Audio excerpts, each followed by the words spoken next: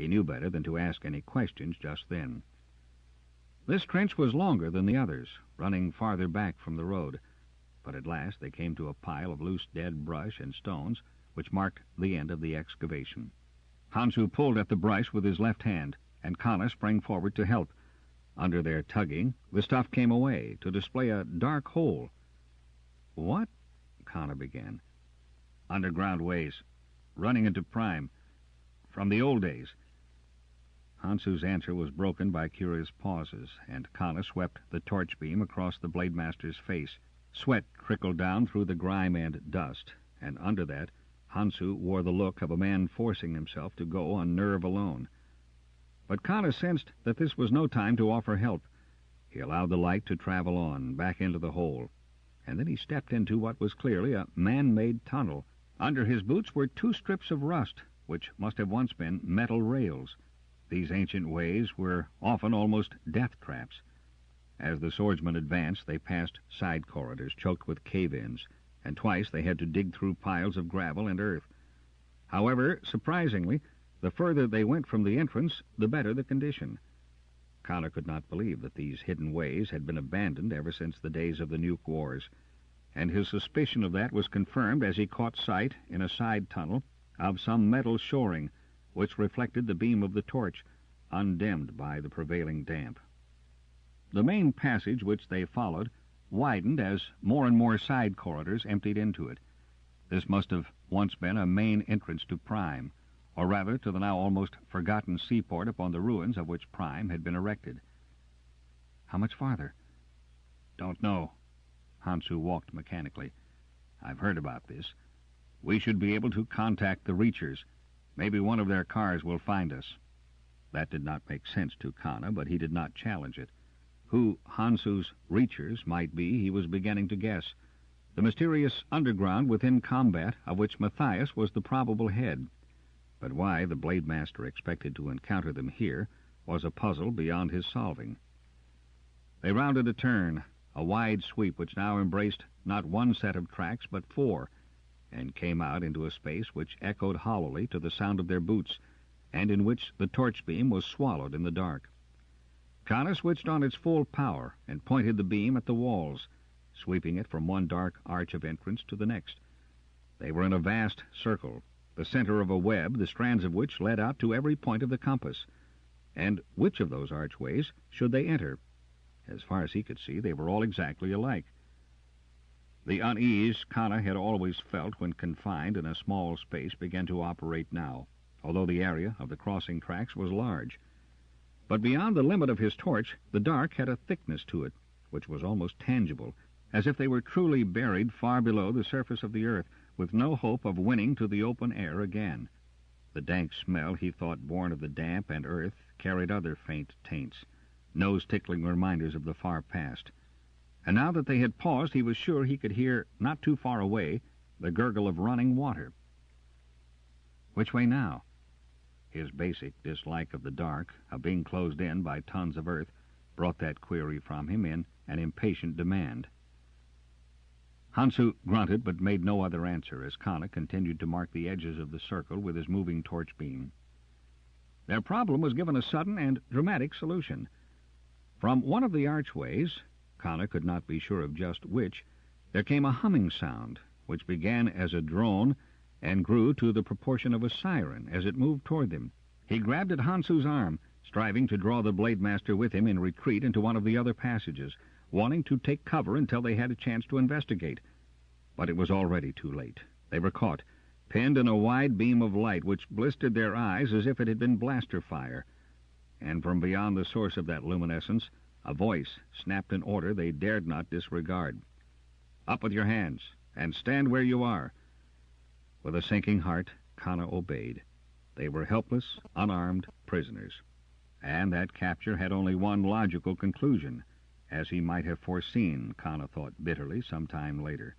The wall facing the bunk shelf where he sat was an even, solid gray, without a single seam or crack to distract his eye, or give a slight root for his imagination, and so relieve the monotony of a time which was no longer divided into minutes, hours, days, or even weeks. Even the indirect lighting of his cell waxed or waned at intervals, which had no regularity, so that he could not gauge the passing of time by that. When he was hungry, he opened the door of a tiny chute beside the bunk and took out the capsules and plastic water bubble he found there. How they were placed there, he had no knowledge. The continual silence was the worst. It was a thick, deadening blanket which he fought until his nerves were tense, pacing the floor, exercising in a frantic endeavor to wear himself out physically so that he could sleep away a small portion of the endless hours. He was caught in a trap from which there was no escape, and the worst was that he knew the time would come when he could erect no more barriers against the silence, when the demon which was his own particular fear would close in to inhabit his mind. The whole world had narrowed to this windowless, doorless cell somewhere deep in the foundations of Prime. The functions of the room were entirely automatic. Kana could be forgotten by his human captors, left here for countless years, and still he would continue to receive rations. The light would go on and off according to some weird pattern set up on a machine, but he himself would cease to live. It was when his thoughts centered in that groove that Kana had to fight for control, make himself think of something else. If he only had a record pack or writing material, but for that matter he might as well wish for freedom. He did not even know if he were already judged and condemned, or was still awaiting trial. Hansu had been wrong, so wrong, in believing that the underground ways of Prime were any secret to the combat officials. There had been a CC agent in the group to welcome them when they were herded from the rail truck at the brilliantly lighted station under the headquarters building. They had been taken without a struggle. What had happened since to Hansu, he wondered dully. His last glimpse of the Blade Master had come when they were separated at the interrogation room, just before he had been turned over to the questioners. Those specialists at interrogation were not crude in their methods. The use of torture to loosen tongues of stubborn captives had vanished long ago. Now, after he had been given certain drugs, there was nothing a man could conceal. Kana knew that he must have babbled every secret of his life to any ears caring to listen. When he recovered consciousness, he had been here, stripped to the shorts of a prisoner, and here he had remained ever since. Now he began his self-allotted task for the period after each meal, the attempted recall of all XT lore he had managed to absorb. Sometimes he could really lose himself in that mental labor for as much as several minutes. Zekane. He spoke the word slowly, trying to give it the proper hissing accent. Is a planet of Terra type. The continental land masses are mainly archipelagos of islands. The largest of these is Zorodal. The citadel of Zorodal was first founded in the semi-mythical reign of the Five Kings, now a period almost legendary. Archaeological excavations have verified some of the legends, and have proved that there are the remains of at least 10 civilizations on the same site, sometimes with a lapse of 1,000 years between the downfall of one and the rise of the next. The Zakathans are a reptilian race, comparable to Terran lizard forms. Their lifespan is many times that of man. They are not aggressive, being contemplative with a well-developed interest in historical studies, producing many historians and philosophers of note. There was a click. A square space in the wall before him gaped like an opening mouth. Within rested a uniform case. For a moment Kana froze. Then his hands shot out, and he snatched the case in desperate fear that it was there only to tantalize him and would disappear. A uniform case containing the complete new uniform of a swordsman third class. His hands were still shaking as he began to dress. This must mean release, at least release from the cell. Was he on his way to trial, or to return to duty, or... He was clumsy over buckles, awkward with the fastenings. But at last he was clothed. Only the sword was missing. The sheath at his new waist belt hung empty, and he had no grace knife. He was latching the chin strap of his helmet when a second opening in the wall confronted him, and he stepped through into a corridor. Base guards closed in, 2 before, 2 behind him. He wondered if he should be flattered by the size of that escort, but he fell into step with their pace, knowing it useless to ask any questions. A lift took them up in a dizzy rise past level after level of Headquarters Administrative Corps. When they disembarked, they were in a wide hallway on one of the staff floors. Murals of other world scenes where hordes and legions had made or unmade history, alternated with windows, which gave Connor his first sight of terror since he had gone underground. It was mid-morning as far as he could judge, and below the bay gave on the sea. Tradition said that the ancient ruins, which were the base of Prime, were merely the outer fringes of a once great city which had covered an island in that bay, a city which the sea had licked over during the nuclear wars. Copters swung in heavy traffic between the buildings standing now along the shore. It was just the same sort of day on which he had first entered Prime to accept enlistment in York's horde. But the guard allowed him no time to stare through windows or think philosophically of the past. He was speedily ushered into an audience chamber. There he found himself facing a tribunal, high brass, just about the highest.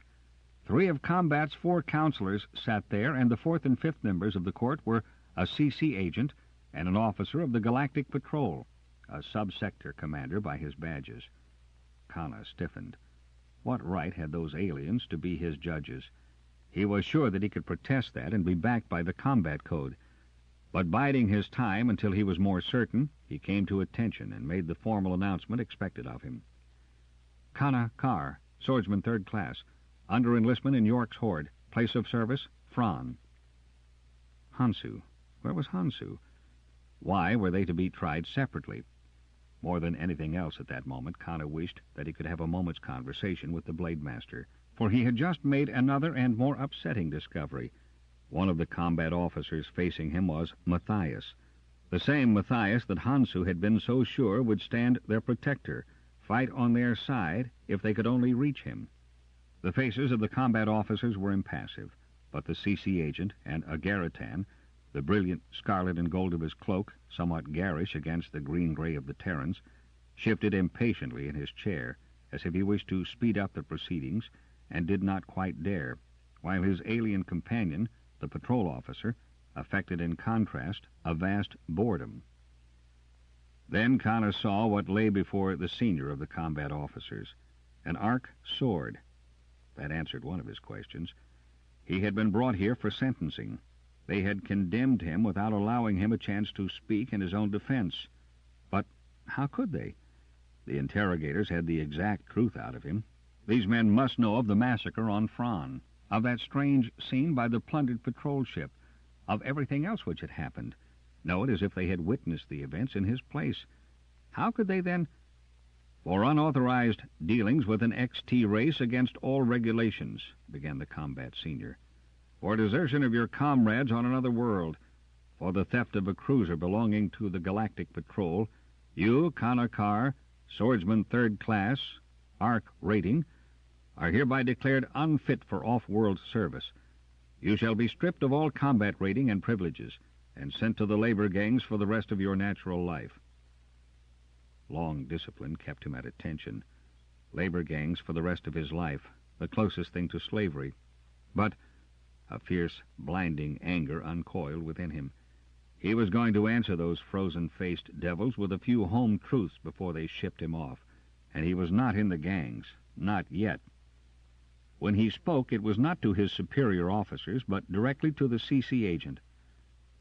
"I've learned to know you for what you are, you and your kind," he said slowly between set teeth. The ancient bloodlust, which had once sent his Malay ancestors into battle swinging a bolo, might have been thinned by interbreeding with other and more peaceful races, but it was still there and rising in him now. You may be able now to force Terrans to obey your will, but someday you'll pay in kind. The Agaritan's white face did not change expression. Only now he sat very quiet, his long eyes narrowed into slits, a bird of prey preparing to swoop. "How long?" Connor's attention was now on his fellow Terrans. "Do you think you can cover up such messes? You know from my testimony, whether I gave it drugged or not, what they are doing to us out there. He paused until he was sure his voice was once more under full control. "I gave grace to Deke Mills after I heard his story. You know, all of you, what he had to tell. We are supposed to be fighting men, if only mercenaries selling our skill to others. Isn't it time we began to fight against murderers?" He hurled that charge straight at the Agaritan, at the patrol officer. Connor was trying hard to pick and choose the proper words, to keep his red rage battened down. Then his mood changed. Why should he stand there mouthing statements which made no impression on their impassivity when he wanted to leap that table between them, to feel the Agaritan's flesh pulp beneath his fist? What was the use in talking? Nothing he said, could say, would break through to them, would ruffle the composure of that traitor Matthias. He brought his hand up in salute and wheeled to fall in with his waiting guard. Would they take him back to the underground cell? Or try to, for it would be a case of trying. He was determined to escape somehow, somewhere along the route. Hansu. If they had given him life in the labor gangs, they must have executed the blade master. How wrong Hansu had been in his belief in Matthias and the new day about to dawn. With Matthias ready to betray them, the rebels had never had a ghost of a chance. They marched back to the lift and whisked down, not to the cells. Instead, Connor was escorted to a small room just off the main corridor near some entrance to the building. He was sure of that as he watched the constant stream of combatants passing in the hall. Except for a sentry left at the door, he was alone. To wait. To wait? No. To act. 18. No guard on the stars. Connor's mind raced as he assessed the situation. He was in full uniform, except that he lacked arms. If it weren't for the sentry, he could simply walk out of this room, join the crowd in the hall, and leave the building before the alarm was given. Once free in Prime, he could find a way out of the city itself. There remained the problem of the sentry. He watched the man narrowly. The fellow was in the act of suppressing a yawn as Connor first studied him. It was plain that he did not expect trouble from the prisoner. And this was no proper detention room, rather more like a waiting lounge for low-ranking visitors. The bench Connor had been ordered to occupy was cushioned, and there was a visa plate set in the wall to his left, out of sight range of the doorway. The guard's attention was often attracted by those passing without... Connor's eyes flickered to the visa plate. Was there some way of using that? A little improvising. He waited until the guard's attention was fixed upon something in the corridor, and then he jumped to his feet. "Red alert!" he cried out as if startled. The guard whirled, took one step in, glancing at the visa plate. "I don't see anything," he began, and then shot a sour look at Connor, as if angry at being tricked into speaking to the captive against express orders. "It was red alert," Connor insisted, pointing to the screen. The guard came all the way in, uneasily. If the visa plate had flashed a red signal, then his duty was clear. He must call back at once for instructions, and he couldn't be sure that it had not. "Keep me covered with your blaster," urged Connor. "I tell you it was a red alert." The guard drew his blaster, aiming it at the recruit's middle, and with his back to the wall, his eyes on the prisoner, he made a crab-wise march along toward the visa plate. "You sit down," he snapped at Connor. The recruit dropped down on the bench, but his body was tense, his muscles ready. There would come a single second when the guard had to turn half away from him in order to push the question button below the plate. And if he could move then... It came. The guard's head turned a fraction. Connor flung himself forward almost at floor level. His shoulders struck just behind the other's knees, and there was a dull crack as the man's head struck against the screen, slammed into it by the force of Connor's attack. The recruit twisted on top, ready to carry on the fight, but the body beneath him was limp. A little startled by such phenomenal luck, the fellow must have been knocked out when his head hit the screen. Connor got to his knees and hurriedly appropriated the guard's sword and blaster. But a moment later he reluctantly abandoned the gun. Only a base guardsman could go so armed, and he would be picked up on the street if he were seen carrying that. He sheathed the sword and hoped that luck would continue to ride with him. The prostrate guard, bound with his own belts and gagged with a thick strip torn from his undershirt, was rolled back onto the bench, well out of range of any casual glance from the door. Then Connor settled his clothing, donned the helmet he had lost during the brief struggle, and, taking a deep breath, he stepped out into the corridor, closing the door of the waiting room behind him. He might have 5 minutes, perhaps more, before the hunt would be on, and now that he was again wearing a sword, there was nothing to distinguish him from any other of the hundreds of arcs on the streets of Prime. The streets of Prime. The sooner he got away from those same streets, the better. This escape was all pure improvisation, and it might work all the more effectively because of that. But he wanted to get away from Prime as quickly as he could. He covered the remainder of the corridor with the brisk strides of a man on an official errand, and came out of the building on a copter landing some 20 floors above ground level. One of the Dragonfly machines had just deposited a veteran and was about to rise when Connor waved. The pilot waited for him impatiently. "Where to?" It was a pity he did not know more of the geography of the city, but he was sure that it would do little good to approach the spaceport or any of the transcontinent airports. Those were well guarded, and the alarm would be flashed to them the moment his escape was detected. A little rattled by the pilot's demand, he gave as his destination the only place in the city where he had been before, the hiring hall. They arose and drifted west, while Connor attempted to identify points below. Would escape by water be possible? There were only 5 surface roads out of Prime, and each passed a patrolled barrier, where vehicles were searched for smuggled goods. "Here you are." The copter came to rest on a hiring hall staging. Connor gave curt thanks and took the lift down, heading not to the hall itself, nor to any of the levels where the enlistment officers had their cubbies, but straight to the one place he thought would offer not only concealment for a space, but help in planning his next move. The record room was as quiet as it had been the first time he had stepped within its soundproof doors.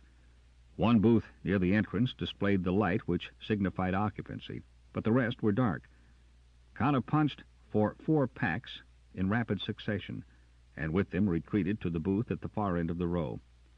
Feeding his packs into the machine, he settled back in the reclining chair.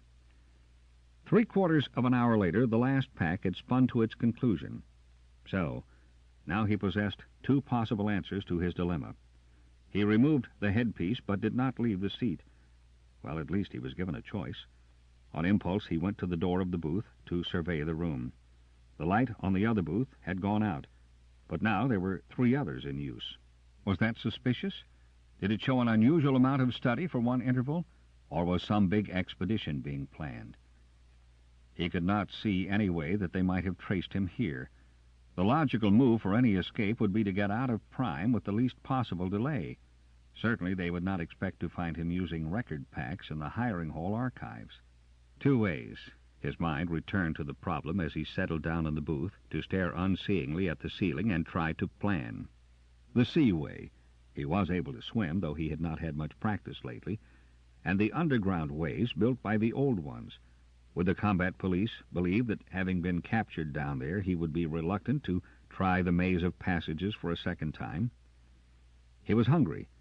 The carefully balanced prison diet had not been intended to build up any store of energy, and he didn't quite dare to enter the transient mess here. Could not, in fact, without displaying the armlet, which would betray him at once. First things first.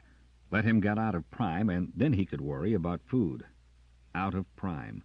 The 2 choices were still before him, and sitting here was not speeding him on his way. He had absorbed all the information the record packs held. It was time to go. And in a snap second, Connor made his decision. The oldest building in modern Prime was the Histolaboratory Museum. Since history was not a subject popular with the general public on Terra, the building was never crowded.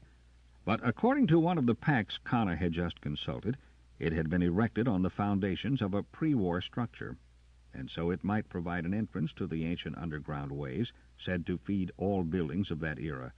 1,000 to 1 chance, but he had been trained to consider such chances. Connor gathered up the packs and left the booth. 3 others were still occupied, and he hurried past their doors. He returned the packs and went out, concentrating on presenting an unhurried, casual demeanor. Luckily, the building he sought was not more than 3 blocks away, and his uniform would render him anonymous on the streets.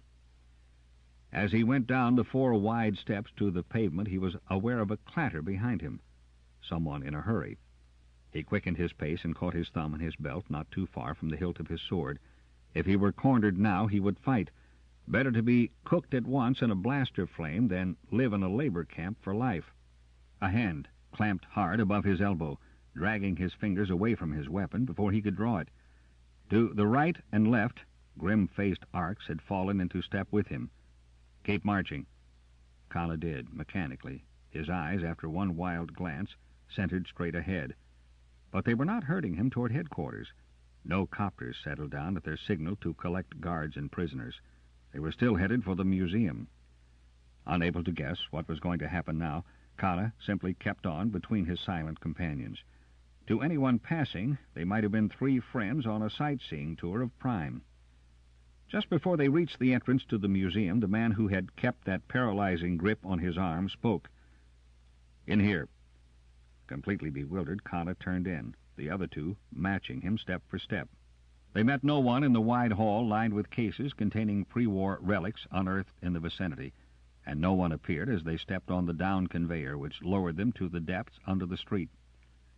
That sudden pickup when he had believed himself safe had been a stunning blow, but now Kana was recovering, marshaling his energy to try another break at the first opportunity. But why had he been brought here? Could it be that they were under the impression that he was a member of some secret organization, the one Hansu had hinted about, and expected him to lead them to his comrades? Curiosity replaced surprise, and he resigned himself to wait until they showed their hand one way or another. More hallways and exhibit cases, gloomy rooms with displays or ranks of filing cabinets. Once or twice they sighted a man at work, at desk or file, but none looked up or appeared aware of Kana and his escort. The three might have been invisible. They marched on until they reached the end of that maze, a single large room crowded with machinery which probably was a heating or air conditioning unit. Then the guard at his left took several paces ahead, threading through the machinery to an inconspicuous door, which gave on a flight of stairs leading down into a dimly lit area, where several small track-running trucks were pulled up at a platform. There were men loading bulky packages on these, but they, too, gave the three no heed. "In." A pointing finger emphasized the order, and Kana climbed into an unloaded truck, hunkering down on a small seat. One of his companions took his place on an even smaller rest in front, and the other crowded in beside him.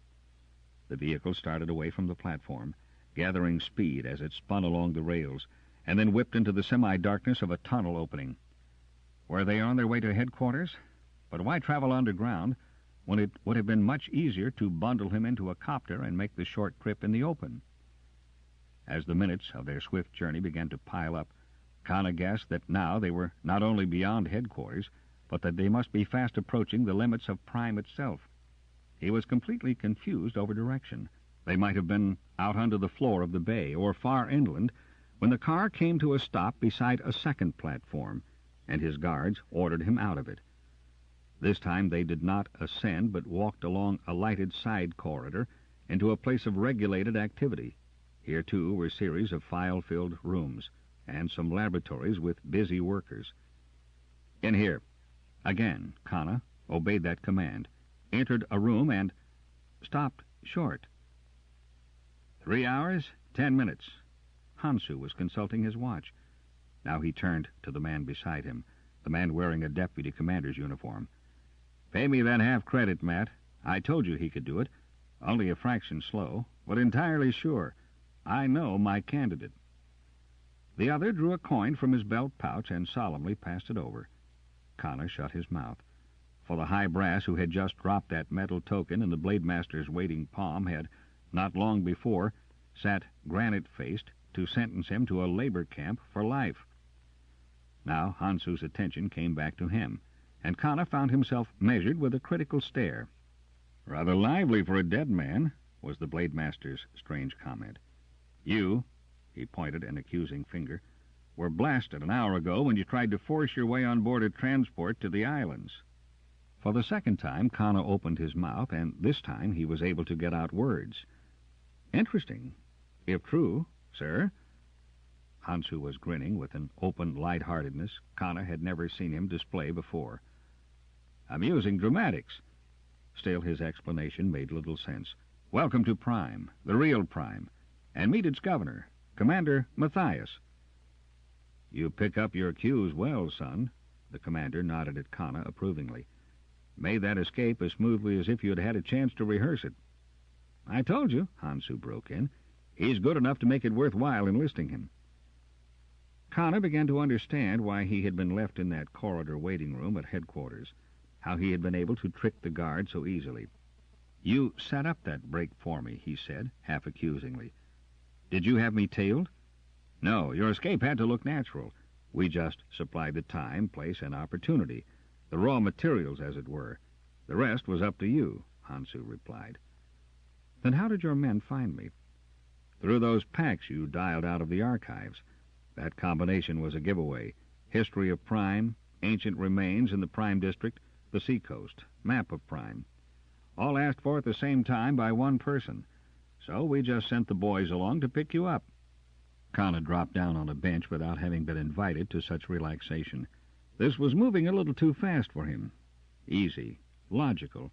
But everything Hansu said spoke of a city-wide net of surveillance, of a tight and well-functioning organization. What kind and for what purpose? And the labor camp? He asked the first question of the many in his mind at that moment. Oh, there are labor camps, right enough, supposedly established for criminals and malcontents of all kinds, the commander returned cheerfully.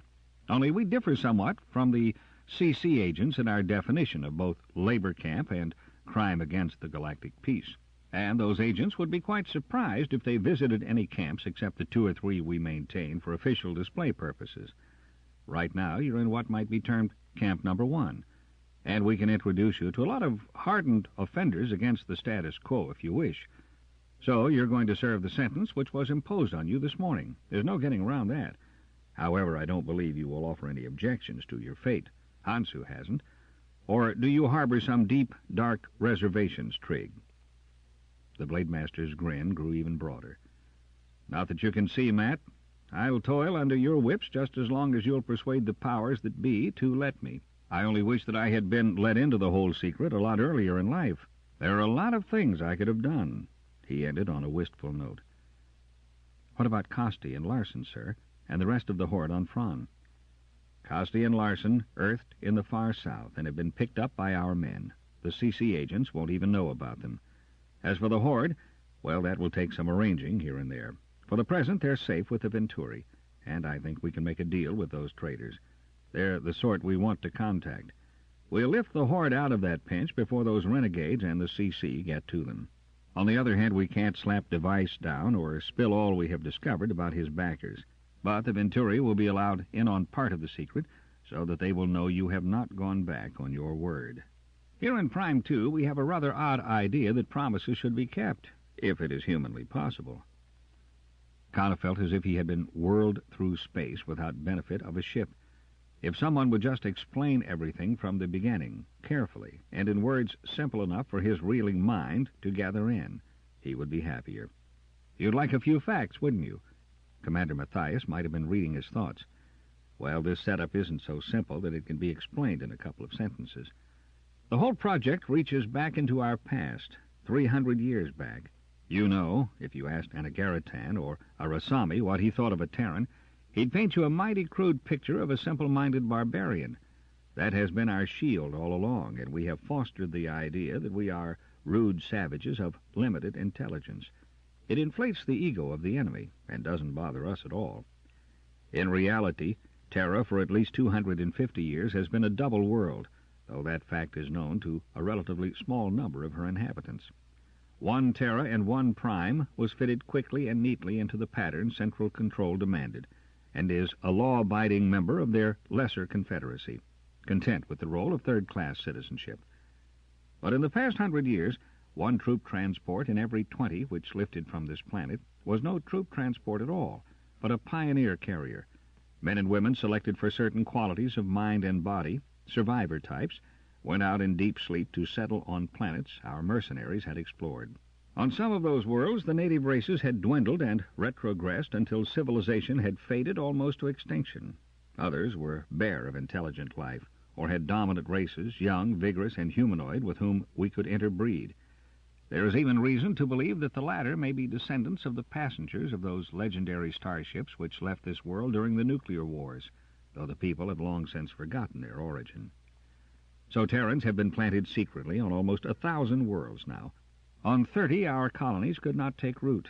Native diseases, adverse climatic changes, malignant life forms blotted them out. On 6 more, they are still fighting a war for survival. On the rest, they flourish and spread. Central Control has noted the decline in our planet birth rate. The fact that our race, which might have challenged the rule of the older groups, seems to be on the wane. They believe that this is due to their wise plans of the past. that as mercenaries we are bleeding our species out of existence. Only very recently have they had any hints as to what is really occurring. They may or may not have discovered that Terran combatants, almost always hired to serve on backward frontier planets, know of hidden colonies of their own kind, that our casualty lists often cover men who remain on the Earth there and not in it when their horde or legion returns to base. We are leaving Terra for the stars just as we planned from our first galactic flight, and now that Central Control suspects that, she is going to move against us. But she will discover that she is perhaps 10 generations too late. One cannot move against colonies on almost 1,000 different worlds, not and keep up the fiction of justice to all, which must be maintained to preserve their carefully guarded balance of power. You are forgetting our allies, Hansu pointed out. The man in the field does right to correct the desk merchant at home, Matthias conceded. Yes, several other young and vigorous races have fallen under the same ban against exploration and colonization which CC attempted to force upon us. And when these discriminated against XTs learned what we were doing, usually from our AL men sent to explain it in detail, they copied our methods all the way. There are about 20 of these worlds now following our pattern. This trouble on Fron, the bald design of crediting a massacre of patrolmen to an outlawed horde, the betrayal of York and his officers, is a blow back at us and may bring the whole scheme into the open. If so, we don't really care too much. We've been preparing lately for such an eventuality, and we have our case far better organized for a general hearing than they suspect. Too much of their planning won't bear the light of day. In the meantime, he nodded to Hansu as if suggesting that it was now time for the Blade Master to take over. In the meantime, operations shall continue as usual, both here and out in space. And as an AL man, you're going to labor all right, just as you were sentenced to do. Kana took it all in at last. I'll accept that sentence gladly, sir. When and where do I begin? Hansu crossed to the wall and pulled down the map hanging there, and the galaxy was spread out for their viewing. They've tried to keep a guard on the stars, and they have failed. No race or species has the power to do that, ever. You have a wide choice of operations, son. The whole of space is free. Star Rangers. Prologue. There is an old legend concerning a Roman emperor who, to show his power, singled out the tribune of a loyal legion and commanded that he march his men across Asia to the end of the world. And so 1,000 men vanished into the hinterland of the largest continent, to be swallowed up forever. On some unknown battlefield, the last handful of survivors must have formed a square which was overwhelmed by a barbarian charge, and their eagle may have stood lonely and tarnished in a horsehide tent for a generation thereafter.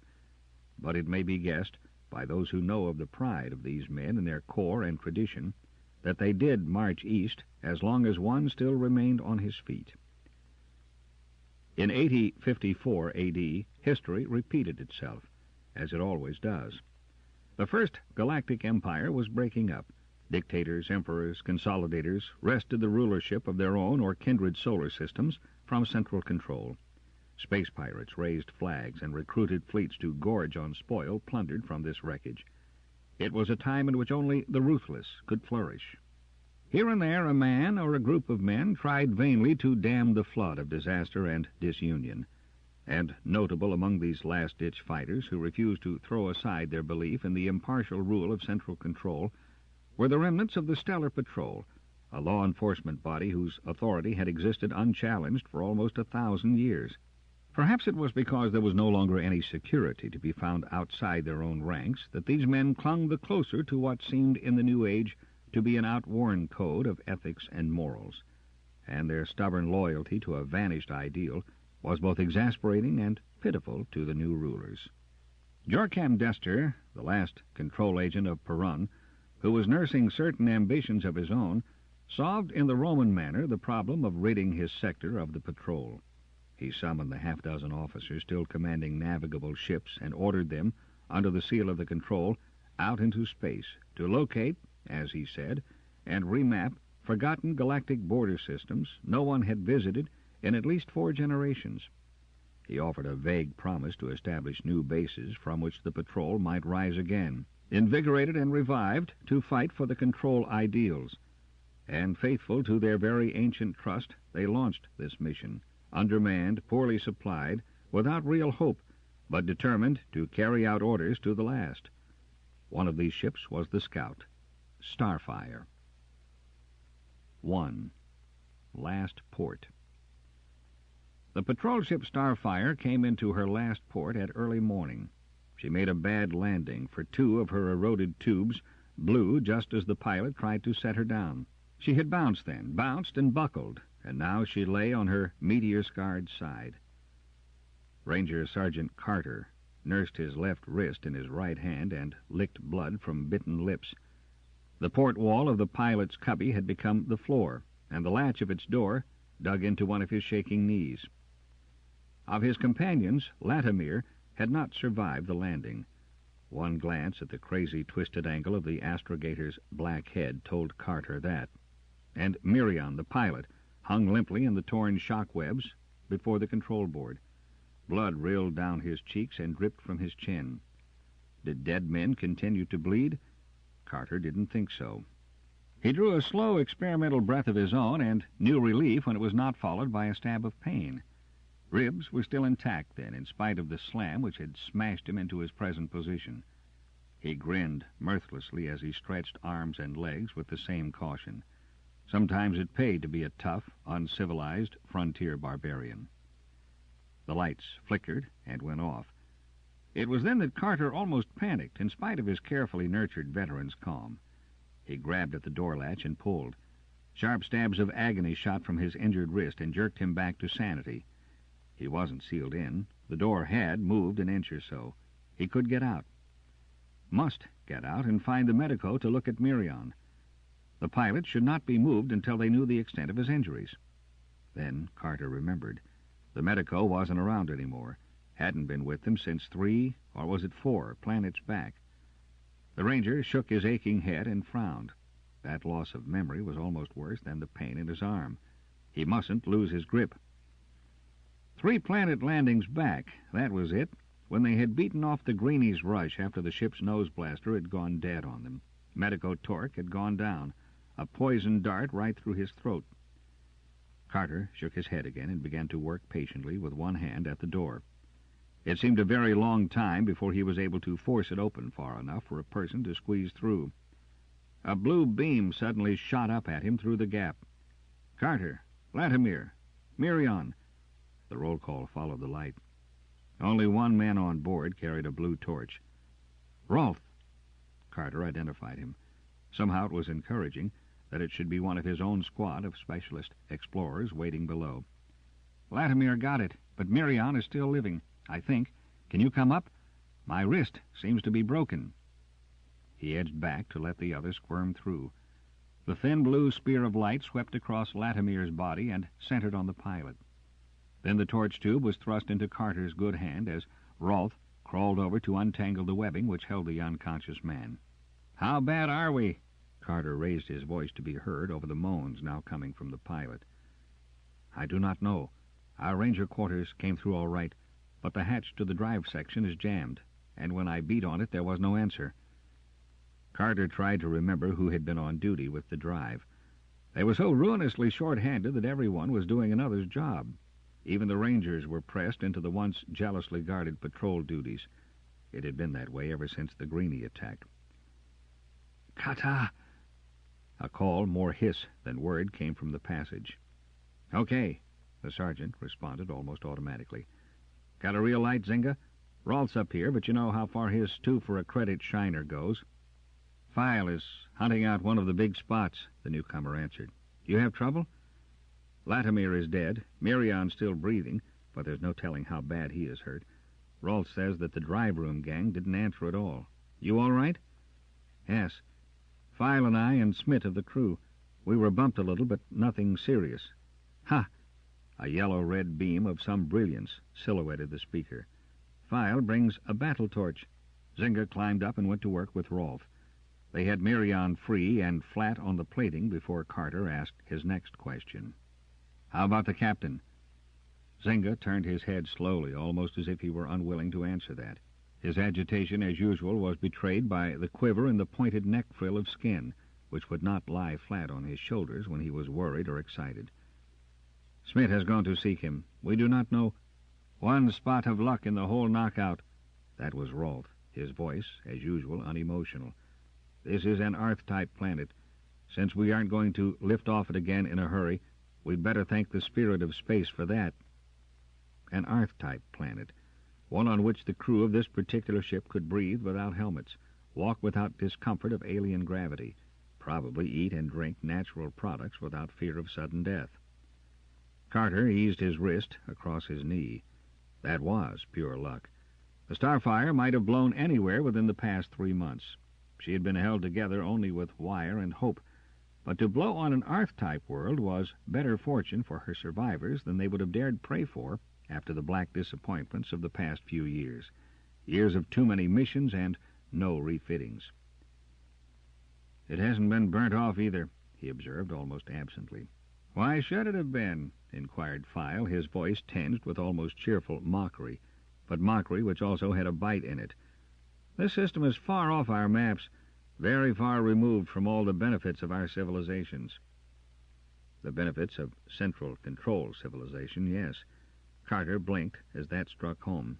His own planet, Yelene, had been burnt off 5 years ago, during the two-sector rebellion, and yet he sometimes still dreamed of taking the mail packet back, of wearing his ranger uniform, proud with the 5-sector bars and the far-roving star, of going up into the forest country, to a little village by the North Sea. Burnt off.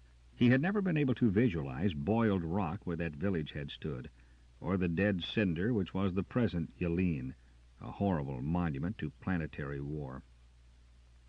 Zynga worked on his wrist and put it in a sling. Carter was able to help himself as they angled Miriam through the door. By the time they had the pilot resting in the lounge, the patrolman, Smith, came in, towing a figure so masked in head bandages as to be unrecognizable. "Commander Vibor?" Carter hazarded.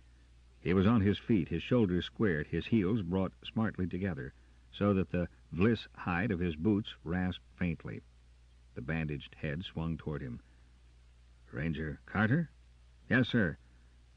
"Who else?" The voice began with customary briskness, but then it trailed off into a disconcerting silence. Carter frowned. The Vliss skin gave off another whisper as he shifted his feet. "Of the patrol, Latimer is dead, sir.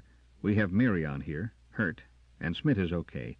The Rangers File, Roth, Zynga, and myself are all right. Roth reports that the drive-room hatch is jammed and that no one replied when he pounded on it. We will investigate that now, sir. Also the crew's quarters." Yes. Carry on, Ranger."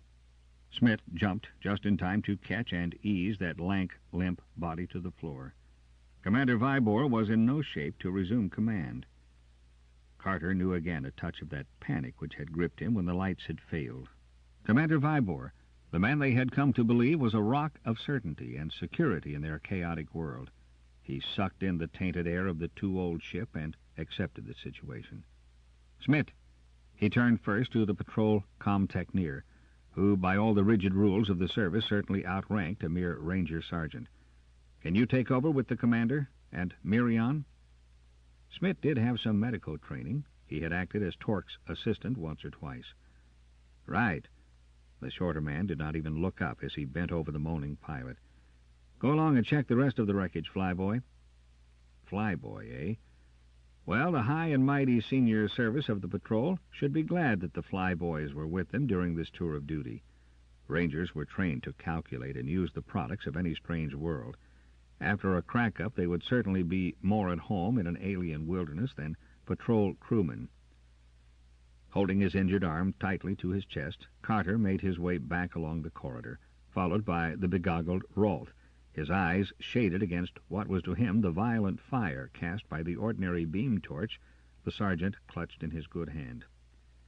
Zynga and File brought up the rear, having armed themselves, as Carter noted, with a portable flamer to cut through jammed bulkheads. Even with that, it took them a good 10 minutes to break the hatch of the drive-room, and in spite of the clamor they made during the process, there came no answer from within. Carter steeled himself inwardly and pushed through first. He looked only once at what was caught in the full shaft of his beam and then backed out, sick and shaking. The others, seeing his face, asked no questions. As he leaned against the edge of the battered door, fighting nausea, they all heard the pounding from the tail section. "Who?" File answered. "Armory and supplies. That would be Jackson, Cott, Snen, Dalgry."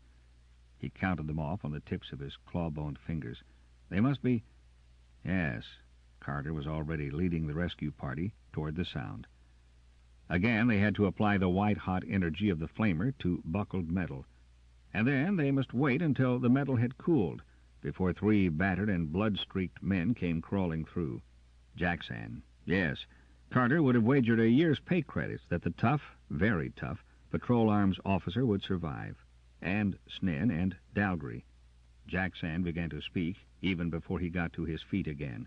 "How is it?" "Smith's okay. The commander has some head injuries. Mirion's bad. The rest—" Carter's hands swept out in a gesture from his childhood, one of those strange barbarian exuberances he had been so careful to suppress during his service years. "The ship?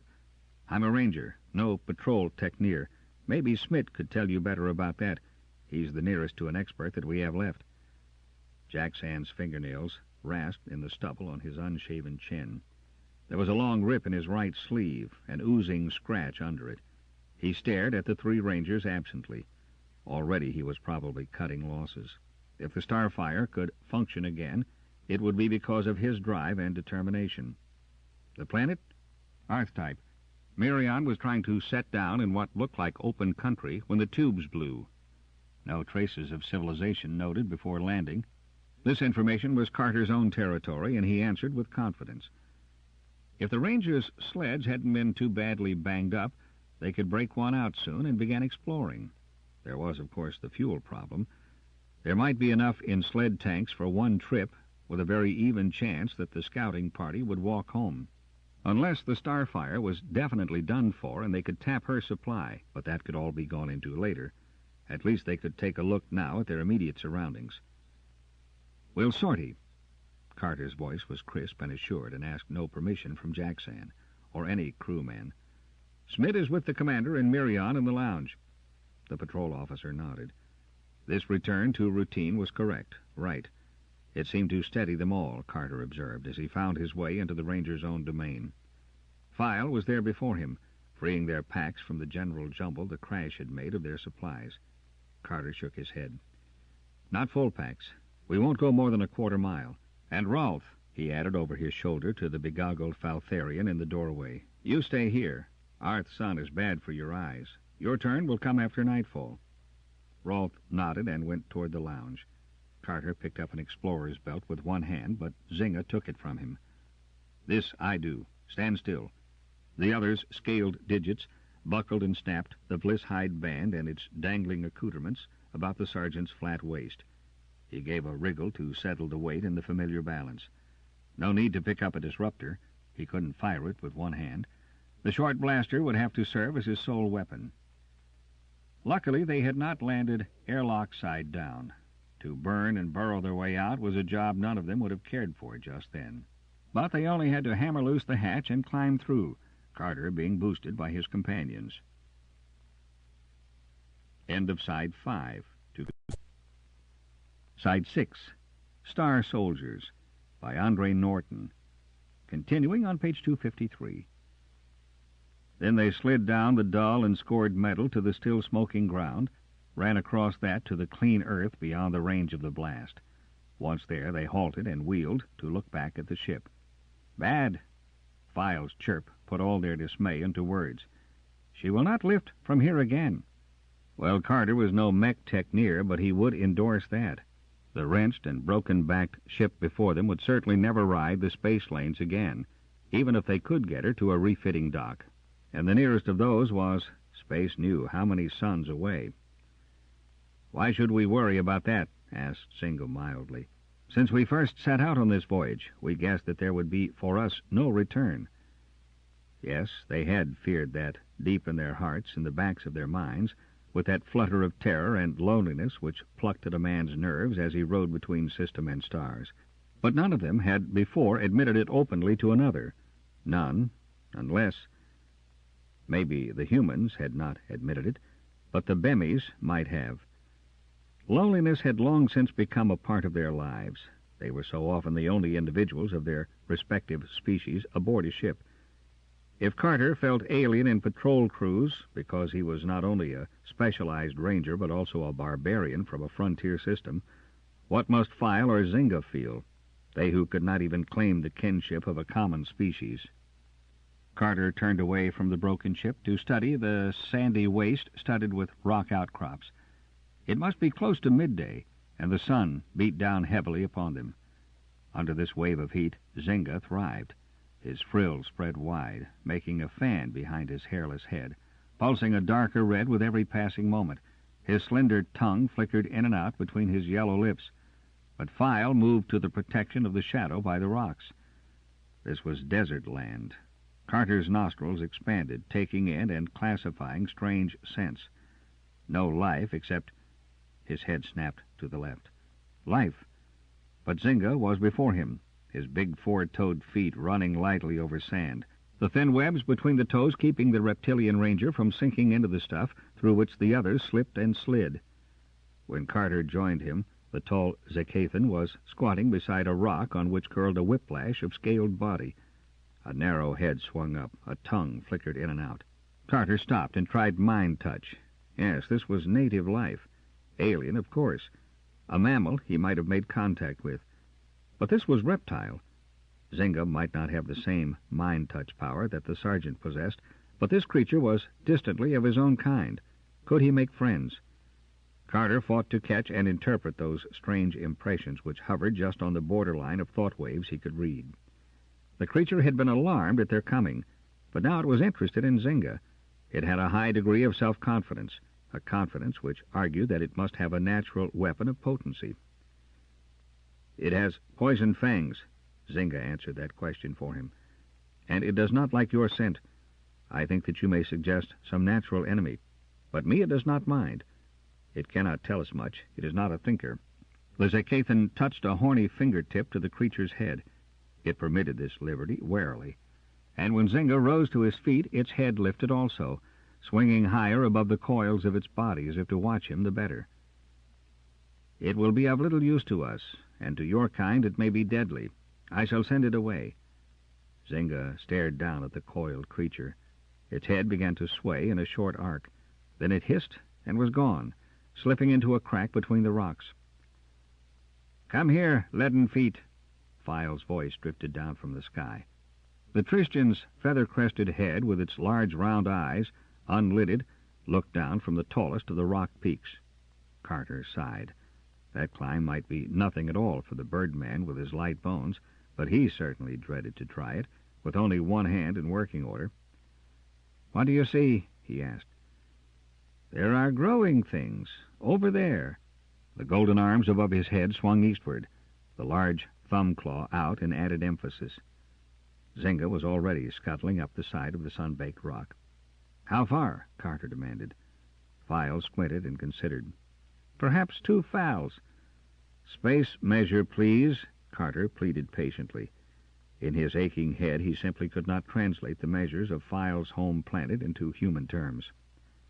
Zynga answered, "Maybe a good mile. The growing things are green." "Green?" Well, that wasn't too strange. Yellow-green and blue-green and dull purple, red, yellow, even sickly white. He had seen all kinds and colors of vegetation since he had put on the comet insignia. "But this is a different green." The Zakathan's words floated down slowly, as if Zynga was now puzzled by the evidence before his eyes.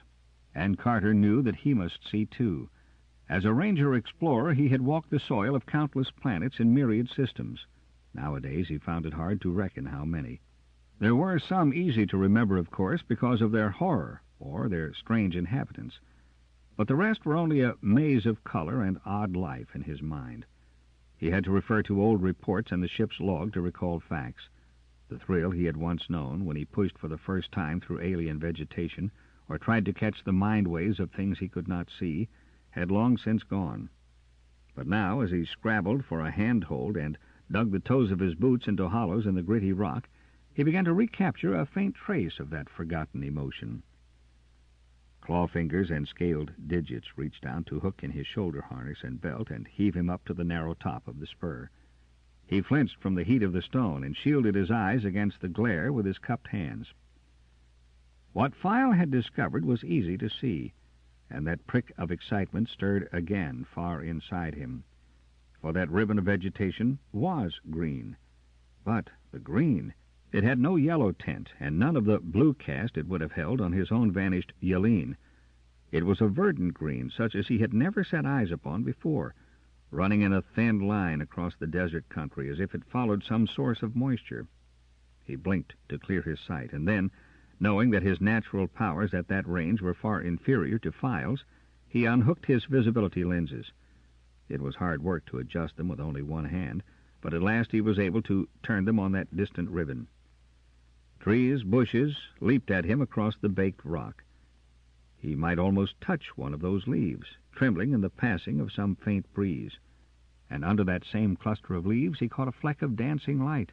He had been right. That was flowing water. Slowly he turned, the lenses at his eyes, Zynga's hands closing on his hips to steady him as he moved, following that green streak north. Miles ahead it widened, spread into a vast splotch of the restful color. They must have crashed close to the edge of the desert, and that river could guide them north to life. File stirred beside him, and Carter tipped the lenses skyward, having caught in his mind that faraway shimmer of life force. Wide wings wheeled and dipped. He saw the cruel curve of a hunter's beak and strong talons as the sky creatures sailed proudly over them. "I like this world." Zynga's hissing speech broke the silence. "And I think for us it will be right. Here are those of my blood, even if far distant, and there in the sky is one akin to you, File. Do you not wish sometimes that your ancestors had not shed their wings along the path they trod to wisdom?" File shrugged. "What of the tails and fighting claws your people dropped behind, my brave Zynga? And Carter's race once went with fur upon them, maybe tailed too. Many animals are. One cannot have everything." But he continued to watch the bird until it was out of even his range of sight. "We might try getting one of the sleds loose. There ought to be enough fuel left to take us as far as that patch of green in the north. Where there is grass, there should be food." Carter heard a faint snicker from Zynga. "Can it be that our Bemian animal lover has turned hunter? Could he kill to eat?" But the supplies were low in the ship, if any had survived the crash. Sooner or later they would have to live off the land, and meat would be necessary for life. The sergeant forced himself to think of that in what he hoped was a sensible fashion. But still he was not sure that he could align the sights of a blaster and pull the trigger for the purpose of meat. No need to think of that until the time came. He hooked the lenses back on his belt. "Back to report?" File began to lower himself over the edge of the pinnacle. "Back to report," agreed Carter soberly. 2. Green Hills. A stream bed with vegetation, an indication of better land to the north. Request permission to break out one of the sleds and explore in that direction. It was disconcerting to report to a blank mask of bandages. Surprisingly difficult, Carter found. He stood at attention, waiting for the commander's response. "And the ship?" Sergeant Carter might have shrugged had etiquette permitted. Instead, he answered with some caution. "I'm no tech near, sir, but she looks done for." There it was, straight enough. Again he wished he could see the expression on the face under that roll upon roll of white plastic skin. The quiet in the lounge was broken only by the breath, whistling and labored, moving in and out of Mirion's torn lips. The pilot was still unconscious. Carter's wrist ached viciously, and after the clean air outside, the smog in the ship seemed almost too thick to stomach. "Permission granted. Return in 10 hours. But that answer sounded mechanical, as if Vibor were now only a recording machine, repeating sounds set on the wire long ago.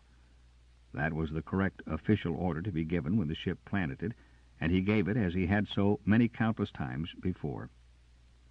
Carter saluted and detoured around Mirion to the door. He hoped that there was a sled ready to fly. Otherwise, they'd foot it as far as they could. Zynga hovered outside, his pack on his shoulders, Carter's dangling from one arm. "The port sled is free. We fueled it with cubes from the ship's supply."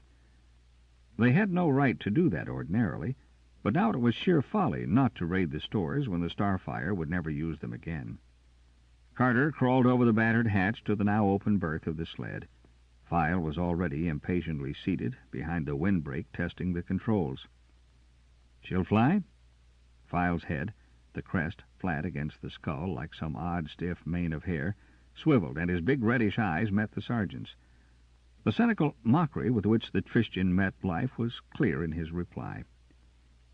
"We will hope so. There is, of course, a fair chance that within seconds after I set us off, we will only be dust drifting through the air.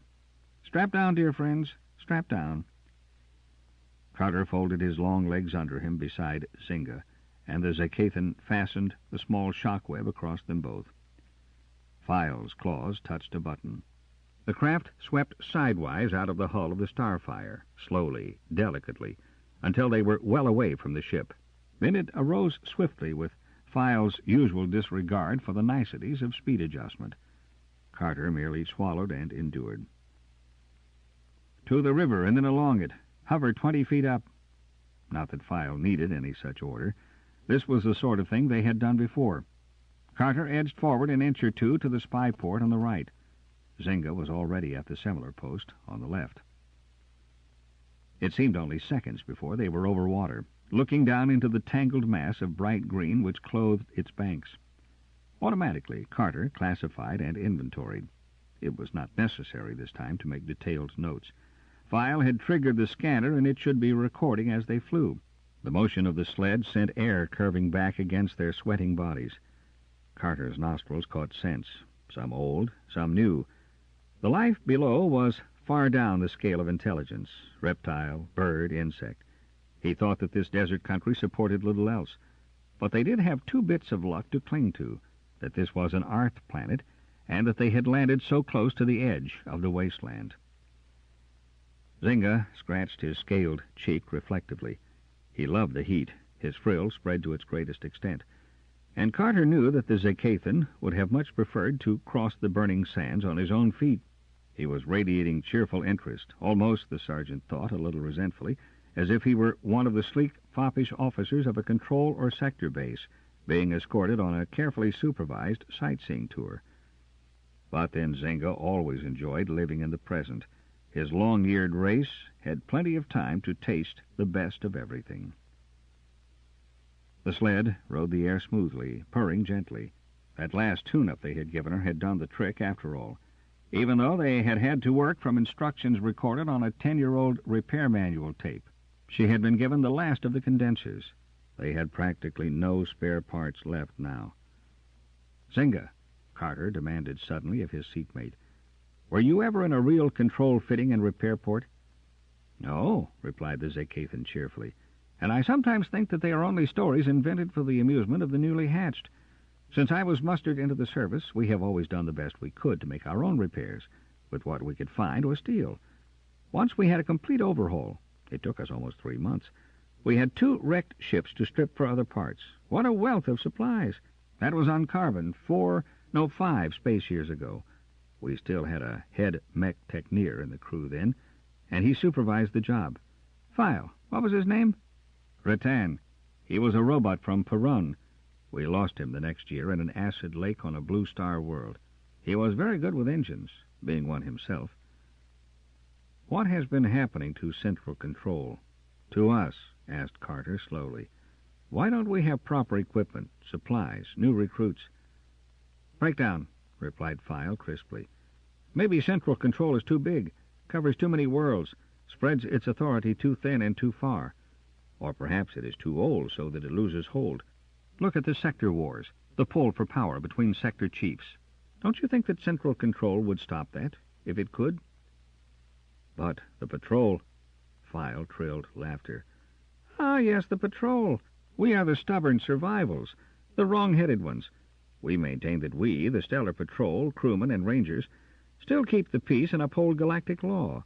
We fly here and there in ships which fall to pieces under us, because there is no longer those with the knowledge and skill to repair them properly.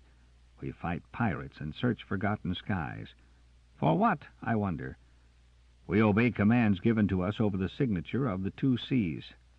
We are fast becoming an anachronism, antiques still alive but better dead. And one by one we vanish from space. We should all be rounded up and set in some museum for the planet-bound to gawk at. Objects with no reasonable function. What will happen to central control, Carter wondered, and set his teeth as a lurch of the sled stabbed his arm against Zynga's tough ribs and jarred his wrist. The Galactic Empire. This Galactic Empire, pronounced the Zacathan, with a grin which told of his total disinterest in the matter, is falling apart. Within 5 years, we've lost touch with as many sectors, haven't we? CC is just a name now, as far as its power runs. In another generation, it may not even be remembered. We've had a long run, about 3,000 years, and the seams are beginning to gap. Sector wars now. The result? Chaos. We'll slip back fast, probably far back, maybe even into planet-tide barbarism with spaceflight forgotten. Then we'll start all over again. Maybe, was Files' pessimistic reply. But you and I, dear friend, will not be around to witness that new dawn. Zynga nodded agreement. Not that our absence will matter. We have found us a world to make the best of right here and now. How far off civilized maps are we? He asked the sergeant. They had flashed maps on the viewing screen in the ship, maps noted on tapes so old that the dates on them seemed wildly preposterous, maps of suns and stars no Voyager had visited in 2, 3, 5 generations, where Control had had no contact for 1,000 years. Carter had studied those maps for weeks, and on none of them had he seen this system. They were too far out, too near the frontier of the galaxy. The map tape which had carried the record of this world, provided there had ever been one at all, must have rusted away past using, forgotten in some pigeonhole of Control archives generations ago. Completely. He took a sort of sour pleasure in that answer. Completely off and completely out, Zynga commented brightly. Clear start for all of us. File, this river. It's getting a bit bigger, isn't it? The expanse of water below them was widening out. For some time now they had been coasting above greenery, first over shrubs and patches of short vegetation, and then clumps of quite fair-sized trees which gathered and bunched into woodland. Animal life there. Carter's mind snapped alert to the job on hand as the sled rose, climbing to follow the line of rise in the land beneath him.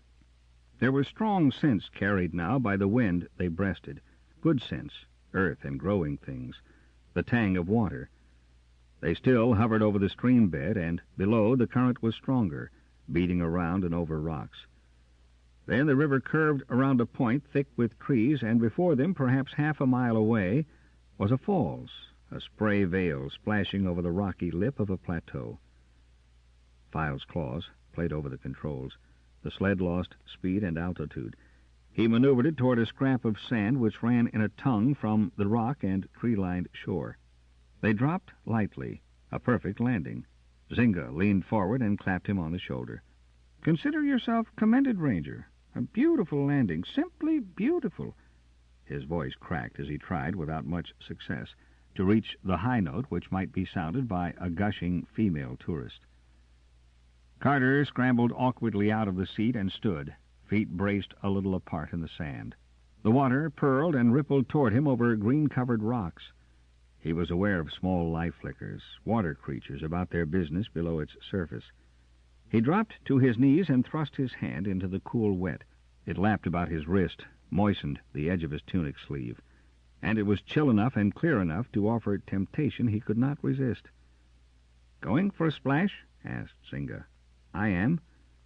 Carter fumbled for the fastenings of his belt and slipped his arm carefully out of its sling.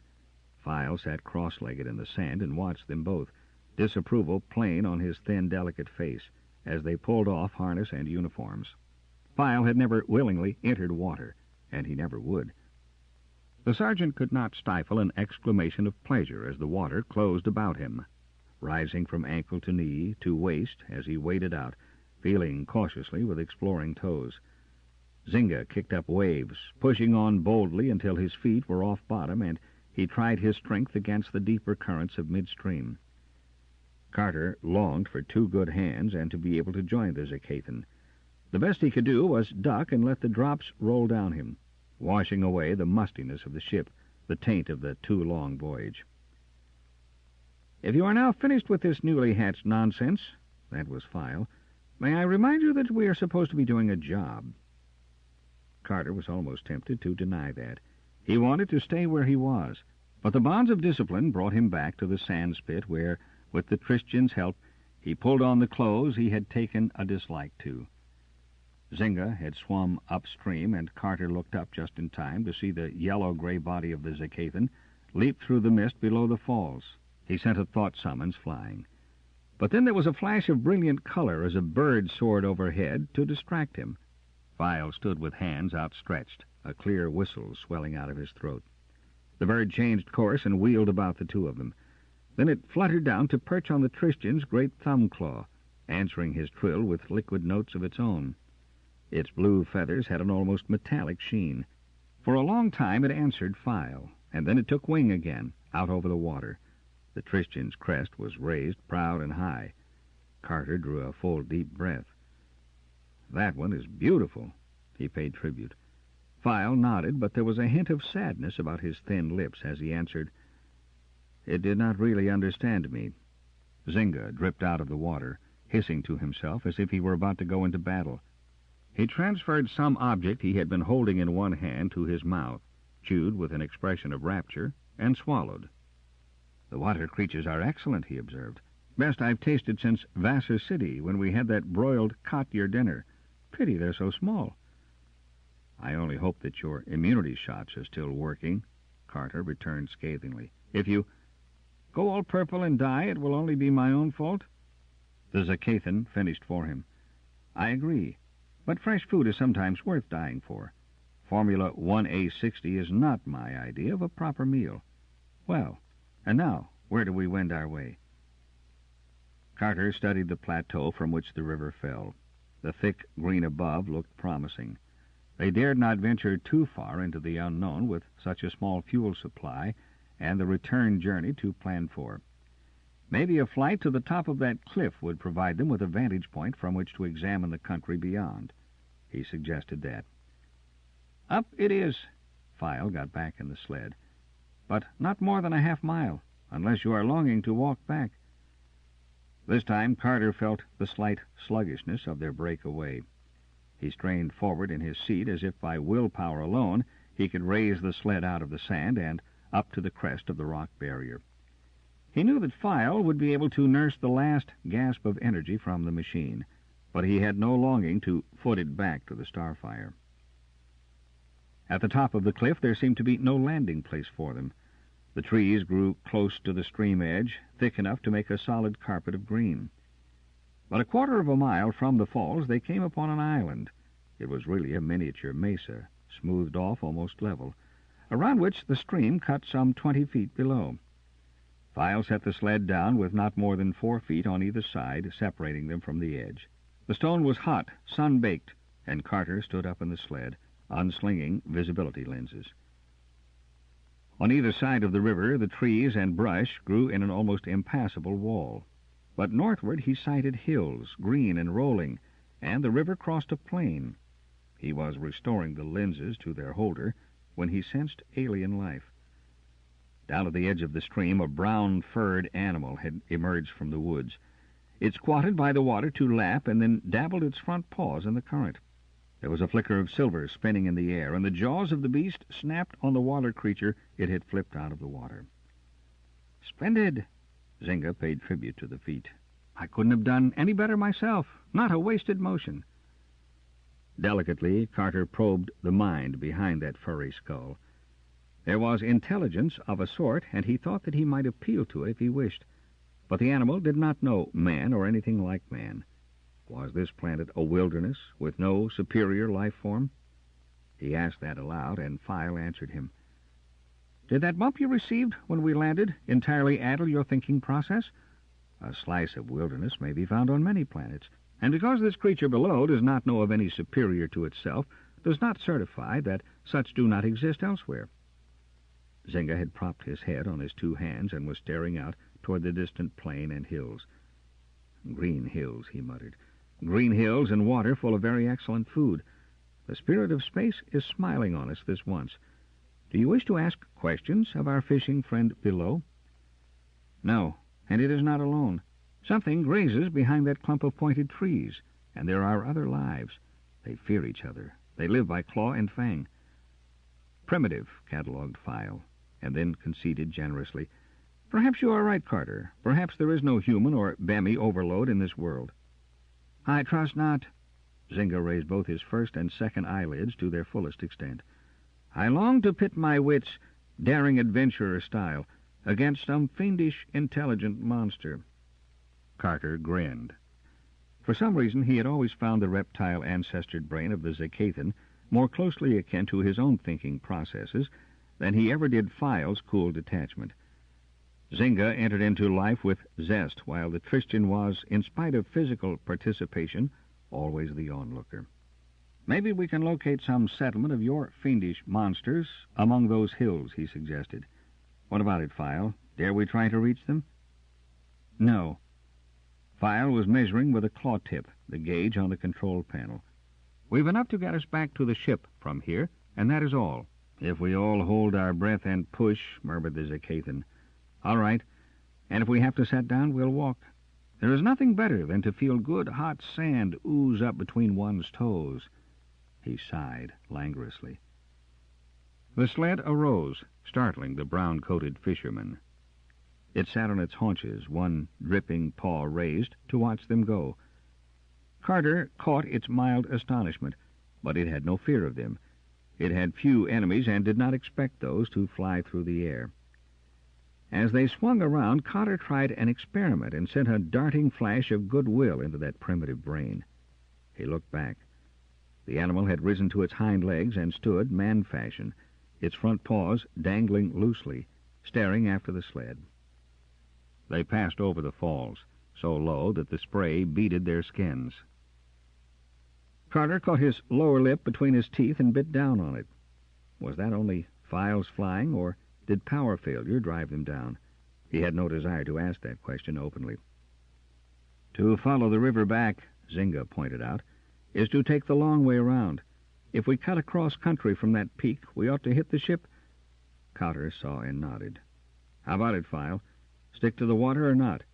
The Christian hunched his shoulders in his equivalent of a shrug. "Quicker, yes," and he pointed the sled's bow to the right. They left the stream thread. A carpet of trees lay beneath them, and then a scrubby clearing in which a group of 5 red-brown animals grazed. One tossed its head skyward, and Carter saw the sun glint on long, cruel horns.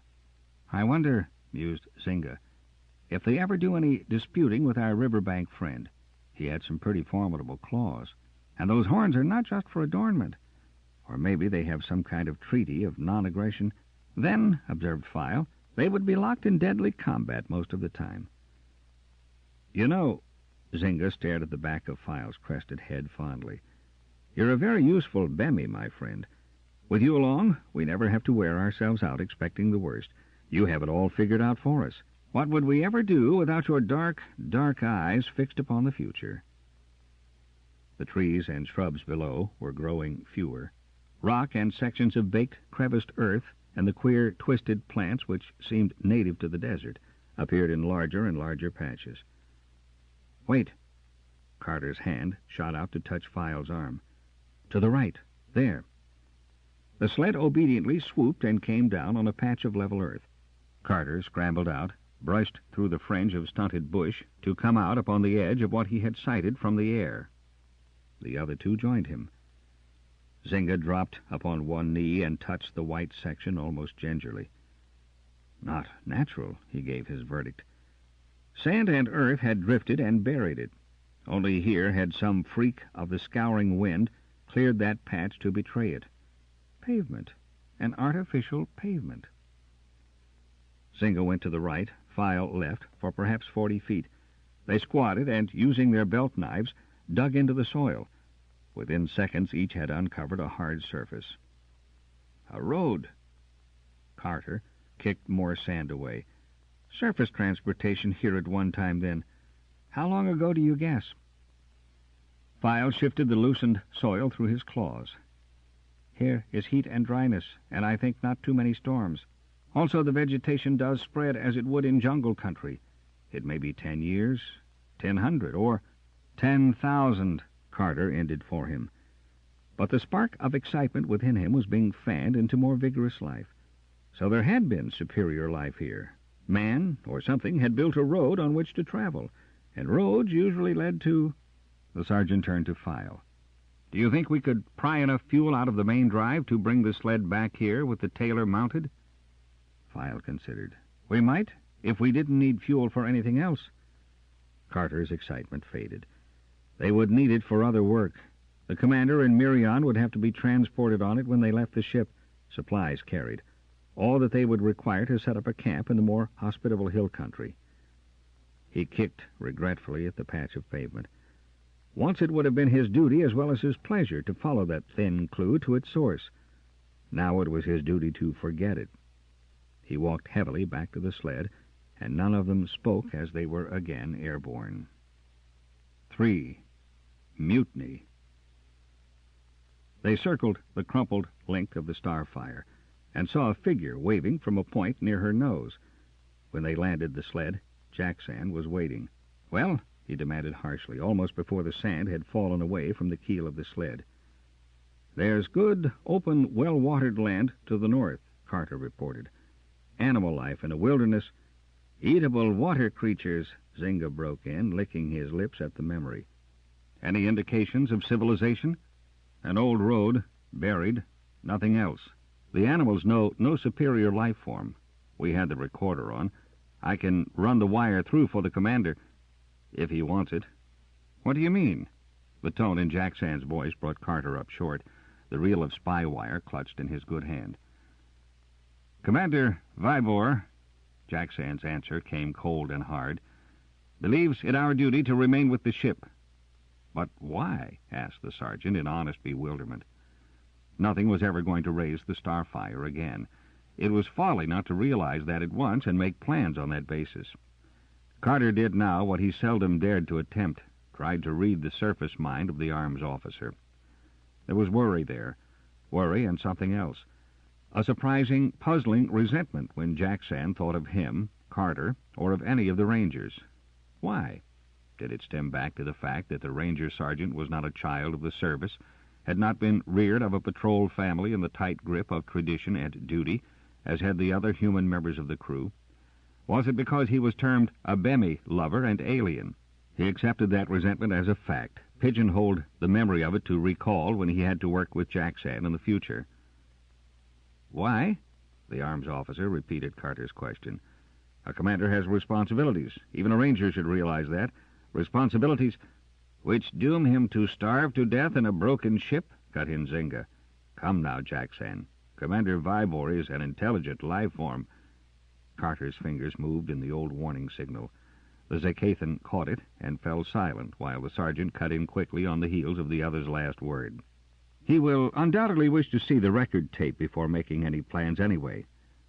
"The commander is blind." Carter stopped short. "You are sure?" "Smith is. Torque might have been able to help him. We don't have the skill. The wounds go beyond the help of the medic first aid." "Well, I'll report." Carter started toward the ship, feeling as if he carried several pounds of lead in the sole of each boot, and some vast and undefinable burden had settled down upon his shoulders. Why, he asked himself dispiritedly as he climbed through the lock of the port, did he have this depression? Certainly leadership now in no way fell upon him. Both Jackson and Smith outranked a sergeant. As a warrant officer of Rangers, he was just barely within the borderline of the service as it was. But even knowing that did nothing to free him from this unease. "Carter reporting, sir." He came to attention before the masked man propped up against two bedrolls in the lounge. "Your report." The request was mechanical. Carter began to wonder if the other really heard him, or hearing understood a word he said. "We have crashed near the edge of a desert.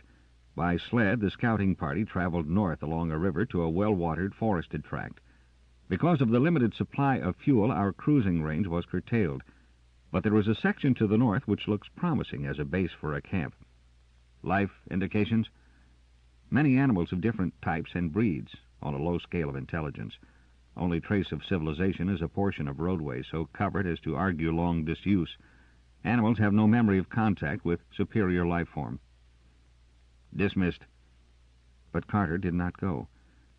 Pardon, sir, but have I your permission to break out what is left of the main drive energy supply to use when we arrange for transportation? The ship's supply? Are you completely mad? Certainly not. Report to Jackson for repair party duty. Repair party? Did Vibor honestly believe that there was the slightest chance of repairing the Starfire? Surely.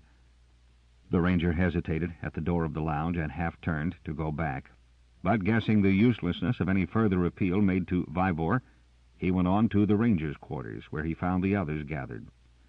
A smaller figure just within the doorway turned out to be Smith, who got up to face Carter as he came in. "Any luck, Carter?" "He told me to report for repair party duty." Great winds of space, what does he mean? "You may not believe it," answered the comtechneer, "but he means just what he says. We are supposed to be repairing this hulk for a takeoff." "But can't he see—" began Carter, and then bit his lip, remembering. That was just it. The commander could not see the present condition of the wrecked ship. But that was no excuse for Jackson or Smith not making it plain to him. As if he was able to pick that thought out of the air, the comtechneer answered, "He won't listen to us. I was ordered to my quarters when I tried to tell him, and Jackson's only agreed with every order he's issued." "But why would he do that? Jackson's no fool. He knows that we aren't going to lift again. The Starfire's done for." Smith leaned back against the wall.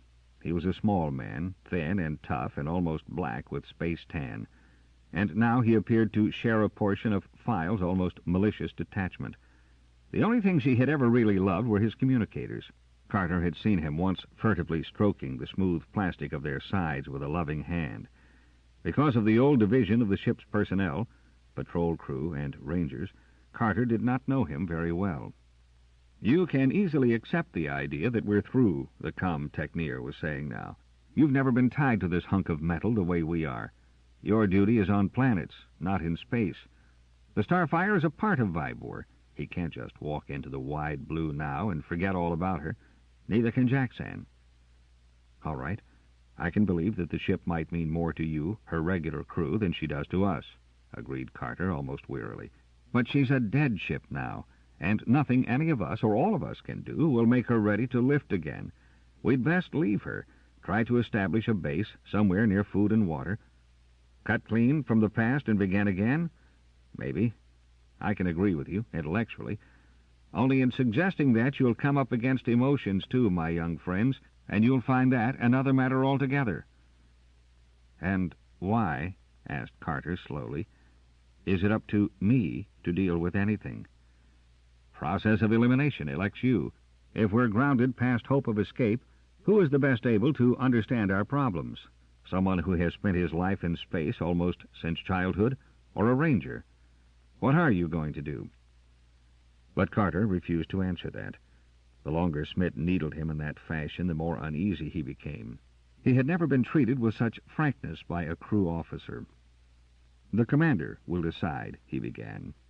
Then Smith laughed, a short, harsh sound, which lacked any thread of mirth. "So you're afraid to face up to it, flyboy? I thought you rangers could never be rattled, that the fearless, untamed explorers would—" Carter's good hand closed on the tunic folds just below Smith's throat. "What kind of trouble are you trying to start, Smith?" he asked, omitting the respect due an officer. But the comtechneer made no move to strike away the sergeant's hand or twist free from the hold. Instead, his eyes lifted to meet Carter's steadily, soberly. Carter's fingers loosened and his hand dropped. Smith believed in what he was trying to say, believed in it very much, even though he had been jeering. Smith had come to him for help. Now, for the first time, Carter was glad he possessed that strange gift of his, to sense the emotions of his fellows. "Let's have it," he said, and sat down on a bedroll. He was aware that the tension which had held them all for a second or two was relaxing, and he knew that the Rangers would follow his lead. They would wait for his decision. "Vibor is no longer with us. He's cracked," Smith fumbled for words, and Carter read in him a rising fear and desolation. Is it because of his loss of sight? If that is so, the condition may be only temporary. When he becomes resigned to that... No. He has been heading for a breakdown for a long time. The responsibility of command under present conditions. That fight with the Greenies. He was good friends with Torque, remember? The ship falling to pieces bit by bit and no chance for repairs. It's added up to drive him under. Now he's just refusing to accept a present he doesn't dare believe in. He's retired into a world of his own where things go right instead of wrong, and he wants us in there with him. Carter nodded. There was the ring of truth in every word Smith said. Of course, he himself had never had much personal contact with Vibor. The Rangers were not admitted to the inner circle of the patrol. They were only tolerated. He was not a graduate of a sector academy or even a product of the ranks. His father had not been patrol before him, so he had always been aloof from the crew. The discipline of the service, always strict, had been tightening more and more into a rigid caste system, even during the few years he had worn the Comet, perhaps because the service itself had been cut off from the regular life of the average citizens. But Carter could at this moment understand the odd incidents of the past months, certain inconsistencies in Vibor's orders, one or two remarks he had overheard. You think that there is no chance of his recovering? No. The crash pushed him over the edge. The orders he's given during the past hour or so. I tell you, he's finished. All right. Rolf's low voice cut through the thick air. Then what do we do? Or rather, what do you want us to do, Smith? The comtechneer's hands spread out in a gesture of hopelessness. I don't really know.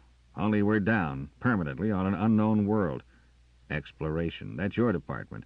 And somebody's got to take the lead in getting us out of here.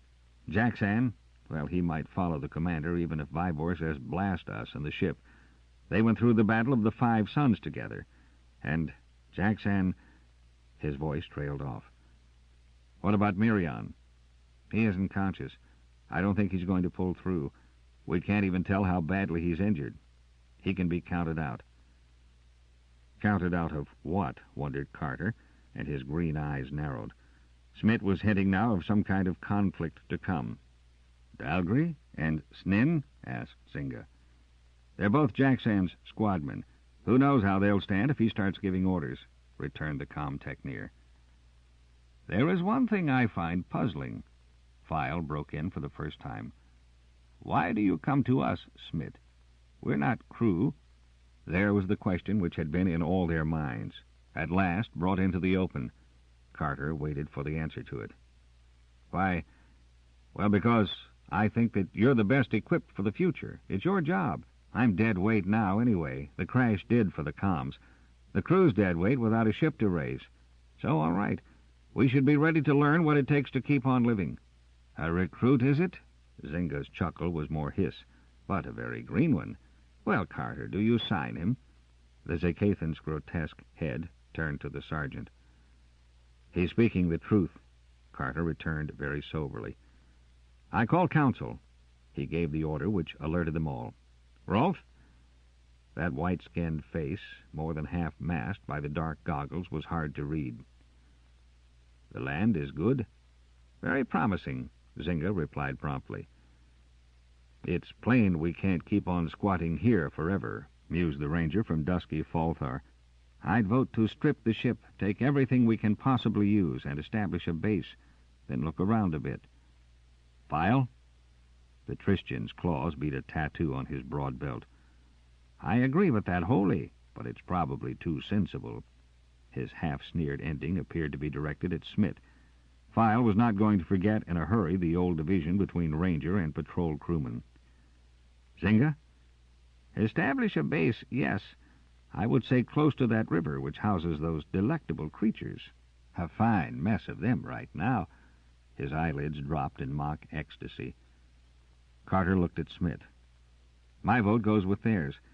We have one usable sled left. On it we could ferry the commander, Mirion, and the supplies. If we plunder the main drive, we should be able to fuel it for a number of trips. The rest of us can walk out and pack stuff on our backs besides. The land is good. There's food and water to be found, and it seems to be deserted. No evidence of anything like the greenies to fight us for it.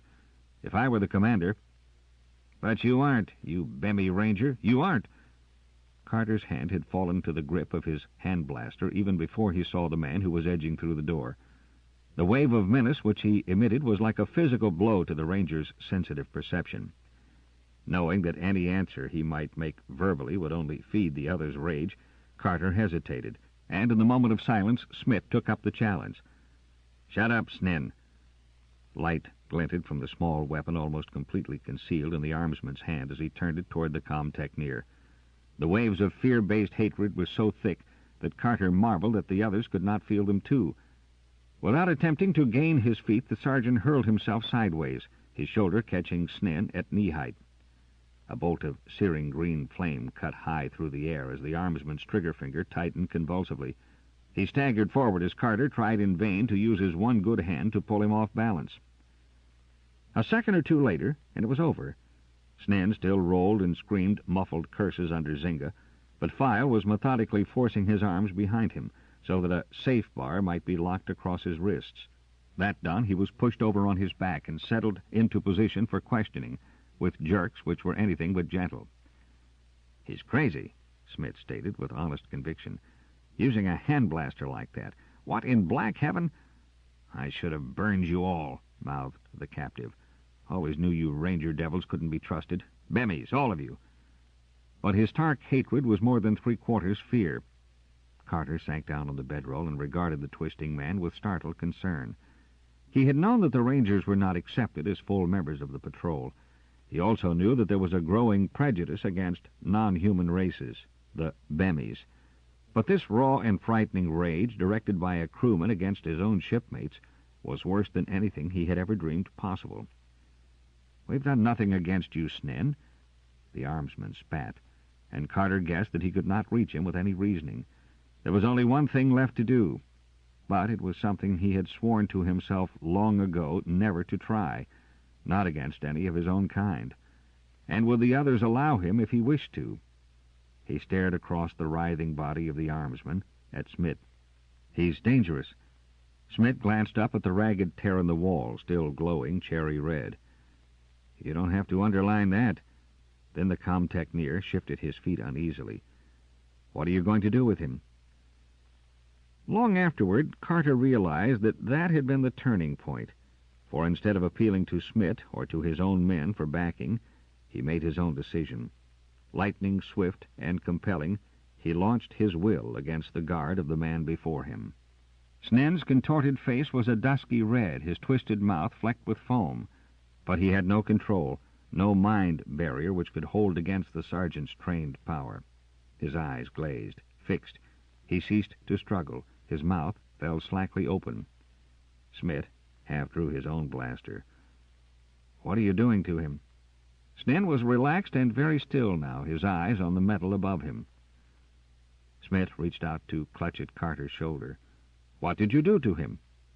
"Quieted him down. He'll sleep it off." But Smith was edging toward the door, backing out. "Let me alone." His voice rose shakily. "Let me alone, you blasted Bemmy." He scrambled for the opening in panicky haste, but Rolfe reached it before him to block his exit. Smith turned and faced him, breathing hard, a hunted animal. "We're not going to touch you." Carter did not move from his seat or raise his voice. Rolfe caught the hand signal he made. The Faltharian hesitated a second, and then he obeyed, stepping out of the doorway. But even seeing a clear exit now, Smith did not move. Instead, he continued to watch Carter and asked shakily, "Can you do that to any of us?" "Probably. You've never cultivated a high mind block, any of you." Smith's blaster went back into its holster. He rubbed his sweating face with trembling hands. "Then why didn't you, just now—" "Why didn't I use the mind power on you? Why should I? You weren't planning to burn us. You were entirely sane." Smith was steadying. The panic which had ridden him was almost gone. Reason controlled emotion. He came forward and peered down at the sleeping armsman. "How long will he be like this?" "I have no way of knowing. I have never used this on a human being before." Awe overrode the other's personal fear. "And you can knock us all out like that?" With a man of greater self-control or strong will, it would be a harder task. Then they have to be tricked into dropping their mine guards. But Snin had no guards up at all. "That," Zynga said smoothly, "is not going to be your way out of this, Smith. If you are planning to have the sergeant go around and drop all the opposition in their tracks, you can just forget it. We will either reason it out with them or—" But Smith was already aware of the next point. "We fight?" he asked almost grimly. "But that will be mutiny? Of course, my dear sir. However, if you had not had that in your mind all along, you would not have come to us, would you?" File demanded. Mutiny. Carter made himself consider it calmly. In space or on planet, Vybor was the commander of the Starfire, and every man aboard had once sworn an oath to obey his orders and uphold the authority of the service. Torque, realizing the officer's condition, might have removed Vybor. But Torque was gone, and not one man aboard the ship now had the legal right to set aside the commander's orders. The sergeant got to his feet. "Can you get Jackson and Dalgry?" He looked about the Rangers' quarters. No, it would be wiser to hold a meeting in some more neutral place. Outside, he decided swiftly, where the psychological effect of the ruined ship right before their eyes, all during the discussion, might well be the deciding point. "Outside?" he ended. "All right," agreed Smith, but there was a note of reluctance in that. He went out. "Now," Zynga asked, after watching the com-techneer safely out of hearing range, "what are we in for?" This would have come sooner or later anyway. It was inevitable after the crash. That was Rolf's soft voice answering. "When we were spaceborne, they had a reason for life. They could close their eyes and minds to things, drugging themselves with a round of familiar duties. Now that has been swept away from them. We are the ones who have a purpose, a job, and because we are different, we have always been slightly suspect." "So," Carter put into words the thought which had been growing in his own mind, "unless we act and give them something to work for, we may become the target for their fear and resentment?" "I agree." "We could cut loose," Files suggested. "When the ship crashed, our ties with her were broken. Records. Who's ever going to see any of our records now? We're able to live off the land." "But they might not be able to," Carter pointed out. "And it is just because that is true that we can't cut loose and go. Not now, anyway. We shall have to try and help them." Zynga laughed. "Always the idealist, Carter. I'm a Bemmy. File's a Bemmy. Rolf's half Bemmy, and you're a Bemmy lover, and we're all Rangers, which in no way endears any of us to these so-called human patrolmen. All right, we'll try to make them see the light, but I'll do my arguing with a blaster near my hand." Carter did not demur. After the resentment with which Jackson had greeted him when they returned from the trip, and the insane attack of Snin, he knew enough to understand that such preparedness on their part was necessary. "Do we count on Smith, I wonder?" Zynga mused. "He never before impressed me as a Ranger recruit." "No, but he does have brains," Rolf pointed out. "Carter," he turned to the sergeant, "it will be your play. We'll let you do the talking now." The other two nodded. Carter smiled. Inside him was a good, warm feeling. He had known it before. The Rangers stood together. Come what might, they were going to present a united front to danger. 4. Beacon. Together the four Rangers crossed the ground burnt off by the ship's drive to stand partially in the shadow of a tall rock outcrop. The sun was far down now, sending red and yellow spears of light up the western sky, but its day heat still radiated from both sand and stone. Jackson, Dalgry, and Smith awaited them, eyes narrowed against the light reflected from the metal of the Starfire, standing close together as if they were expecting what? Attack? There were grim lines about the mouth of the arms officer. He was middle-aged, but always before there had been an elasticity in his movements, an alertness in his voice and manner, which had given the lie to the broad sweeps of gray hair showing on his temples. In the golden days of the service, Carter realized with a slight shock of surprise, Jackson would not have been in space at all. Long since, regulations would have retired him to some administrative post in one of the fleet ports. Did the patrol still have any such ports? Carter himself had not earthed in one for at least 5 years now. "Well, what do you want with us?" Jackson took the initiative. But Carter refused to be in any way impressed or intimidated. "It is necessary." By instinct, he fell back into the formal speech he had heard in his childhood. "For us to consider now the future. Look at the ship." He did not need to wave his hand toward that shattered bulk. They had, none of them, been able to keep their eyes away from it. "Can you truly think that it shall ever lift again? We began this last flight undersupplied, and those supplies we have drawn upon now for months. They must be almost gone. There remains but one thing for us to do. We must strip the ship and establish a camp on the land."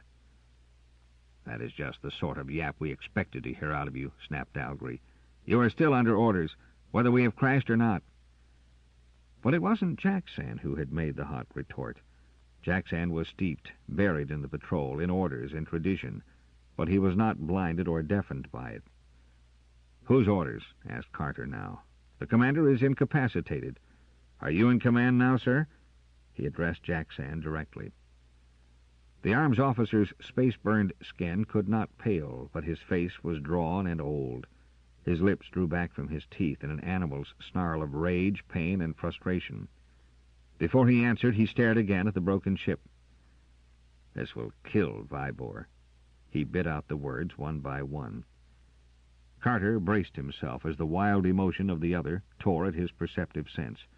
He could still Jackson's pain by joining the other, by refusing to believe that the old life was ended and gone. Perhaps the service had warped them all, the Rangers as well as the crew. Perhaps they needed the reassurance of orders, of routine. Even going through the forms might be an anchor now. The sergeant saluted. "Have I your permission to prepare to abandon ship, sir?" For a moment he tensed as Jackson whirled upon him. But the arms officer did not reach for a blaster. Instead, his shoulders hunched, the lines in his face deepened into gashes of pain. "Do as you please." Then he strode away from them, behind the rocks, and no one moved to follow him. Carter took command. "Zinga, Rolf, get out the sled and 2 days' supplies. Raid the main drive for fuel. Then go up and establish a base below the falls. You bring the sled back, Rolf, and we'll send along the commander and Miriam." They ate an unpalatable meal of rations and went to work. Some time later, Jackson was back among them to labor doggedly without speech. Carter thankfully surrendered to him the responsibility of gathering the arms and the crew's supplies. The Rangers kept away from the crewmen. There was plenty to do in stripping their own quarters and breaking out all the exploring gear the Starfire had ever carried. Piloted by Rolf, to whom the darkness was as bright as day, the sled made 3 trips during the night, taking the injured and the still unconscious Snin, as well as supplies of salvage. A moon, a single one, rose to hang in the night sky. They were glad of its light to eke out the short line of their small portable lamps. They worked, with brief periods of rest, until the gray of dawn made a rim about the desert. It was in that last hour of labor that Jackson made the most promising find. He had crawled alone into the crushed drive room and then shouted loud enough to bring them, numb with fatigue, hurrying to him. Fuel! A whole extra tube of cubes. They stared round-eyed as the arms officer dragged it out into the passageway. "Save it," Jackson panted. "We may need the use of the sled badly later." Carter, remembering the height of the fall's cliffs, nodded. So it was that in spite of their find, when Rolf came back the next time, they loaded the tube on the sled, but gave him orders not to return. They would eat, sleep away the heat of the coming day, and make the trip on foot, packing their personal possessions on their backs. The sun was shining when they gathered together in a little group by the rocks, and a blue-black shadow, cast by the wrecked ship, fell on 3 mounds in the sand. Jackson read with parched lips and a stumbling tongue the old words of the service farewell. They would erect no monument. Until the years wore her remains into red dust, the Starfire would mount guard above her crewmen. After that they slept soddenly, for the last time, in the stripped ship. File shook Carter awake after what seemed only a moment's rest, but it was close to sunset. The sergeant choked down dry scraps of ration with the others. Then, together, without much talk, they settled their packs and set out across the wedge of desert, steering by rock formations Carter had noted the day before. It was soon night again, lighted by a full moon, and they did not turn on the hand lamps, which was just as well, thought the sergeant grimly, as there was no hope of ever renewing the fire units in those. Since they were not trying to follow the river, but cutting cross-country by the route the sled had followed on its first return, they came out on that smooth section of roadway. Carter called it to Jack Sand's attention. "Road." For the first time, the arms officer was lifted out of his depression. He went down on his knees to pass his hands over the ancient blocks, snapping on his torch to see the better. "Not much of it showing. It must have been here a long, long time. Could you trace it?" "With the tailor on the sled, yes, but with fuel so low, will it be worth it?" Jack Sand got wearily to his feet again. "I don't know. We can keep that in mind. It could be a lead, but I don't know." He lapsed into a deep study as they moved on, but at the next halt he spoke with some of his old fire. "Dalgry, what was that process you told me about? The one for adapting disruptor shells for power?" His assistant armsman looked up eagerly. "It is—" Within 3 words he had plunged into a flood of technicality, which left the Rangers as far behind as if he were speaking some tongue from another galaxy. The Starfire might have lacked a mech techneer, but Jack Sand was an expert in his field, and he had seen that his juniors knew more than just the bare essentials of their craft. Dalgry was still pouring out his explanation when they moved on, and the arms officer walked beside him listening, now and then shooting a question which set the younger man's tongue to racing again. They did not make the lift up the cliff to the plains country at once. Miriam died 3 days later, to be buried in a small clearing between 2 of the tall pointed trees. File and Zynga rolled a sizable boulder from the river's edge, and Rolf used a palm disruptor as lightly as a color brush to etch into its side the name, home world, and the rank of that thin-waisted body they had laid to rest there. Vibor never spoke. He ate mechanically, or rather chewed and swallowed what Jack Sand or Smith put into his mouth. He slept most of the time and showed no interest in what went on about him. The old division between Rangers and crew, between the regulars and the less strictly disciplined specialists, was slowly closing as they worked together, hunted together, ate of unfamiliar flesh, nuts, and berries. So far, their immunity shots continued to work, or else they had not sampled anything poisonous. The morning after Marianne's burial, Carter suggested that they go up into the more hospitable country behind the falls. Jack Sand raised no objection, and they lifted their supplies via the sled to a point about a mile up and farther ahead of their first base.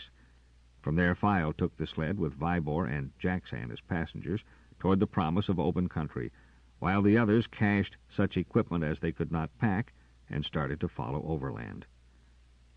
Zynga splashed first through the flood pools along the rocky shore of the river, the leader because he had 2 hands to Carter's 1. The sergeant followed behind with Dalgry, Snin, and Smith strung out in his wake, and Rolf bringing up the rear to discourage straggling. There was a sweetness in the morning air. It was chill enough to prickle the flesh, but it bore with it scents which promised and pleased. Carter lifted his head to the touch of the wind, drawing it deeply into his lungs. The smog of the Starfire was very far in the past. He discovered that he had few regrets for its loss. What if they were exiled here for life? Just to find such a world was luck enough. He sent out his sense of perception, blanking out the touches of those about him, trying to make contact with a native life. A reddish animal with a poof of tail escorted them for a space, traveling high in tree limbs, making a chattering noise. It was only curious and totally unafraid. A bird, or maybe it was some form of insect, sailed through the air, coasting on wings which were brilliant patches of color. Then another animal trotted out of concealment, perhaps 100 feet ahead of their line of march. It was large, almost as formidable in size as the brown-coated fisher they had seen on their first day. But this one's fur was a tawny yellow-brown, and it moved shadow-silent, slipping across the rocks with surety and arrogance. It crouched, belly close to the gray stone, and watched them through slitted eyes. The tip of its tail twitched. Zynga stopped to allow Carter to join him. Arrogance and curiosity, and the faint stirrings of hunger, no thread of fear or wariness. The beast was beginning to consider them as food. Carter studied it, saw the muscles ripple under the thick fur as it moved slowly forward. It was beautiful, so wonderful in its wild freedom that he wanted to know more of it. He made contact, felt his way into that alien brain. The hunger was there, but at his touch it began to submerge. The curiosity was stronger. It sat up, front limbs straight, haunches tucked in. Only the twitching tail tip betrayed its slight unease. Without turning his head, Carter gave an order. "March to the left a bit. Angle around the rock there. It will not attack us now." "Why don't you just blast it?" demanded Snen querulously. "All this stupid, don't kill this, don't kill that. That thing's only an animal after all." "Shut up." Smith gave the crewman a slight push to set him going. "Don't try to teach a ranger his business. Remember, if they hadn't made contact with those purple jelly flying things, we wouldn't have come through the Greenie attack. Those devils would have wiped us out without warning." Snen grunted, but he turned to the left. Smith, Dalgry, and Rolfe followed. Zinga went last of all. Carter remained until the last of the party had passed the forest beast. It yawned abruptly, displaying wicked fangs. Then, almost sleepy-eyed, it sat there, statue still, to watch them out of sight. Carter brought up the rear. The creature was in two minds about following them. Curiosity pulled it after the travelers. Hunger suggested the more immediate employment of hunting. And at last hunger won. The sergeant's contact faded as the animals slipped back into the woodland, away from their path. But the meeting left Carter both puzzled and faintly disturbed. He had made contact easily enough, had been able to impress the animal properly with the idea that they were not food and that they meant no harm. But he had been totally unsuccessful in his attempt to establish any closer relationship. Here was certainly nothing like the purple jelly thing, nothing which could be counted upon to render aid to man. The forest animal had a wild and fierce independence, which refused the command of his will. If all the natives of this world were so conditioned, it would leave the handful of shipwrecked survivors just that much more isolated and alone. Man, or at least some type of superior life form, had once lived here. They had been here a long time and in some numbers, or that road would not run through the edge of wastelands. And yet no living creature he had so far encountered had any memory, or even an instinctive fear, of man. How long had the race who built that road been gone? Where had they gone, and why? He longed to take off with the sled and the tailor and run along the road which could never be buried so deeply that the pointer could not betray it. Run along it to the city which must lie somewhere near its end or beginning. Cities. Cities were mostly found along the edges of continental land masses, where there were opportunities of sea travel, or in strategic points by riverbeds. There were seas on this planet. He mourned again in silence the crushing of the pilot's recorder, which had rendered useless the notations made as they had come in to that fatal landing. Maybe if they struck due east now, or west, they would come out upon the seacoast. Only which way, east or west? He had had only one fleeting glimpse at the ship's viewplate, and it had appeared that the land mass they had set down upon had been a very large one. They might be hundreds of planet miles from either coast. Would even that road be the right guide?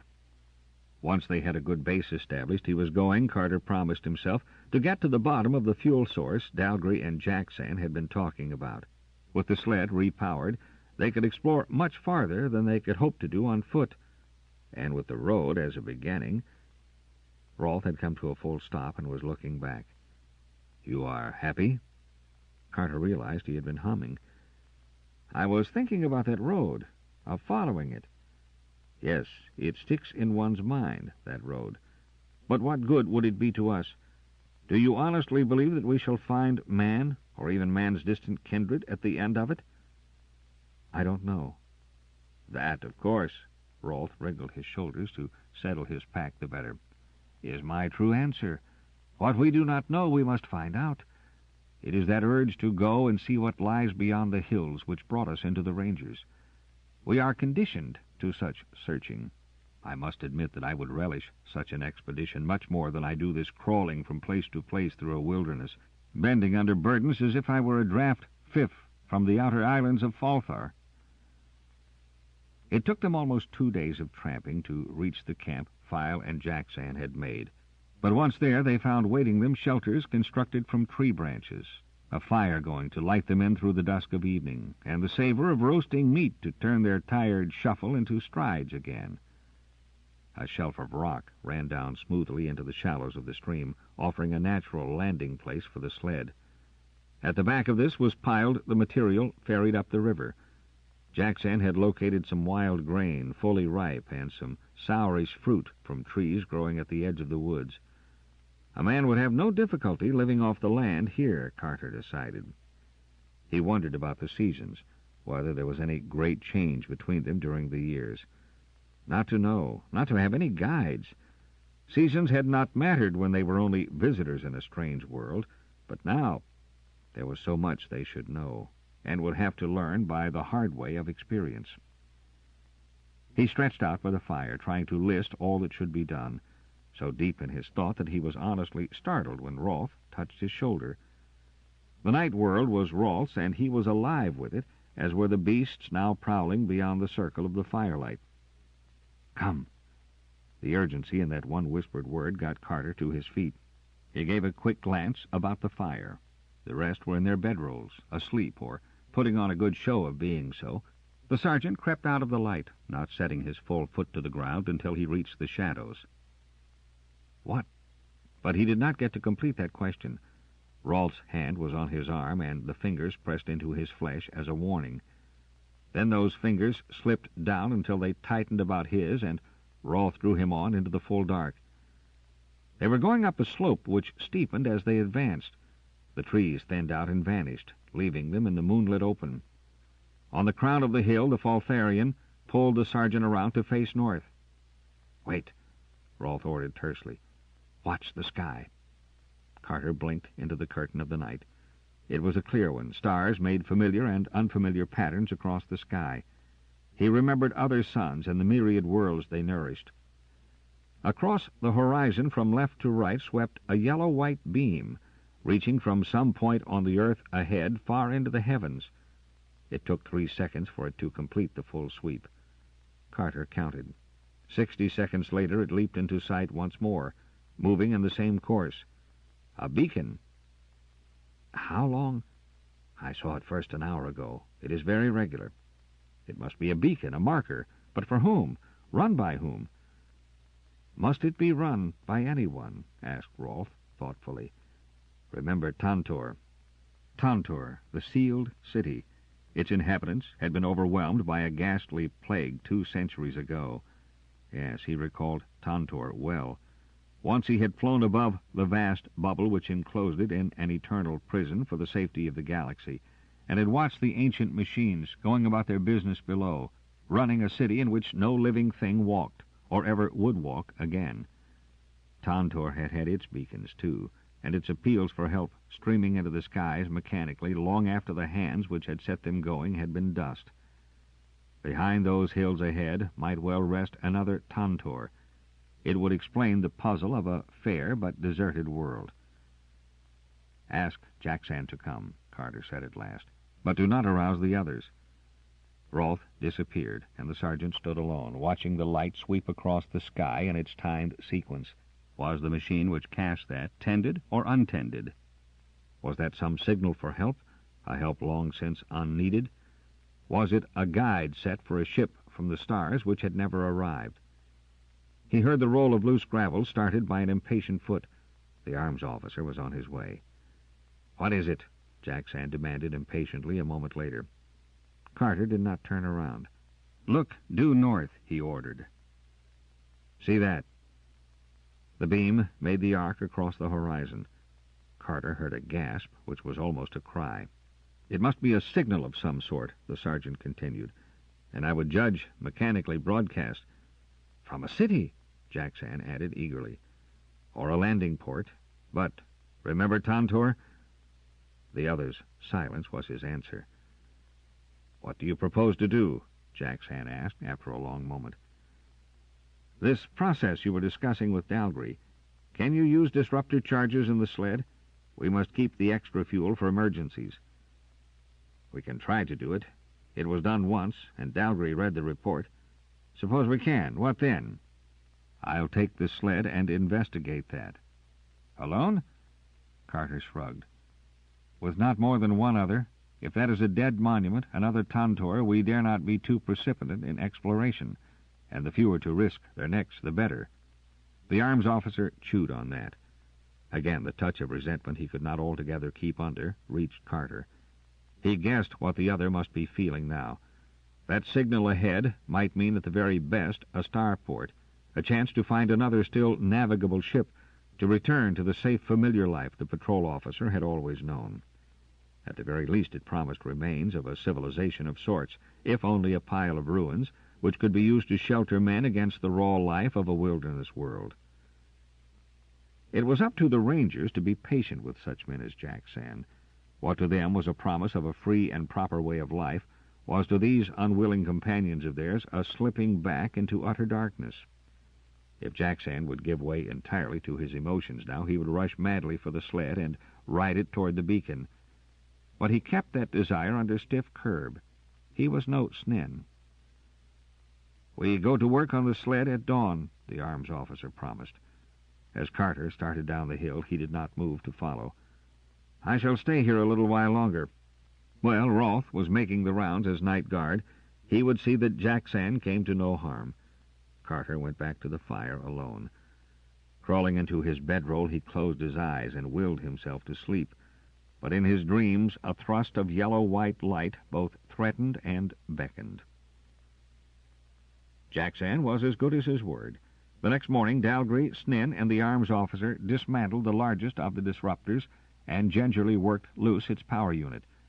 Because they were handling sudden and violent death, they worked slowly, testing each relay and installation over and over again. It took a full day of painful work on the sled before they were through, and even then they could not be sure it would really rise. Just before sunset, File took the pilot's seat, getting in as if he didn't altogether care for his place just over those tinkered-with power units. But he had insisted upon playing test pilot. The sled went up with a lurch, too strong a surge. Then it straightened out neatly as File learned how to make adjustments and sped across the river to circle and return, alighting with unusual care considering who had the controls. File spoke to Jack Sand before he was off his seat. "She has a lot more power than she had before. How long is it going to last?" Jack Sand rubbed a grimy hand across his forehead.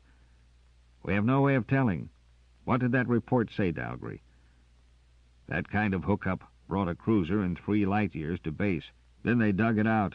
They never learned how long it might have lasted." File nodded and turned to Carter. "Well, she's ready and waiting. When do we take off, Sergeant?" 5. The City. In the end, the Rangers drew lots for the pilot's place, and the choice fell not to File, but to Rolfe. Secretly, Carter was pleased. To fly with Rolfe at the controls would mean going by night, but that would be the wiser thing to do when covering a strange city, and after all, Rolfe had been the one to discover the beacon. They set off at dusk, rations and bedrolls strapped under the single seat remaining in the stripped-down sled, and with the bedrolls was the single disruptor they had left. Jack Sand had insisted upon their taking that. Rolfe sang softly as they sped through the chill of the dusk, one of the minor wailing airs of his own twilight world. Without his protective goggles, his dark eyes were alive in his pallid face. Carter leaned back against the seat pad and watched the ground darken from green to dusky blue. Just on chance, he triggered the tailer. Now, if they did pass above any large man-made object, they would be warned. There was life abroad in the hills below, animal hunters on the prowl, and once a wild screech reached them. Carter read in that sound the rage and the disgust of a hunter that had missed its spring and must stalk again. But no man walked below them, nothing even close to human. The tailer clicked.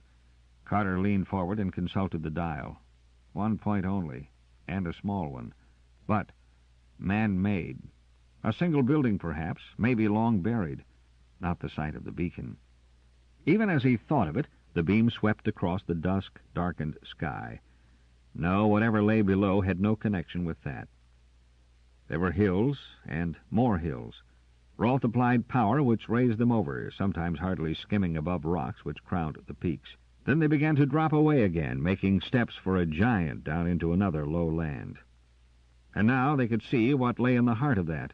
A blaze of light, not all yellow-white, but emerald, ruby, sapphire, too. A handful of gigantic gems spilled out to pulse and glow in the night. Carter had visited the elfin ruins of lost Kalin, needle towers and iridescent domes, a city no man living in the days of human civilization could duplicate. He had seen sealed Tantor and the famous City of the Sea, built of stone-encased living organisms beneath the waters of Parth. But this, it was strangely familiar as well as alien. He was drawn and repelled by it at the same time. He put a hand to the controls to give Rolf a chance to resume his goggles. What was bright light for the sergeant was blinding to the Faltharian. "Do we just fly in or scout first?" asked Rolf. Carter frowned, sending his perceptive sense ahead.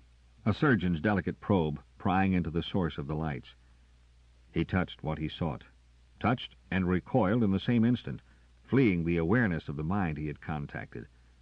But what he had found was so astounding that he was too startled to answer that question at once. When he did, it was decisively. "We scout." Rolf cut down the speed of the sled. He swung it out in an arc to encircle the splotch of light. "I wouldn't have believed it." Carter gave voice at last to his bewilderment. "There are inhabitants?" "One at least. I contacted an Agaratan mind." "Pirates?" suggested Rolf. "In an open city, with all that light to betray them? Though you may be right at that. That is just where they might feel safe." End of Side 6. Side 7. Star Soldiers. By Andre Norton. Continuing on page 302. But be careful. We don't want to walk straight into a blast beam. And that kind, fire, before they ask your name and planet. Especially if they see our comets. Did he catch your mind touch? Who knows what an Agaratan gets or doesn't get? No one has been able to examine them unless they are either completely unaware or deliberately open. He could have been either then. More than one?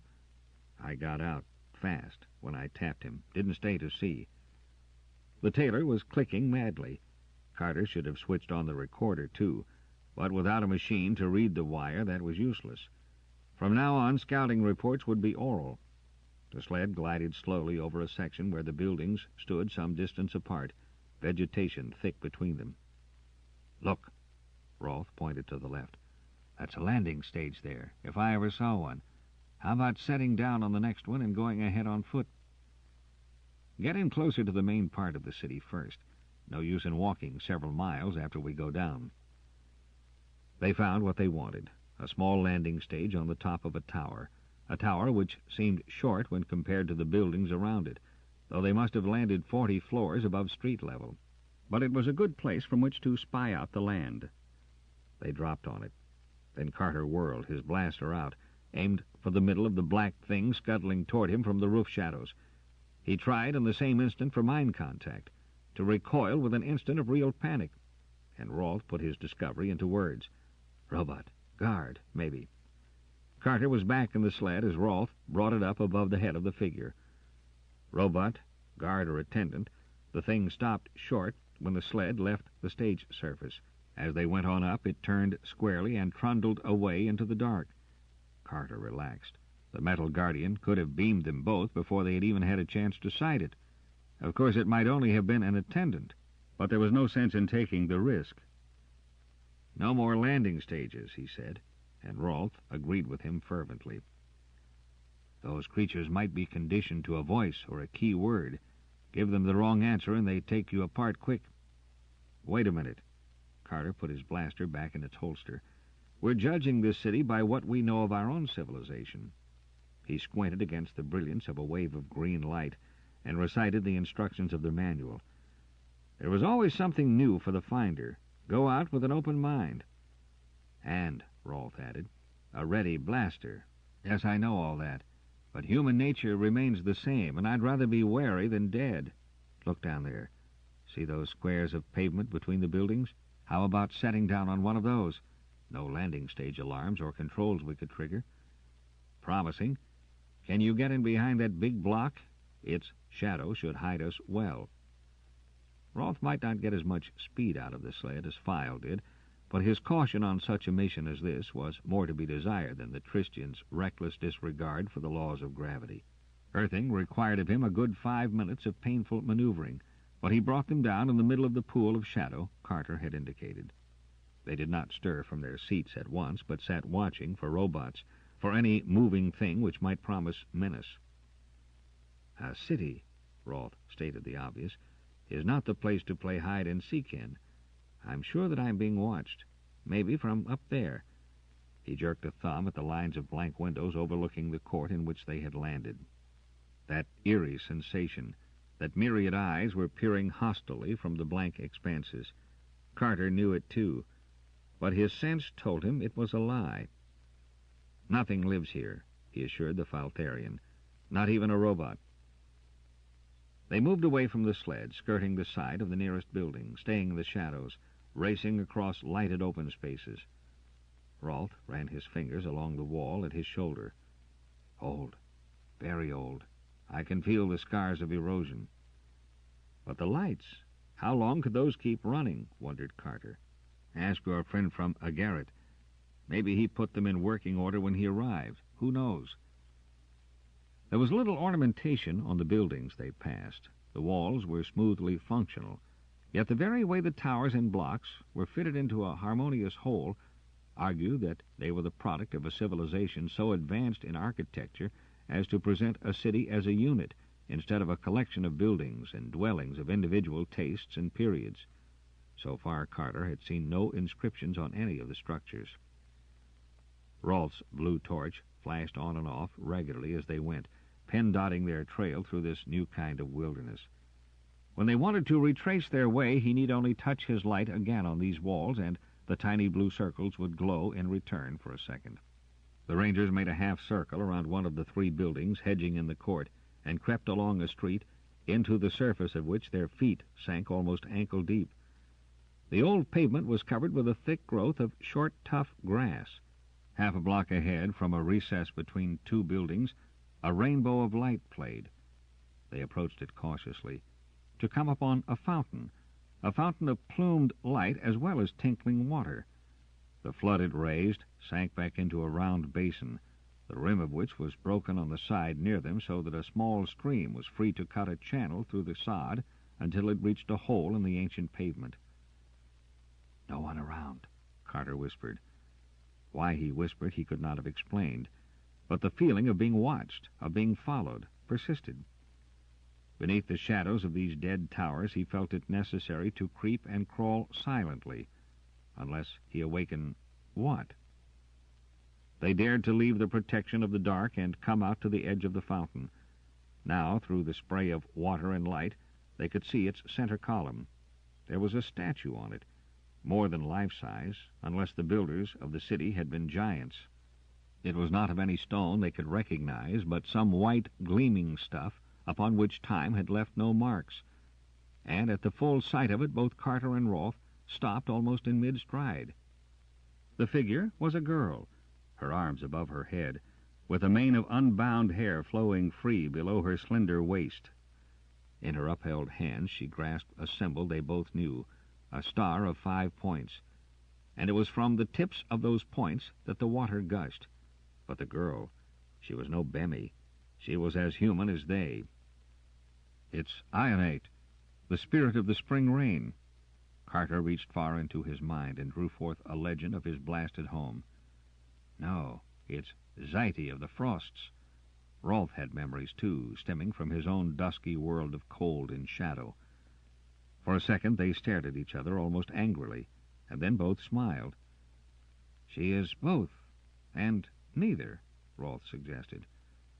"These men had their spirits of beauty, too, but it is plain by her eyes and hair she is not of Falthar, and by her ears she is no kin of yours."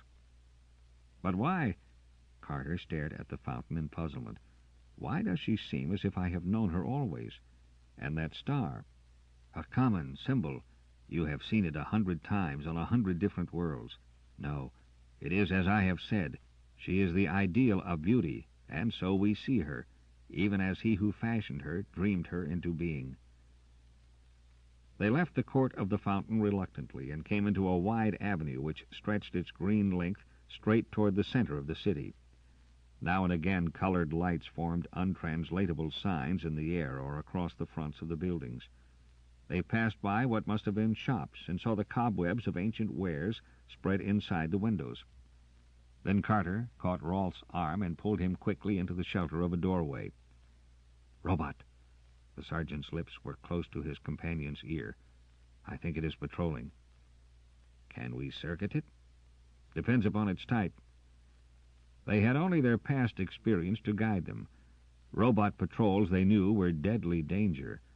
Those they had seen elsewhere could not be turned from duty except by the delicate and dangerous act of short-circuiting their controls.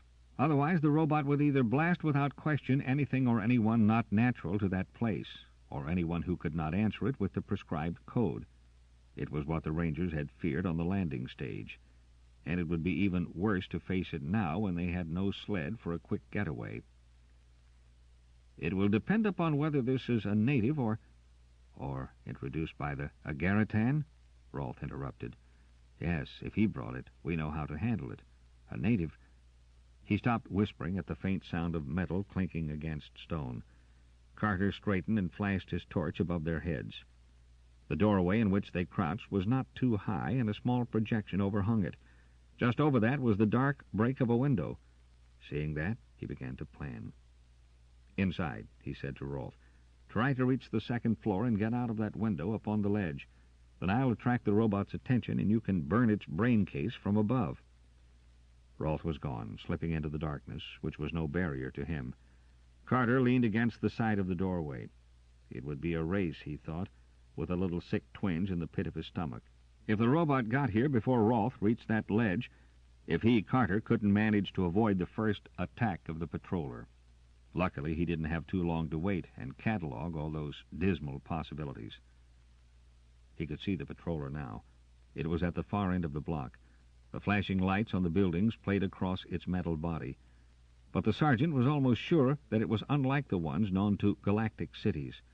The rounded dome of the head casing, the spider-like slenderness of the limbs, the almost graceful smoothness of its progress, were akin more to the architecture of this place.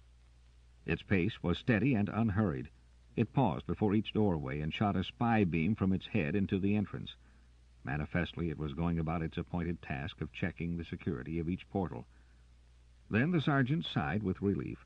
Rolf had crawled into place and crouched now well above the line of the robot's vision. If only this patroller was constructed on the same general pattern they knew and could be short-circuited through the head. But when it reached the next doorway, it hesitated. Carter tensed. This might be worse than he had thought. The thing had some sense perception. He was sure that it suspected his presence. No spy beam flashed. Instead, it stood there, unmoving, as if it were puzzled, making up its mind. Was it relaying back to some dust-covered headquarters an alarm? But its arms were moving. "Carter!" Night sight or no night sight, Carter had not needed that shout from Rolf to warn him. He had already seen what the patroller held ready. He hurled himself backward, falling flat on the floor of the hall, letting momentum carry him in a slide some distance along it. Behind him was a burst of eye-searing flame, filling the whole entrance with an inferno. Only his trained muscles and sixth sense of preservation had saved him from cooking in the midst of that. Shakily, he crawled on his belly away from the fury. Was the robot going to follow him in and complete its mission? Hollow sounds of feet pounding. "Carter! Carter!" He had levered himself to a sitting position when Rolf plunged around an angle in the hallway and almost fell over him. "Are you hurt? Did he get you?" Carter grinned lopsidedly. To just be alive. He winced as Rolf's examining hands touched skin, scraped raw. "What about the bag of bolts? I scragged him all right. A blast hole right through his head casing, and he went down. He didn't reach you?" "No. And at least he's told us something about the civilization they had here." The sergeant surveyed the blaze behind him with critical distaste. "Blow a hole in a city block to get someone. Wonder what they would have thought of a stun gun." With Rolf's hand under his arm, Carter got to his feet. He hoped that he had not re-broken his wrist, and that the red agony in it was only from the jar of his fall. "I have a feeling," he began, and then was glad that Rolf had retained a grip on him, because the hallway appeared to sway under his feet, "that we'd better get away from here. Fast." The thought which plagued him was the memory of that momentary pause before the robot had attacked. Carter was sure that then a message had been flashed from the patroller. Where? If the timeless machine had only been performing rounds, set him generations before the city had been deserted by its builder, then such a report would be no menace, unless it activated other machines in turn. On the other hand, if the mysterious Agaritan controlled the robots, then the Rangers might have successfully met a first attack, only to face other and perhaps worse ones. Rolf agreed with this when he suggested it aloud. "We can't go back that way anyway." The Faltharian pointed to the blazing pit of radiation which had once been the door. "And they may just be combing the streets for us, too. Listen, this city reminds me in some ways of Stiltu." Carter shook his head. "Heard of it, but have never been there." "Capital of Lydius." Rolf identified it impatiently. "They're old-fashioned there, still live in big cities. Well, they have an underground system of links, ways of traveling under the surface." Carter's mind jumped to the next point easily. "Then we might try going down and see what we can find? All right. And if that patroller did rouse out the guard before you burned him, it will be some time before they can even get in here to see if their tame hunter bagged us. Let's look for a way down." But to their bafflement, there seemed to be no way down at all. They threaded rooms and halls, pushing past the remains of furnishings and strange machinery, which at other times would have set them speculating for hours, hunting some means of descent. None appeared to exist, only 2 stairways leading up. In the end, they discovered what they wanted in the center of a room. It was a dark well, a black hole in which the beam of Carter's flash found no end. Although the light did not reveal much, it helped them in another way because its owner dropped it. He gave an exclamation and made a futile grab. Much too late. Rolf supplied an excited comment, reverting in this stress to his native dialect, and only making sense when Carter demanded harshly that he translate. "It did not fall. It is floating down. Floating." The sergeant sat back on his heels. Inverse descent. Still working. He could hardly believe that. Small articles might possibly be upborne by the gravity-dispelling rays, but something heavier, a man, say... Before he could protest, Rolf edged over the rim to dangle by his hands. "It's working all right. I'm treading air. Here goes." His hands disappeared and he was gone, but his voice came up the shaft. "Still walking on air. Come on in. The swimming's fine." Fine for Rolf, maybe, who could see where he was going. To lower oneself into that black maw and hope that the anti-gravity was not going to fail. Not for the first time in his career with the Rangers, Carter silently cursed his over-vivid imagination as he allowed his boots to drop into the thin air of the well. He involuntarily closed his eyes and muttered a half-plea to the spirit of space as he let go. But he was floating. The air closed about his body with almost tangible support. He was descending, of course, but at the rate of a feather on a light breeze. Far below he saw the blue light of Rolf's torch. The other had reached bottom. Carter drew his feet together and tried to aim his body toward the pinprick of light. "Happy planeting!" Rolf greeted the sergeant as he landed lightly, his knees slightly bent, and with no shock at all. "Come and see what I have found." What Rolf had found was a platform edging on a tunnel.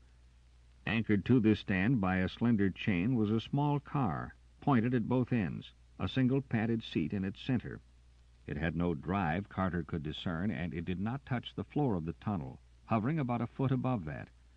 A keyboard was just before the seat. Controls, Carter deduced. But how could they aim it to any place? And to go shooting off blindly into the dark, liable to crash against some cave-in. The sergeant began to reconsider that. Too risky by far. To face a battalion of robot patrollers was less dangerous than to be trapped underground in the dark. "Here." Carter jumped at Rolf's call. The other ranger had gone to the back of the platform and was holding his dim torch on the wall there. The sergeant could just barely see by the blue light. Rolf had found something all right. A map of black lines crossing and recrossing. It could only be of the tunnel system. Having solved much more complicated puzzles in the past, they set to work to discover that this was apparently a way leading directly into the heart of the city. 10 minutes later, they crowded together on the narrow seat. Rolf pressed 2 buttons as Carter threw off the restraining chain. There was a faint puff of sound. They swept forward, and the dank air of the tunnel filled their nostrils. 6. The city people. "This should be it," Rolf half-whispered. The car was slowing down, drawing to the right side of the tunnel. Ahead, a dim light glowed. They must be approaching another platform. Carter glanced at the dial on his wristband. It had taken them exactly 5 minutes planet time to reach this place. Whether or not it was the one they wanted, that was another question. They had aimed at a point they thought would be directly under what seemed to be a large public building in the very center of the city. If any human or Bammy force had taken over here, that would be the logical place to find them. "Anyone ahead?" asked Rolf, trusting as usual to Carter's perception. The sergeant sent a mind probe on and then shook his head. "Not a trace. Either they don't know about these ways, or they have no interest in them." "I'm inclined to believe that they don't know." The Faltharian grabbed at a mooring ring as the car came along the platform.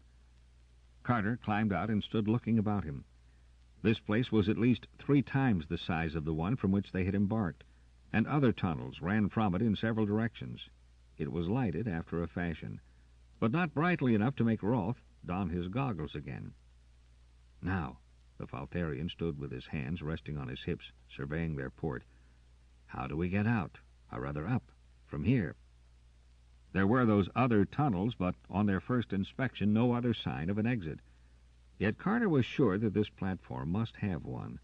It was air which betrayed it, a puff of warmer, less dank breeze which touched him. Rolf must have felt it too, for he turned in the direction from which it had come. They followed that tenuous guide to a flat, round plate at the foot of another well. Carter crooked his neck until his throat strained. Far above, he was sure he could see a faint haze of light, but they certainly couldn't climb. He turned to Rolf, bitterly disappointed. "That's that. We might as well go back." But the Faltharian was engrossed by a panel of buttons on the wall. "I don't think we need to do that. Let's just see if this works." He pressed the top button in the row. Then he jumped back to clutch his companion in a tight hold as the plate came to life under them and they zoomed up. Both rangers instinctively dropped and huddled together. Carter swallowed to clear the pressure in his buzzing ears. At least, he thought thankfully, the shaft was not closed at the top. They were not being borne upward to be crushed against an unyielding surface overhead. Twice they flashed by other landing places abutting the shaft. After they passed the second, Carter squeezed his eyes shut. The sensation of being on a sideless elevator moving at some speed was one he believed he would never choose to experience again. It was infinitely worse, though akin to, the one attack of space fear he had had when he lost his mooring rope and had floated away from the ship while making repairs on the hull during flight. "We're here." Carter opened his eyes, very glad to hear a quaver in Rolf's voice. So the Faltharian had not enjoyed the voyage any more than he had. Where was here? The sergeant scrambled off the plate, almost on all fours, and looked around him. The room in which they appeared was well lighted.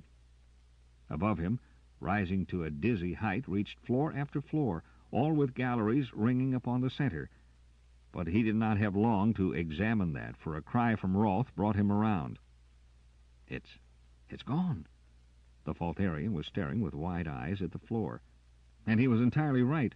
The plate elevator on which they had just made that too swift ascent had vanished, and the floor where it had entered was, as far as Carter could see, now a smooth, unbroken stretch of pavement.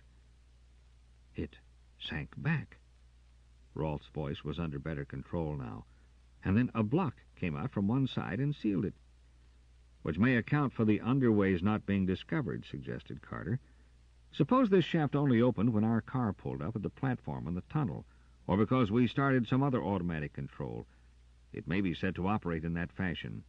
"Aye," Rolf stated firmly, I'm going to stay away from the middle of rooms in here until we leave this blasted place. What if you were on the trapdoor and somebody stepped on the proper spot below? Regular trap. He scowled at the floor and walked carefully, testing each step, to the nearest of the doorways. Carter was almost inclined to follow his example. As the Faltharian had pointed out, there was no way of knowing what other machinery their mere presence in the ancient buildings might activate.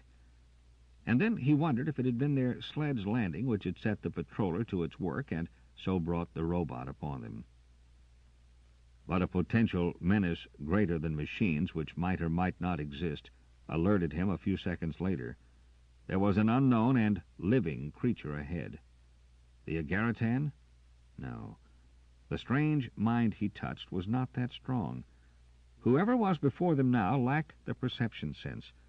Carter need not fear betrayal until they were actually seen. Roth caught the signal he made, and while the Faltharian did not draw his blaster, his hand hovered just above its grip. But the hall beyond the first door was empty. It was square and furnished with benches of an opaline substance.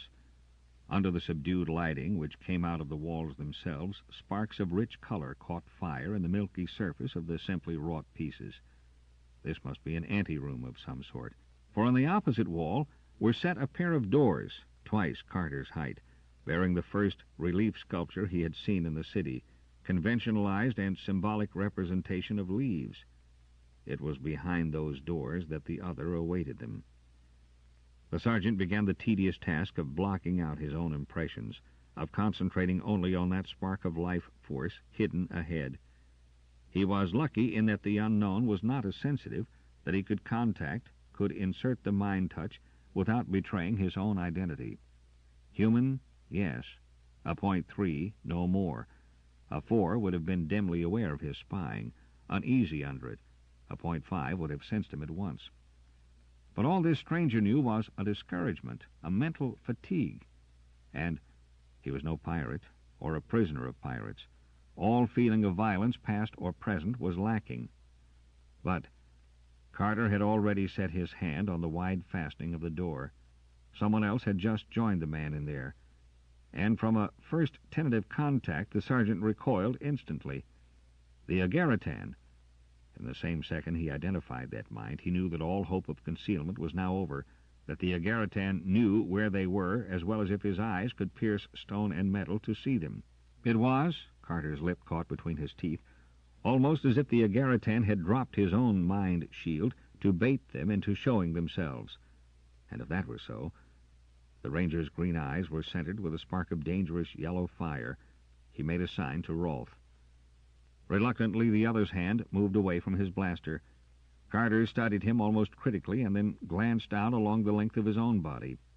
Their Vliss hide boots and belts had survived without a scratch in spite of the rough life in the bush, and those blazing comet badges were still gleaming on breast and helmet. Even if that comet was modified by the crossed dart and leaf of a ranger, it was the insignia of the patrol, and he who wore it had authority to appear anywhere in the galaxy without question. In fact, by rights, the questions were his to ask. Carter bore down on the fastening of the doors. They parted in the center, withdrawing in halves into the walls, leaving an opening wide enough for 6 men instead of just the 2 standing in it. Here the light, radiating from the walls, was brighter, and much of it was focused on an oval table in the exact center of the room, a table so long that the entire crew of a cruiser might have been accommodated around it. It was of the opaline stone, and there were benches curved to follow its line. 2 men sat there, quietly enough, though Carter noted a blaster lay close to the hand of the taller one, the Agaritan. But when he saw the badge of the patrol, his face was a mirror of amazement, and he was on his feet in one swift movement.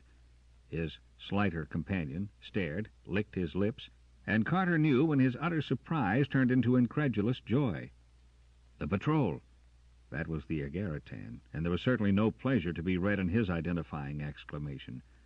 But his mind block was tightly in place, and Carter could not know what lay behind those black, hooded eyes.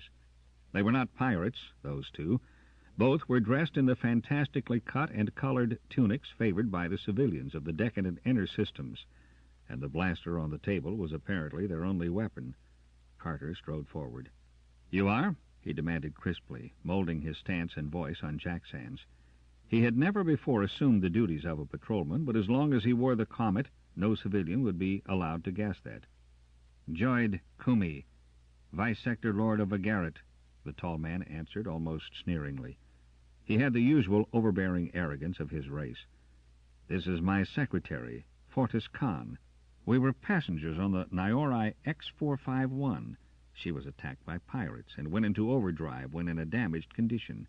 When we came out, we discovered that her computer had failed, and we were in a totally unfamiliar section of the galaxy. We had fuel enough to cruise for 2 weeks, and then it gave out, and we were forced to land near here. We have been trying to communicate with some point of civilization, but we had no idea that we were so successful. You are from?" A Vice Sector Lord, eh? And an Agaritan into the bargain. Carter was treading on dangerous ground now. But he decided he was not going to let this Joyd Kumi know that the patrol had not arrived to rescue castaways, but as fellow refugees. There was a suggestion of something wrong here. His perception was alert, trying to measure words where he could not tap minds. "We are Ranger Rolfe and Ranger Sergeant Carter, attached to the Starfire. We shall report your presence here to our commander." "Then you did not come in answer to our signals?" burst out Fortis Khan.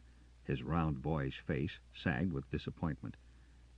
"We are engaged in a routine scouting mission," returned Carter as coldly as he dared. The uneasiness in the atmosphere was growing stronger every moment. The Agaritan's shield might be strong, but he could not altogether control all emotions, and he might not be trying to. An Agaritan was a 5.9 on the sensitive scale, yes, but unless Kumi had met one of Carter's little-known race before, which was hardly likely since so few of them had ever volunteered for off-planet duty, he could not guess he was now facing a 6.6. "Then," Fortis Khan's voice became close to a wail, "you can't get us away from here. But at least you can bring help." Carter shook his head. "I will report your presence to my commanding officer. How many of you are here?" 150 passengers and 25 crew members," Joyd Kumi returned crisply. "May I ask how you reached this building without our notice? We activated for our protection the patrol robots we found here."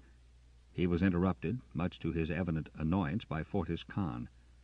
"Did you destroy that patroller?" he demanded eagerly. "The one on Kumi Way?" Kumi Way. Carter caught the significance of that. So the Vice Sector Lord ruled here, enough to give his name arbitrarily to the main thoroughfare of the city. "We deactivated a robot in what we thought a deserted city," he returned. "Since your being here is of importance, we shall end our exploration and return immediately to our camp." "Of course." Kumi was now the efficient executive. "We have been able to restore to running order several of the ground transportation vehicles we discovered here. Let one of them drive you back." "We flew in," Carter countered swiftly, "and we shall return the same way. Long life, Vice Sector Lord." He raised his hand in the conventional salute. But he wasn't to escape so easily. "At least you can be driven to where you left your flyer, Ranger Sergeant. There are other robot patrollers in use, and it will be safer if one who knows their code accompanies you. We cannot afford to risk you of the patrol." Carter dared not refuse what so smoothly appeared to be a sensible suggestion. Yet he knew that there was trouble here. He felt along his spine the cold prickle of fear which had warned him so many times in his life before. If he could only probe Fortis Khan, but he dared not try it when the Agaritan was there. "I think it is best not to overexcite the people with the report of your arrival at just this moment," the Lord continued, as he escorted the Rangers back across the anteroom. "It will, of course, be encouraging for them to know that we have been contacted by the patrol, especially when, after 5 months of broadcasting from here on a feeble comm, we had begun to believe that we were exiled for life. But I would prefer to discuss matters with your commander before allowing their hopes to arise. You probably noted Khan's response to your appearance. He saw in it the promise of an immediate return to the comforts of civilization, and since a patrol ship could not possibly transport all of us, we must make other arrangements." Twice during that speech the Agaritan had made assaults at Carter's mind, trying to learn or trying to win control. But the sergeant had his shield up, and he knew that Kumi would only receive carefully planted impressions of a patrol ship set down in a far district, a ship under the command of an alert and forceful officer, a difficult man for a civilian administrator to overawe. "I think you are wise, Vice Sector Lord," Carter inserted into the first oral pause. "You have been here for 5 months, then, within this city?" "Not at first, no. We made an emergency landing some miles from here, but the city had registered on our photo screens when we came down, and we were able to locate it without undue difficulty. Its functions are in an amazing state of preservation. We must consider that we have been unusually favored by fortune. Of course, having Trestor Vink and 2 of his assistants among our number was an additional aid. He is the mech techneer for the Niori line, and he has become quite absorbed in the mechanics here. He believes that originally its inhabitants were in some ways more advanced than we are. Yes, we have been very lucky." They crossed the room of the hidden elevator shaft and came out on a vast balcony overhanging a hall so large that Carter felt swallowed up in space. There was a stairway from the balcony to the lower floor of the hall, a flight of steps so wide that it might have been fashioned to accommodate a race of giants, and the lower hall opened through a series of tree-like pillars into the street. "Combs!" The figure lounging against one of the pillars snapped to attention. "You will take the road vehicle and drive these patrolmen to their ship. I do not say goodbye, Sergeant." The Lord turned to Carter with the graciousness of a great man addressing an admitted inferior. "We shall meet again soon. You have done a very good night's work, and we are exceedingly grateful to you. Please inform your commanding officer that we shall be eagerly waiting to hear from him." Carter saluted. At least the Agaritan was not insisting upon going with them to the sled. But he did stand there until they had taken their places in the small car, and the driver put it into motion. As they moved away from the building, Carter turned his attention to the driver. That bristling shock of black hair, with its odd brindling of brown, showed up clearly as they swept beneath one of the banners of City Light. The long jaws, too. So, that was why Kumi let them go off alone. No wonder he had not thought it necessary to accompany them himself. He would be with them in one way, if not bodily. Their driver was a can-hound, the perfect servant whose mind was only a receiving set used for the benefit of his master. Carter's skin roughened as if something slimy trailed across him. He had the sensitive's inborn horror for the creature before him, a thing he would not dignify as either human or Bemi, and now he would have to. The very thought made him so sick that his empty stomach twisted. This was the worst, the lowest task he had ever had forced upon him. He would have to go into that mind, skillfully enough not to be detected by the distant master, and there implant some false memories. "Which way?" Even that voice rasped sickeningly along his nerves. "Along this wide street here," he ordered with stiff lips. His hand closed over Rolf's. The Faltharian did not move, but he answered with a light return pressure. Carter began, while his mouth twisted into a tortured ring of disgust, and his mind and body alike fought wildly against the will which forced him to do this thing. It was worse than he had expected. He was degraded, soiled unspeakably by that contact. But he went on. Suddenly the car pulled to the side of the street, wavered into an open space between buildings, came to a stop in a courtyard. They remained in it while Carter fought the miserable battle to the end. That came when the can-hound's head fell forward, and he slumped limply in the driver's seat. Rolf got out, but Carter had to steady himself with his hands as he followed. He reeled across the court and hung retching on a windowsill. Then Rolf reached him and steadied his shaking body. With the Faltharian's arm still around him, the sergeant wavered out on the street. "Just ahead." Carter got out the words painfully between spasms of sickness. "Yes, I have seen." The faint gleam of radiation was undoubtedly clearer to Rolf's light-sensitive eyes than it was to his own. They were about 4 blocks now from the point where the robot had fired at the doorway, and from there they could easily find their marked trail back to the sled. Rolf asked no questions. He was there, a hand ready to support, a vast, comforting glow of clean friendship. Clean. Carter wondered if he would ever feel clean again. How could a sensitive, even an Agaritan, deal with and through a creature such as that? But he mustn't think of the can-hound now.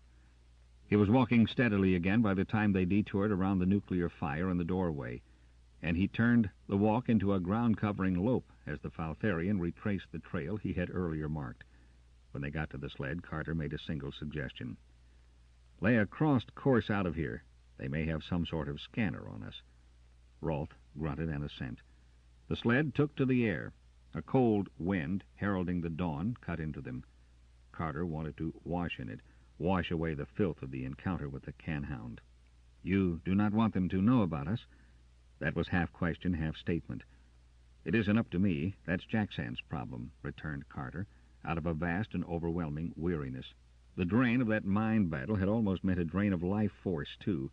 He wanted to lie down and sleep, just sleep, but he couldn't, and he forced himself to give Rolfe an explanation of what they had been pitted against, what they might have to fear in the future.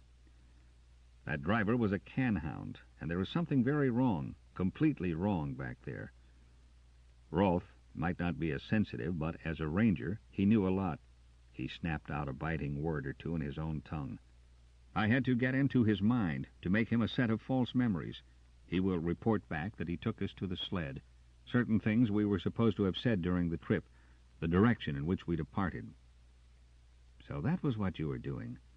Rolfe's dark eyes lifted from the course indicator long enough to favor his companion with a look in which respect and awe were mingled.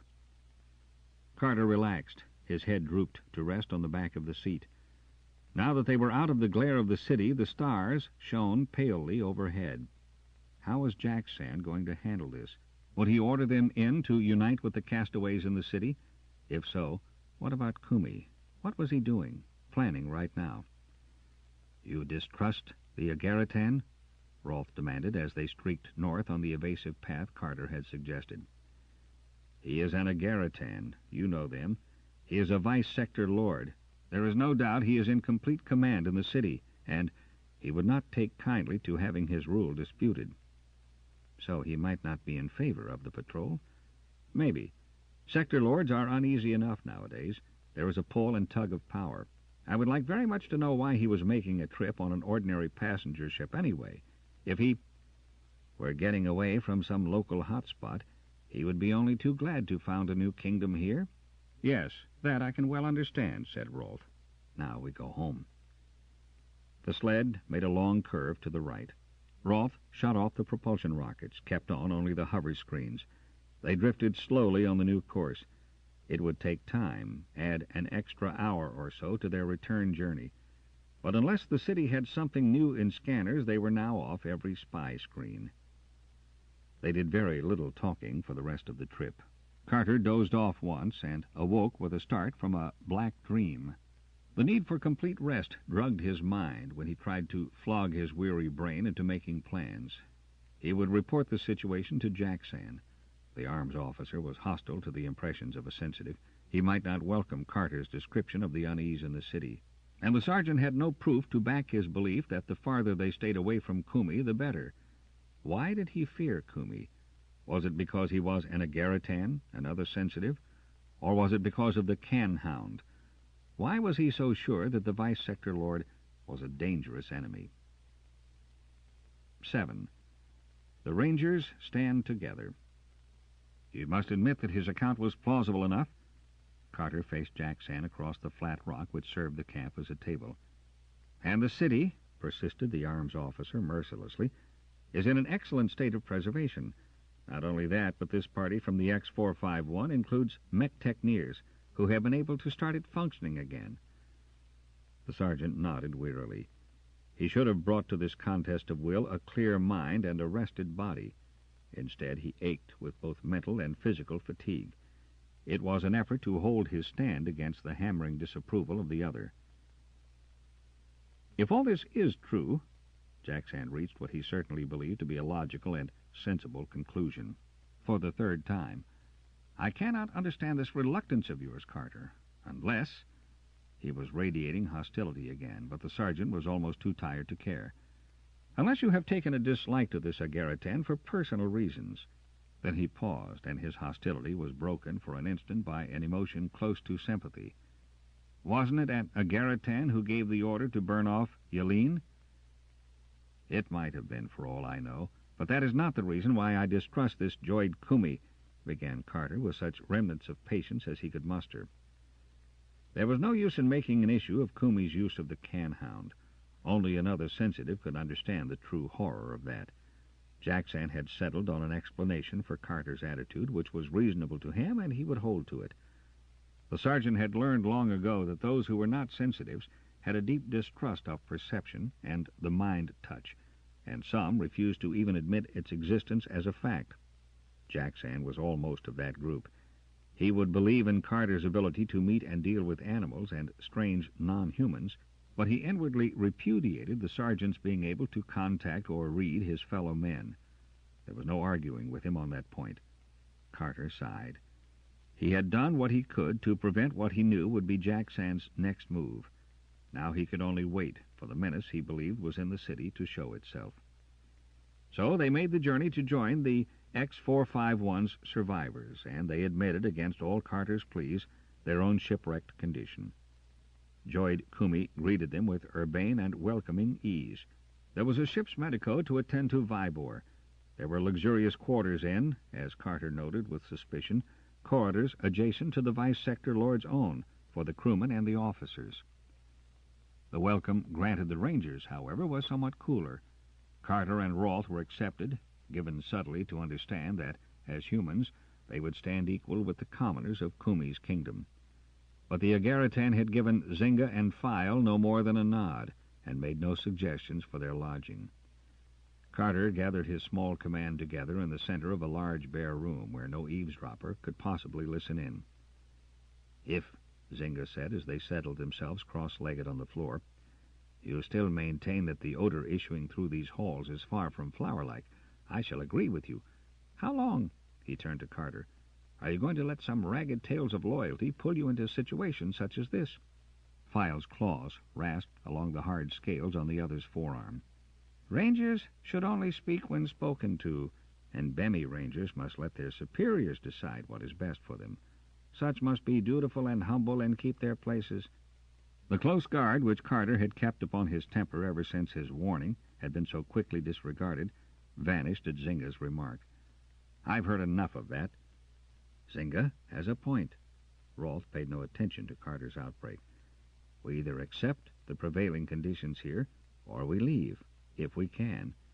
And maybe we can't wait too long or be halfway about it." "If we can," repeated Zynga, with a grin displaying no humor but many sharp teeth. "That is a most interesting suggestion, Rolfe. I wonder if there were or are any Bemis numbered in the crew or among the passengers of the X-451. You notice that I am inclined to use the past tense when I refer to them.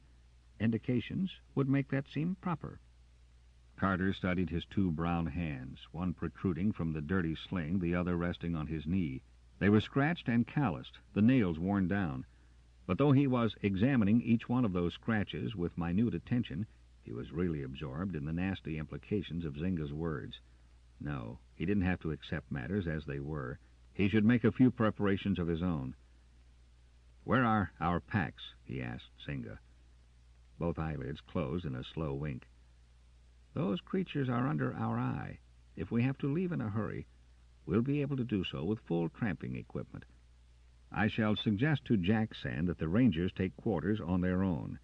Together," Carter said slowly. "There is a 3-story tower on the west corner of this building," cut in File. "Should we withdraw to that lofty perch, well, it may be that they will be so glad to be rid of us that they will permit it." "Let ourselves be bottled up?" asked Zynga with some sting in his hissing voice. File clicked his claws with an irritated snap. "No one is going to be bottled up. Please remember we are dealing with highly civilized city dwellers, not explorers. To them all possible passages in and out of a building are accounted for by windows and doors only." "Then this tower of yours boasts some feature not included in that catalogue which would serve us in a pinch?" There was a little smile curving Rolfe's pale lips. "Naturally, or I would not have seen its possibilities as our stronghold. There are a series of bands projecting in a pattern down the outer walls, as good as a staircase to someone who knows how to use fingers and toes." "And keep his eyes closed while he does it," groaned Zynga. "Sometimes I wish I were civilized and could lead a sane and peaceful life." "We could allow," File had talked himself back into his best humor again, "these people to believe that we are safely out of mischief. They can put a guard at the single stairway leading up in that tower if they wish. Carter nodded. "I'll see Jackson. After all, we may be rangers, but we are also patrol. And if we want to stick together, no civilian has any right to question us, Vice Sector Lord or not. Stay out of trouble now." He got up, and the three nodded. They might not be sensitives, though he suspected that Zynga had some power akin to his, but they knew that they were only four in a potentially dangerous environment. If they could just get themselves exiled into Files Tower. But he had to wait a long time to see Jackson. The arms officer had accompanied Vibor to the Medico, and when he at last returned to his quarters and found Carter waiting for him, he was anything but cordial. "What do you want now? The Vice Sector Lord has been asking for you. He had some orders." "Since when," Carter interrupted, "has even a Vice Sector Lord had orders for one of the patrol? He may advise and request. He does not order anywhere of the Comet, patrolman or ranger." Jackson had crossed to the window, and now he stood there, tapping his nails against the casing, his shoulders and back stubbornly presented to the sergeant. He did not turn when he answered. "I do not believe that you take our position now into proper consideration, Sergeant. We do not have a ship. And since when has a ship been necessary?" But maybe that was the exact truth right there. Maybe to Jackson and the crew the ship was necessary. Without it, they were naked, at a loss. "It is because I feared this very thing," he continued more quietly, "that I was against our coming here." Whether it was politic or not, he had to say that. "Under the circumstances, we had very little choice in the matter." Jackson showed some of his old fire in that burst. "Great spaceman, would you have us fight the wilderness for food and shelter when there was this to come to? What of the commander? He had to have medical attention. Only a—" He stopped in mid-sentence. "Why not finish that, sir? Only a barbarian ranger would argue against it. Is that what you want to say? Well, I maintain, barbarian that I am, that it is better to be free in the wilderness than to come here. But let me have this clear. Am I to understand that you have surrendered the authority of the patrol to Joyd Kumi?" "Divided authority is bad." But Jackson refused to turn and face him. "It is necessary that each man contribute his skills to help the community. Joyd Kumi has discovered evidence that there is a severe cold season coming. It is our duty to help prepare for that. I think he wishes to send out hunting parties, as food may be a problem. There are women and children to provide for." "I see. And the rangers are to take over the hunting?" "Well, we shall make a few plans. In the meantime, we will take quarters for ourselves. And it might be well to arrange those with an eye to the future, unless there is also a butcher to be found among these city men." "You and Rolth were assigned rooms here. The rangers prefer to remain as a unit. As you know, that is only patrol policy. Or has the patrol totally ceased to exist?" If Carter had not been needled by increasing uneasiness, he might not have added that. "See here, Carter." Jackson turned away from the window. "Isn't it about time that you looked straight at some hard facts? We're going to be here for the rest of our lives. We are 7 men against almost 200, and they have a well-organized community going." "7 men?" queried Carter. "We number 9 if you count the commander." "Men." Jackson stressed the word. There it was, out in the open. Carter had feared to hear it for a long time now. "There are 4 qualified patrol rangers and 5 of you," he returned stubbornly. "And the rangers stick together." "Don't be a fool." "Why shouldn't I have that privilege?" Carter's rage was ice-cold now. "All the rest of you seem to enjoy it. You're a human being. You belong with your kind. These aliens, they—" "Jackson." Carter repudiated once and for all the leadership of the arms officer. "I know all those threadbare stock arguments. There is no need to run through them again. I have had them denned into me by your kind ever since I joined the service and asked for ranger detail." "You young idiot. Since you joined the service, eh? And how long ago was that? 8 years? 10? You're no more than a cub now. Since you joined the service. You don't know anything at all about it, this Bemi problem. Only a barbarian—" "We'll admit that I'm a barbarian and that I have odd tastes in friends, shall we? Admit it and leave it out of this conversation." Carter was gaining control of his temper. It was plain that Jackson was attempting to justify some stand he had taken, or been forced into agreement with, not only to Carter but to himself. "Suppose you allow me to go to perdition my own way. Is this—" All humans stand together, a rule of Kumi's? Jackson refused to meet the sergeant's demanding gaze. He is very prejudiced. Don't forget he is an Agaritan. They had an internal problem in that system when they had to deal with a race of alien non-humans. And they solved that problem neatly and expediently by the cold-blooded massacre of the aliens. I forgot your feeling against Agaritans. My feeling for Agaritans, which I might say is different from the one you deem it to be, has nothing to do with this case. I simply refuse now or ever to hold any such views against any stranger, human or Bemi. If the Vice-Sector Lord wants the Rangers to do his hunting, all right. But we shall stick together as a unit. And if to continue to do so means trouble, then we might oblige in that direction also. Look here. Jackson kicked moodily at the bedroll which lay on the floor. Don't stop thinking about it, Carter. We'll have to live the rest of our lives here. We're really lucky beyond our dreams. Kumi believes that this city can be almost entirely restored. We can start all over.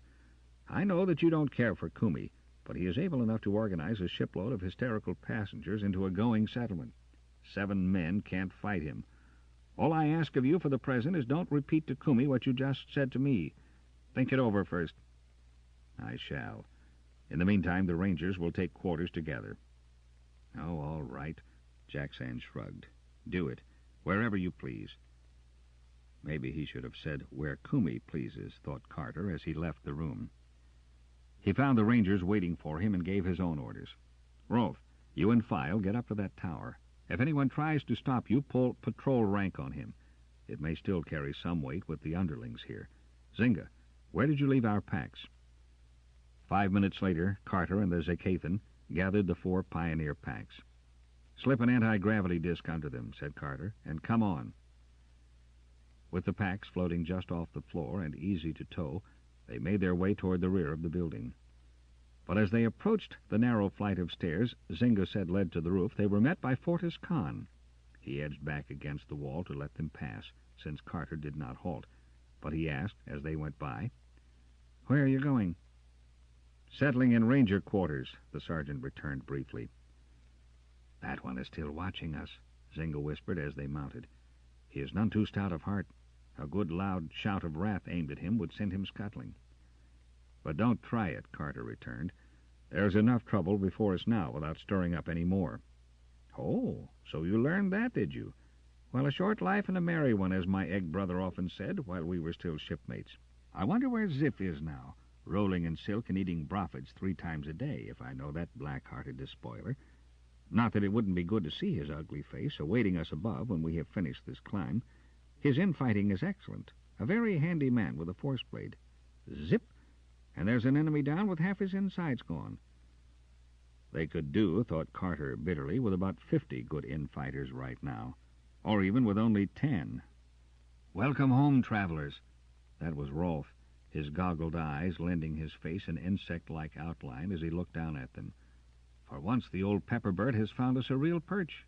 Come in and relax, my brave boys." "Flame bats and octopods!" Even Zinga seemed truly amazed as he stared about the room they entered. The walls were a murky, translucent green, and behind them came and went shapes of vivid color, water creatures swimming. Then Carter saw that it was an illusion born of light and some sort of automatic picture projection. Zinga sat down on the packs, bearing them under his weight to the floor. "Luscious, luscious, enough to tempt the most fastidious palate. The being who planned this room was a gourmand. I would be proud to shake his hand, fin, or tentacle. Magnificent! That red one. Does it not resemble almost to the last scale the succulent brothid? What a wonderful, wonderful room!" "What about rations?" Carter inquired of Rolf, over Zinga's head. The Faltharian's eyebrows raised until they could be seen over the rim of his goggles. "Are you contemplating our sitting out a siege? We have a few basic supply tins still unopened, about 5 days of full meals, twice that if we have to draw in our belts." "Do you mean to tell me," Zinga broke out, "that you have brought me into this place of culinary promise and now propose to feed me extract of nourishing—" "Bah, what a word, nourishing. As if nourishment and food are ever the same. To feed me extract of fungus and the rest of that unexciting goo we have to absorb when we are climbing over bare rock with no chance of hunting? This is a torture which cannot be refined upon. I insist upon my rights as a freeborn citizen." "A freeborn citizen?" queried File. "Second class, third class, twice removed would be much more apt, and you have no rights at all." But Rolfe had been watching Carter's expression, and now he broke in. "Is that the way of it, honestly?" "Just about, I'm afraid." Carter sat down on the room's single piece of furniture, an opaline bench. "I went to Jackson. He said Kumi had orders for me." "Orders?" Again the Falterian's eyebrows betrayed his surprise. "A civilian giving orders to the patrol? We may be rangers, but we are also still patrol." "Are we?" File wondered. "A patrolman has ships, force to back him up. We're just survivors now, and we can't ring in the fleet if we get in a tight place." "Jackson agrees with that. I gather that he has more or less abdicated in Kumi's favor. The idea is that the Vice Sector Lord has a running concern here." "And that we are more or less lucky to be included in?" demanded Rolfe. "Yes, I can see that argument being advanced. But Jackson, he's veteran patrol to the core. Somehow his standing aside this way, it doesn't fit." File made a gesture of brushing aside non-essentials. "Jackson's psychological response need not concern us as much as something else. Do I gather that here Bemis are second-class citizens?" "Yes." That answer was bald, but Carter saw no need to temper it. "I take it that you were urged to, withdraw from contagion," Zynga drawled, leaning back and hooking his taloned fingers over his knees. "That was part of it." "How stupid can they get?" Rolfe wanted to know. "If they want us to do their hunting, they must need food, and a bunch of these soft, inner-system men are not going to get much game by running out and beating the bushes. Instead of antagonizing us, they ought to be making concessions." "When did you ever know prejudice to act logically? And Jackson seems to have agreed to this down-with-the-Bemis plan, hasn't he?"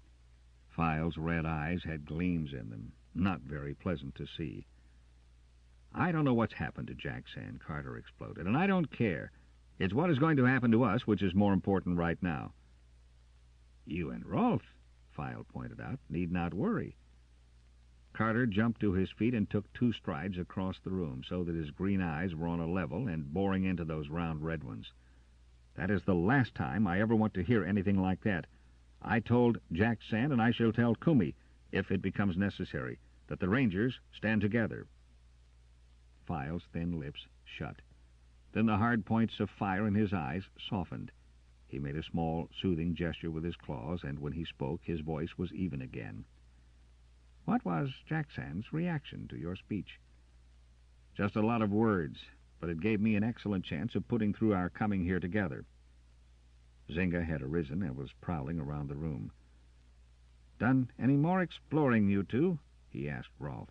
"What's the layout?" "One more room beyond that archway, on this floor. It has 2 windows, both of which overhang File's outside stairway. There is one large room immediately above this one, and a third over that with the bathroom off. Believe it or not, the water is running in that." Carter disregarded Zynga's exclamation of approval. "Only the one way in, unless someone climbs up the wall? Sure of that?" "Yes. Of course, they might descend upon us from the sky, but I hardly think we need fear that. And this door can be locked. Watch." Rolfe trod on a dull red block set in the floor. A door moved silently out of the right wall and sealed the entrance. On it was a metal plate, and the Faltharian set his hand on it for an instant. "Now, try to get that open," he urged the sergeant. But even when Zynga and File added their strength to his, Carter was unable to force the door. Then Rolfe stepped again on the stone, and it opened easily. "File locked me out when we were exploring, and we had a time finding out how to open it again. Tricky, the fellows who built that. It would take a full-size disruptor to breach that." "Which leads me to wonder if they do have one of those." Zynga put Carter's thought into words. But then that worry was blocked out, for he sensed someone coming up the stairs. At the sergeant's signal, the Rangers melted away. Zynga was now flat against the wall beside the door, where he could be at the back of anyone who entered before the stranger would know of his presence. File lay belly down behind the pile of packs, and Rolfe had drawn his blaster, standing a little behind the sergeant, who waited, his good hand empty. "Carter." They knew the voice, but they did not relax. "Come in." Smith obeyed. He gave a start as Zynga materialized behind him, but there was a worried frown on his face, and Carter knew that he was no danger to them. For the second time, the com-techneer had come to them because he was in trouble, and not because he was an enemy. "What is it?" asked the sergeant, with very little welcome. After all, Smith was to be normally reckoned with Jackson's forces. "They're talking, a lot. They've said you Rangers are too alien to be trusted." "Well," Carter's lips curled back in what was not even a shadow of a smile, "I've heard that a good many times before, and I can't see that we're any the worse for it." "Maybe you weren't, before, but this Agaritan, the man must be mad," Smith exploded. "I tell you—" His voice slid up the scale a little. "He must be raving mad." "Suppose," hissed Zynga, "you just sit down, over there, where we can keep an eye on you, and tell us all about it." 8. Palace Revolution. That's it. I've practically nothing concrete to tell. It's just a kind of feeling, the way he persists in keeping us away from all but his own men. He has a guard, that can-hound, a couple of jetmen from the X-451, one of the officers, 2 Intal planters, and 3 professional mercenaries. They're all armed, control-issue blasters and force blades, but I haven't heard of or seen any of the other officers from the X-451. And Kumi's taken over, gives commands to us. Dalgry and Snin were sent to join his techneers and help run the city. Ordered to do so, mind you. And they patrolmen, and Jackson didn't make any objection. "And what about you? Has he drafted you yet?" asked Rolfe. "Luckily I wasn't there when they came hunting techneer recruits. Look here, how does he dare give orders to the patrol?" There was honest bewilderment in Smith's voice. For the second time, Carter explained. "Better get it into your head, Smith, that as far as you and Kumi and the rest of us are concerned, the patrol has ceased to exist. We've nothing to back up any show of authority.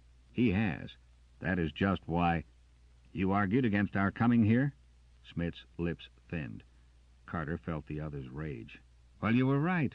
I know you Rangers don't feel the same about the service as we crewmen do. You've always been independent cusses. But my father died on the barricades at the Altra airlocks, one of the rear guard who held their posts long enough for the survivors' ships to leave. And my grandfather was second officer of the Promixa dreadnought when she tried to reach Andromeda. We've served 5 generations in the patrol. And may I be space-burned if I ever take orders from a Kumi while I still wear this." His hand went to his comet badge. "A very fine sentiment, which will not help you any if Kumi's private police force comes a-hunting," Zynga remarked. "But was it just this disinclination to take orders from a mere civilian which drove you to us?" "You," Smith snapped at the Zakathan, "needn't be so cocky. I overheard enough to learn that Kumi is death on fraternization with Bemis, and that goes for Rangers, too." He aimed in Carter's direction. "There's a rumor, it came in the form of a second-hand warning from one of the Intal planters, that Kumi's had a couple burned already." "A couple of what?" That was File, and his crest was rising. "Bemis? Of what species?" Smith shook his head. "I don't know. The planter was vague. Only you're not going to get a fair deal from Kumi, that's plain. And I'm not going to take his orders. Maybe we haven't always run the same course before, but we have a common problem before us now." "So?" File's claws preened his crest. "But the best of the bargain seems to be yours under the circumstances. What do you have to offer us in return?" "He has something we might need," Carter broke in. The appeal of the com-techneer was an honest one. He did want to throw in with them. "It will depend upon you, Smith. Can you swallow your pride enough to cooperate with Kumi's party? Cooperate until you can learn something of their setup, how much power Kumi really has, whether there are any rebels among the passengers, what are some of his future plans. We're not," he spoke now to the Rangers, "going to strike out blindly. You two, File and Zynga, will have to lie low until we do know how we stand. No use attracting any attention. As for me, since my talk with Jackson, I am doubtless down in their black books with a double star. Rolfe is handicapped for daytime work. So, Smith, if you are really willing to join up with us, keep that wish under mind block. And I mean under block. The Agaritan is a sensitive, and what he can't scrape out of an unsuspecting mind, the can-hound may be able to get for him. It'll be a tough assignment, Smith. You've got to join the anti-Bemi, pro-Kumi crowd, at least with lukewarm attachment. A little initial rebellion is all right. They would expect that from a patrolman with your background. But can you play a double game, Smith? And do you want to? The com-techneer had listened quietly, and now he raised his head and nodded. I can try. I don't know about this mind block business. He hesitated. I'm no sensitive. How much can Kumi do with me? He's a 5.9. He can't take you over if that's what you're afraid of. You're from Luga, or your family was Lugan stock originally, weren't they? My father was Lugan. My mother came from Desart. Lugan? Desart. Carter looked to Zynga. High Resistance Corps, the Zakathan informed him promptly. Imaginative, but excellent control. Resistance is above 8. No Agaratan could take him over. And you do have a mind block, Smith, whether you've ever tried to use it or not. Just think about some comm machine when you're around a sensitive. Concentrate on some phase of your old job. Like this? Demanded Smith eagerly. It was as if he had snapped off some switch. Where Smith sat, there was now a mental blank. Carter bit off an exclamation and then said, Keep that up, Smith. Zynga. His own power went out toward the com-techneer, and then he felt a second stream of energy unite with it, driving into that blankness with him like the tip of a blaster beam. So he had been right. Zynga was a sensitive too, and to a degree he could not even measure. Together their wills smashed at Smith, smashed on a barrier which held as staunchly as the hull of a spaceship. There were beads of moisture on Carter's forehead, gathering under the edge of his helmet to trickle down his cheeks and chin. Then his free hand moved in a gesture of defeat, and he relaxed. You need not worry about mind invasion, Smith, unless you get careless. The com-techneer was on his feet. Then we are allied? He asked that almost shyly, as if he had come there expecting to be turned away. We are. Just stir around some and see what you can find out. But don't, if possible, get sent off from here where we can't reach you. We may have to move fast if trouble comes. I won't let you down. Smith crossed to the door. Now he hesitated and turned. And before he went out, his hand moved in a gesture which included all of them, human and Bemi alike, the full salute of a patrolman to his equals. Now, just in case. File flitted across the room and stamped on the door-controlling block, locking the portal with the heat of his claws. Yes, Zynga agreed. One does feel more relaxed when it isn't necessary to think about guarding one's back. Shall we settle in? Carter slipped his left wrist out of the sling and rubbed it thoughtfully. They have a medico here. I wonder... Rolf moved up beside him. Are you thinking of venturing into the Slith's cave alone? A well-equipped ship's hospital should include a renewer ray, and I'd like to go into battle, if I have to, with 2 good hands instead of 1. Also, it gives me a legitimate excuse for wandering around below. I can ask questions. All right, but you don't go alone, Rolf agreed. Somehow I don't fancy any of us prancing about alone in this building. 2's pretty good company, and 2 blasters can clear a wider path than 1. None of that. I'm a sufferer in search of a medico, remember? But Carter's lips stretched in what had come during these past days to be an unfamiliar curve, a genuine smile. Have you 2 enough to amuse yourselves with while we are gone? Don't worry about us. Zynga grinned, and his inch fangs shone in the greenish light to ghoulish advantage.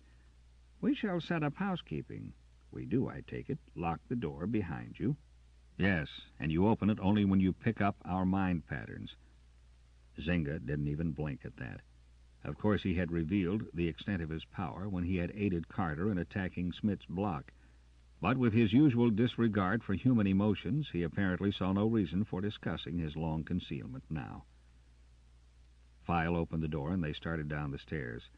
It was quiet below, and they were almost into the corridor before Carter's perception warned him of a stranger's approach. It was a young man in the rather ornate uniform of a passenger ship's officer, who strode confidently toward them. You are Sergeant Carter? I am. The Vice Sector Lord wishes to see you. Carter stopped and gazed with mild interest at the newcomer. Perhaps the sergeant was even a year or so younger than this assured flight spacer, allowing for planetary and racial difference. But suddenly he felt almost grandfatherly. I have not received any orders from my superior officer delegating me to be attached to the service of the Central Control Civil Section. And for a wonder, that pomposity actually disconcerted the other. Maybe the old magic of the patrol still held a small power. Carter and Rolfe started on, past the officer, and were several feet down the hall before he caught up with them again.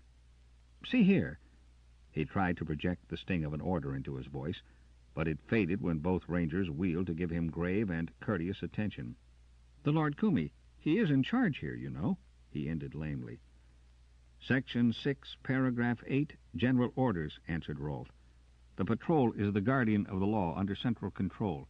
It may assist the civil branch if and when requested to do so, but at no time and in no manner does it surrender its authority to any planetary or sectional advisor or ruler, except under the direct seal and order of central control." The youngster stood with his mouth slightly open. The last thing he had expected, thought Carter, with a relieving chuckle of real humor, which he was able to suppress, was to have general orders spouted in his face. Zynga would have loved to hear this. Carter hoped that the Zakathan had followed them mentally and was enjoying it. But whatever protest the spacer was about to make died away as the ranger's expressions of polite but impatient attention did not alter. "Now," Carter said, when the officer added nothing to that forlorn "but," "perhaps you can direct me to your medico's quarters. I require attention for this." He indicated his wrist. The officer was eager to oblige. "Down 2 flights of stairs at the end of this corridor and turn to your right. Medico Trey has the first 4 rooms in that hall." He remained where he was, still staring after them as they moved on. "What do you suppose he is going to report to the great Kumi?" Rolfe wondered as they followed directions. "I don't think that I would care to be in his boots. Do you believe that I was wise to stand up and resist at this point? Maybe I wasn't, but they must have discovered from Jacksand that I am hostile. And—" Carter's face was entirely expressionless. "That was something I had to do. He set the can-hound on us." And Rolfe, having seen that fighting face before and knowing what its mask covered, decided to say no more. They met no one else on those 2 flights of stairs. Apparently this portion of Kumi's stronghold was more or less deserted, and they were approaching the first door along the medico's corridor when a thin whisper of sound caught their attention. Here the tall windows were set in deep recesses, and it was from one of those that the summons came. A woman. But Carter already knew that, having met the block which always prevented a sensitive from interpreting the emotions of one of the opposite sex. She was leaning forward, daring to beckon with one hand. Rolfe edged toward that side of the hall, and Carter nodded. The Faltharian would contact the woman while the sergeant kept on to their destination. If anyone except Zynga had a mind watch on them at present, such a move might be confusing. Rolfe stepped into the embrasure and drew back against the window, taking the woman with him. To anyone not directly before the recess, they were not visible. Carter went on a yard and glanced back. Rolfe had made the right move. From where he was now, they could not be seen. The sergeant turned into the next open door. Medico's quarters, all right, from the equipment in sight. Almost at the same instant, a tall man came from an inner room. Carter tried mind contact and then lost some of his tension. This was no Agaritan, and no enemy either. He could scan nothing but goodwill in the other's mind. "You have a renewer ray?" he asked, drawing his arm out of the sling. "We have. How long it will continue to function, locked to these city currents, is another question. We cannot be sure of anything. I'm Medico Laszlo Trey. A break?" His fingers were already busy about Carter's wrist, unfastening the bandages Zynga had put on that morning. "I don't know." "Ah." Carter sucked in his breath as Trey began probing the bruised and purple flesh. Then the ranger was pushed down on a stool at the edge of the renewer beam, his throbbing arms stretched out under the concentrated ray, feeling again the draw of those invisible healing motes. Twice Trey snapped off the current and came to examine the hurt with delicate fingertips, only to turn it on again after shaking his head. The 3rd time he was satisfied. Carter lifted his arm gingerly and flexed first his fingers and then his wrist. Although he had once before been under the ray, to renew a leg almost chewed to pieces, the wonder of the restoration was as great as ever. He pulled off his sling and grinned happily at the medico. "Better than new," Trey commented. "Only wish that your officer could be as easily put to rights. Sergeant Vibor." Carter had almost forgotten the commander. "How is he?" Trey frowned. "The physical wounds, those we were able to heal, but the other, I'm no psychosensitive. He needs the type of care and treatment he'll never be able to get now, unless a miracle occurs and we are rescued." "Which you do not believe will ever happen," suggested Carter. "How can any sensible man believe that we will?" countered the medico. But there was something else, another emotion hidden beneath that answer. This planet, this solar system, does not even exist on any map the X-451 carried. "But those who built this city were at a high level of civilization," Carter pointed out. "Where did they go?" "They were, and they weren't. Mechanically, they were far advanced, yes, but there are odd gaps. I understand you Rangers are trained to assess strange civilizations. I shall be eager to have your reaction to the ruins of this one after you have had the time to study it. The one thing I have noticed is that there is no spaceport here, and there never was. Maybe the men of this world never knew space flight." "But what happened to them?" Trey shrugged. "At least this is no second Tantor. We made sure of that before we entered the city. And we have found no human remains here. It seems almost as if they all walked away one day, leaving their city ready and waiting, all geared to go again when they wished to return. There are signs of time, some erosion. The machinery, though, had all been left protected, oiled, laid up in such a way as to set our mech techneers running around begging people to come and look at an excellent preservation job." "They must have planned on returning then." Carter digested that. "Was there on some other land mass of this unknown world a remnant of civilization? If they did, they were prevented. It has been a long time since they left. Wrist okay, Sergeant?" Carter did not start at the abrupt change in the other's speech. He knew that Rolfe was at the door behind him. "Medico Trey, Ranger Rolfe." He was careful to glance around before making the introductions. No need to tip off Trey that he was a sensitive. The medico acknowledged the Faltharian's salute. "Pleased to see you, Ranger. Any aches or pains to report? Goggles holding up? Need any skin burn cream? You are a Faltharian." The lips below Rolfe's goggle mask curved into a smile which expanded under the medico's friendliness. "You know all about my problems, then, medico? Had a Faltharian patient once, bad skin burn. That's what started me messing around with creams. Found one which did help a lot. Wait a minute." He hurried to a medicine case in the corner and began checking over the assortment of plasotubes it held. "Try this." He brought one out. "Spread it on before you go into direct daylight. I think you'll find it will stop irritation." "Thanks, medico." Rolfe put the tube into his belt pouch.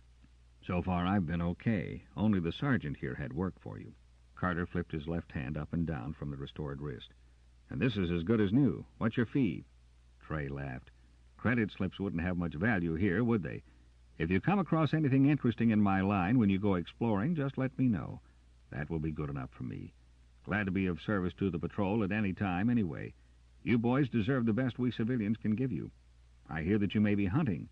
Any chance of going along sometime on one of your trips?" Carter was surprised.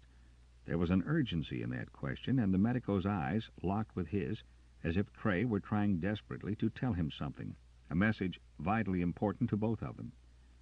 "I don't see why not," the sergeant returned. "If we do go. I've had no orders as yet. Thanks again, medico." "Not at all. Only too glad to be able to help. See you around." But still underneath that urgent appeal. Then Carter's eyes widened. The fingers of the medico's right hand, they had moved, were moving again, to shape a figure he knew well. But how? How and when had Trey learned that? Automatically he made the prescribed answer with his forefinger, even as he said loudly, "If and when we go out, we'll let you know. Clear skies." "Clear skies?" The other returned the spaceman's goodbye. Outside the door, Carter's hand closed for a moment only on Rolfe's. The Faltharian at once began talking about hunting. "Those horned beasts we saw in the clearing," he said as they mounted the stairs again. "They should make excellent eating. There may be some way of salting down the flesh, if we could locate salt deposits. And the same for those river creatures Zinga is always talking about. We needn't send him to bring in those." The Faltharian laughed as light-heartedly as if he had not caught the message and was speaking now for other ears. "He'd eat more than he'd bring back." End of Side 7. Side 8, Star Soldiers, by Andre Norton. Continuing on page 352. "We'd better not use the blasters," Carter cut in, as if he were giving some serious thought to the questions. "Spoils too much of the meat. Force blades—" "Have to get in close to use them, wouldn't you?" asked Rolfe dubiously. Both of them were climbing faster. There was someone behind them now. Carter's mind touched and then recoiled, sickened. The can-hound was trailing them. But they did not run, though they were breathing hard when they reached the top of the last flight and saw the door to the tower open just enough for them to squeeze through. Zynga slammed it shut on their heels with an open-jawed snarl of rage. "So that's after you. As a trailer only, I think. Let him stew around outside. Now, Rolfe, what about that woman? What did she want?" "She thought we were brave heroes come to the rescue. Kumi's kept it dark, our arrival. But word got around. Our uniforms are too well known. She came to ask for help. The situation here is just about what you thought it was. Kumi's set himself up as a pocket-sized central control. You do just as he says or you don't eat, and if you protest too loudly, you disappear." "How many have disappeared?" File wanted to know. "The captain of the X-451 and 3 or 4 others. Then there were 4 Bemi passengers. They disappeared too, but not in the same way. I gather that they saw which way the stars were showing right after the landing, and went off into the blue by themselves." "Bemis? What species?" Zynga's frill made a fan behind his head. He still stood by the door as if listening to something on the other side of the portal. "I couldn't get that out of her. She didn't see them until after the ship came down. It was a 2-class liner. Anyway, there is now a Kumi party, small but armed and dangerous, and an anti-Kumi party, badly organized and just milling around, taking it out in talk where they can't be overheard by the Lord and Master. Kumi himself keeps holed up here and has his men patrolling. Those who know anything, the Techneers, the Medico, he keeps right under his eyes. That can-hound is one of his big threats." "Are we invited to join the anti-Kumi party?" File asked. "I don't think it has gone that far yet. They had an idea that the patrol had moved in to take over. And do you know, I think that is just what we might have done if we had handled this the way you wanted to, Carter. Allowed them to think we had an undamaged ship and were on duty. I had to tell the woman that we were not in charge, but I also informed her that the Rangers were sticking together." "They may plan a palace revolution," Carter mused. "Very well. I say we stick tight here until we know more." "Where did that Medico learn Ranger hand-talk?" Rolfe wondered. "A question I'll ask him if I ever get the chance. He's another who suggested the waiting game and to keep our eyes open and our mouths shut." "Our eyes and other things open." Zynga's head was pressed against the surface of the door. "The can-hound is about to do a little prying. Think sweet thoughts for him. Quick." 9. Showdown. "Then you press this little knob and... Neat, isn't it?" Carter had to agree with the Zacathan that the results of pressing the little knob were neat. Water, clear, honest, fresh water, splashed out of a spout disguised as a monster's head and fell into a basin set in the floor, a basin large enough to accommodate with ease even Carter's inches. "Go on, try it," urged Zynga. "I did, twice, and you don't see me any the worse for it, do you?" He turned slowly around, flexing his muscles and grinning toothily. Rolfe leaned back against the edge of the doorway and watched the flood suspiciously. What about the water supply? Could our friends down below shut it off if they wanted to? Carter had unbuckled and thrown aside belt and tunic. Now he paused uncertainly. It might be wiser to conserve water instead of wasting it on baths, but the Zacathan shook his head. "The pipes carrying this run up through the walls. If they shut us off, they will probably have to shut off their own supply also. Anyway, if a siege is included in their future plans, we'd be fools to allow ourselves to get bottled up here any longer than it would take us to climb down that outer wall. Don't be a spoil-sport," he ended. "Or do you like to go dirty?" Carter peeled off the rest of his clothing and kicked it across the floor. He had one clean outfit in his bag, and he reveled in the thought of using it. I wonder what they looked like. He tried the temperature of the pool with his toes and found it to be pleasantly warm, much more comfortable than the mountain stream. "Who? Oh, you mean the builders of this delightful spot? Well," Zynga indicated the mirrored walls, They were not ashamed to look themselves in the face. Wonder if those ever before reflected any bathers as ugly as you two. Carter laughed and splashed water at the Zakathan. Speak for yourself, Zynga. I'll have you know that my face is not considered suitable for frightening children. Or did that still hold true, he wondered suddenly, and for the first time surveyed his reflection critically as it appeared in the mirror which ran the full length of the wall behind the basin. The deep brown skin which proclaimed his space-borne occupation had only a few lines as yet. Of course, above that dark expanse, the color of his hair did look rather odd, but its soft cream and red-brown in waving strips was perfectly natural for a son of Yelene. He had 2 eyes, green, set slightly aslant, a straight nose, a mouth centrally placed, all proper for a human. Teeth too small. Carter flushed and watched the dark crimson creep up along his sharply defined cheekbones. Freeze and blast you, Zynga. Can't you leave a man's thoughts alone? Admiring himself, was he? But I don't agree about the teeth. Large ones aren't marks of beauty among our kind, you know.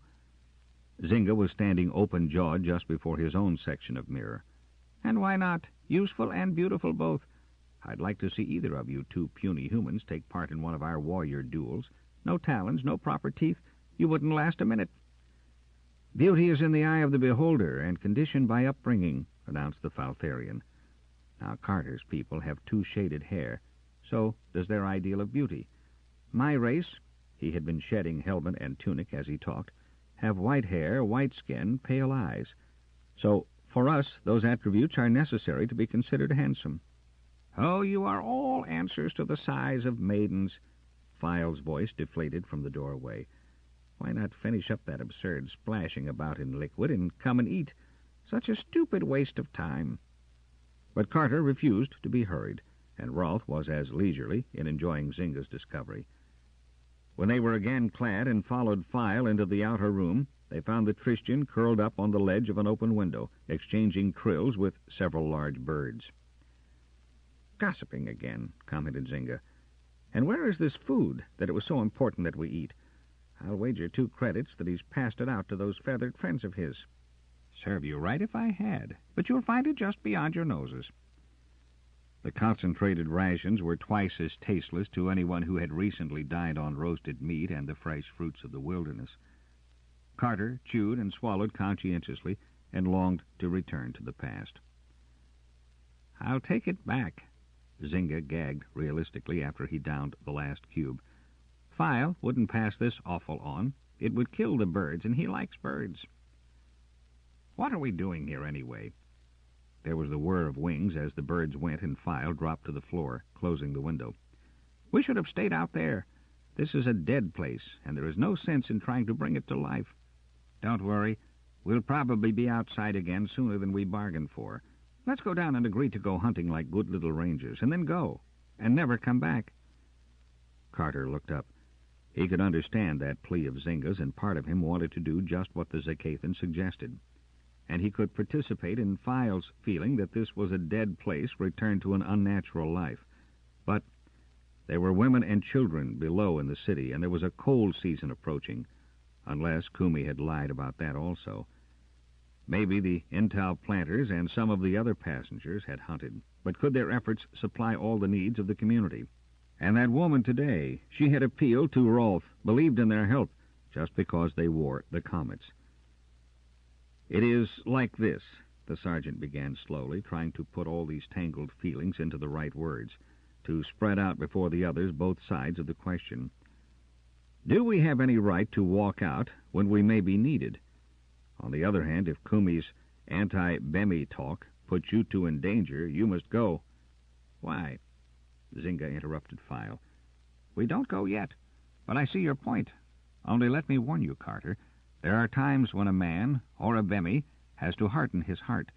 We needn't make any decisions tonight. A good rest... Locked door or not, I'm suggesting a watch, File stated. They won't try to reach us that way. Carter shook his head. You mean mind touch? Rolf whistled. Then File and I won't be much help. True. So Zynga and I will divide the night. There followed uneasy hours. 3 rolled in bedrolls, 1 on guard, slipping on unbooted feet from room to room, up and down, listening with both ears and mind. They did it in 2-hour watches, and Carter had taken to his bed for the second time when Zynga hailed him with a low hiss. The sergeant pulled out with a sigh to join the Zacathan at an open window. "Smith is coming across that other roof." The Zacathan was right. The mind pattern of the com-techneer identified him, and only a trained ranger could have sighted him. His dodging from shadow to shadow, his use of every bit of cover, was patrol work at its best. "I'll go down to meet him." Before Zynga could protest, Carter was through the window and on that ladder of block design. Fortunately, it was a cloudy night, and he thought that unless someone were watching him through vision lenses, he could not be seen, his uniform being almost the same shade as the stone. As the sergeant came within a foot or two of the roof over which Smith was advancing, he gave a soft whistle of patrol recognition. There was a moment of silence, and then he was answered, and the com-techneer came running to join him. "Carter here." "Thank the spirit of space. I've been trying to reach you for hours." "What's up?" "The men, those against Kumi. They've taken our appearance here as a signal to fight him. The idiotic fools. He has a disruptor mounted in every main corridor. They can't get anywhere near him. And that can-hound has knocked out 2 of the leaders, put them to sleep, the same way you did Snin back in the ship. It'll be nothing but raw murder if they try to storm Kumi's quarters. He had Jacksand locked up with the medico, and the techneers are under guard. He'll wipe out all opposition. He's planted a force bomb at the foot of your tower stairs. If you try to come down, finish. And he and the can-hound are cooking up something special to smoke you out." Something special. If the Agaritan believed that he was only dealing with a sensitive of equal powers, there were many things he could try. But against a 6.6 and Zynga, such attacks might backfire. "I've got to get back." Smith nursed his blaster in one hand. "I've got to keep those fools from attacking head-on. Is there anything you can do?" "I don't know, but we'll try. Hold off your men as long as you can. Maybe we can turn the tables." Smith melted away into the night. If he kept his mental guard, he was going to be a formidable addition to the rebel forces. Neither the Agaritan nor the can-hound could get to him that way. Carter climbed back up to the tower window to discover all the rangers waiting for him. That was Smith. As usual, darkness had not confused Rolfe. What did he want? "There's a rebellion against Kumi. The other side took our arrival for the signal to break loose. And Kumi, of course, has not been slumbering peacefully meanwhile. What have his merry men prepared for us?" "Yes." Rolfe added his question to Files. "What is ready and waiting for us?" "Smith set a force bomb at the foot of the stairs, ready to go off as we go down." "Play rough, don't they? Do you know, I think that somebody should put the old healthy fear of the patrol into these gentlemen." "Where's Zynga?" Carter interrupted the Faltharian. "Gone below to do what he calls listening." File laid a torch on the floor, pulled the edge of his bedroll partially over it, and by the shielded light began to count out the extra clips for their blasters. It did not, unfortunately, take him very long to finish the task. "That all we have?" Carter asked grimly. "You have the charges now in your weapons and the extras in your belt loops.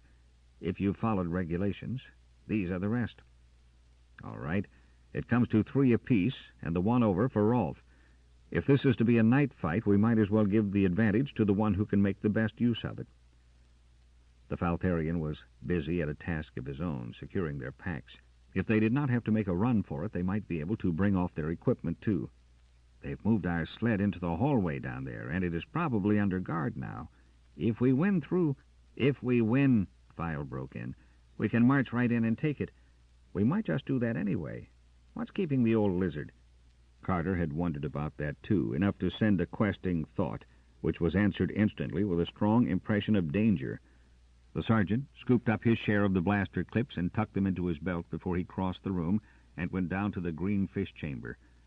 Zynga stood pressed against the door as if he wished to melt into its surface. Carter joined him to listen. There were movements, not too far away, maybe just beyond the foot of the staircase. 2 living things withdrew. A third remained. That was the can-hound. But why did they leave that one on guard? Unless, Zynga's thought answered him in a second's flash, they suspect that you or I are not what we seem. But they cannot know the full truth, or they would not leave the can-hound. Not after the way you handled him before. They must have discovered that. Or is he bait? Carter thought back to Zynga, reveling in the freedom of this exchange, which he had always longed to experience, but had never found before. That we shall see. This time the task is mine. Brother. Carter withdrew mind touch and concentrated only on trying to sense the approach of any other who might break Zynga's control. He felt the Zakathan's body grow tense and guessed the agony Zynga was feeling. It was as if they had stepped out of time, planet time. Carter never knew how long they fought their soundless battle before he had to give a warning. One comes. He said that aloud, not daring to break in by thought. Zynga hissed a long sigh.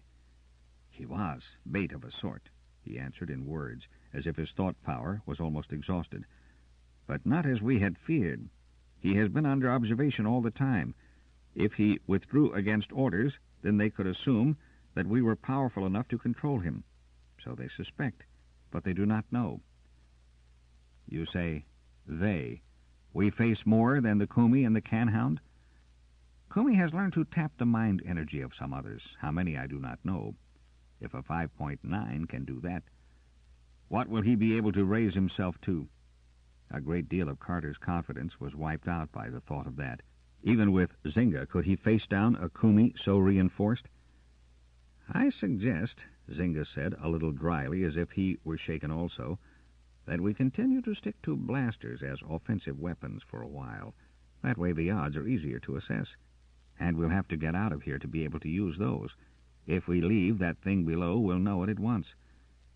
Which leaves us only one answer. We'll have to split up for now. You and Rolf take the outside route down and see what you can do in the general melee. File and I shall hold the fort and try to make two think as four. Carter could see the wisdom in that.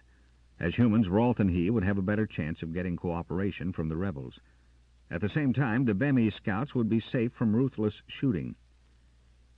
The climb down to the rooftop across which Smith had come was ridiculously easy.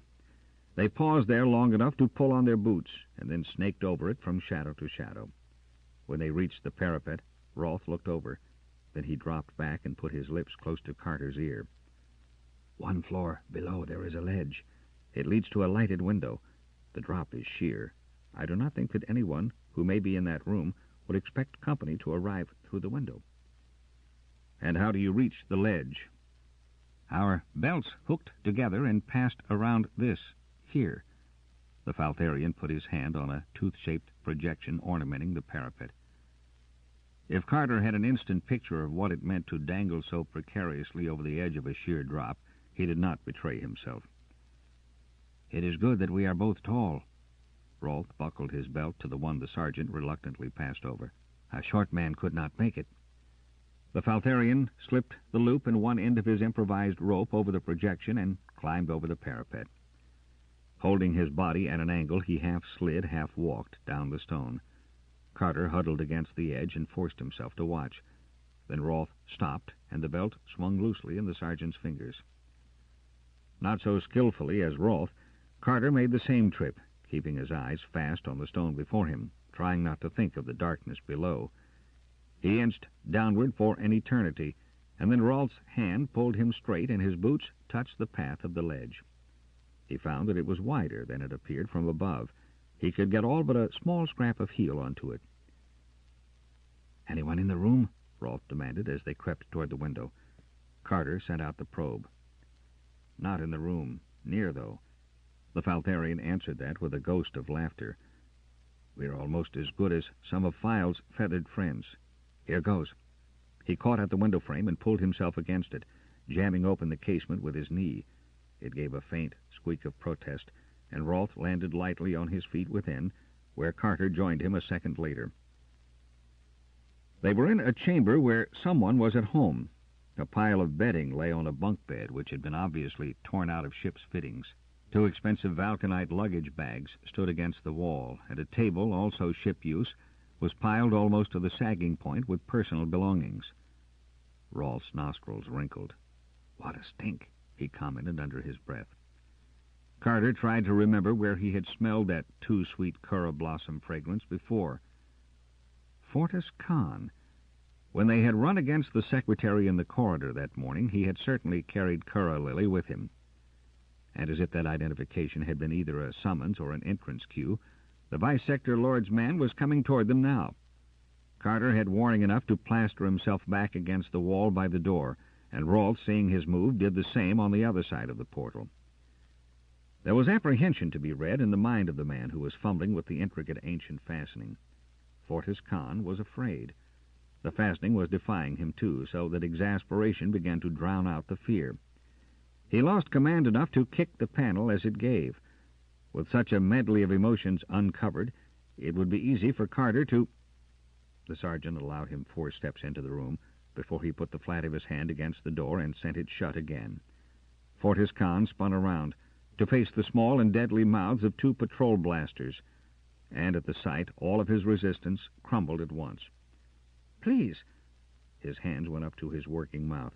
He retreated backward without looking where he was going, until the cot caught him below the knees, and he plumped down upon it, as if he were as boneless as a Lydian Gelisar. As Carter walked toward him, the little man cringed, as if he wanted to burrow into the tangle of bedding. "One would begin to think, Carter, that this gentleman has a guilty conscience." Rolfe's words might have been the lash of a Tullen slaver's whip, the way Fortis Kahn reacted. He stopped trying to pull himself under the covers and sat stone still, his mouth trembling, his eyes glassy with, Carter recognized, pure fear. "Please." The secretary had to work to get that one word out, but it was a stopper which had held up the flood. "Please, I had nothing to do with it, nothing. I advised him not to antagonize the patrol. I know the law. Why, I have a second cousin who is the clerk in your administration office on 60. I wouldn't go against the patrol, never. I had nothing, absolutely nothing to do with it." His fear was so rank that it was almost an odor in the room. But what was he afraid of? The planting of the force bomb? That trick with the can-hound? There was only one way to get at the full truth. And for the second time in his life, Carter ruthlessly invaded a fellow human's mind, breaking down the feeble block, exploring, learning what he wanted. In part.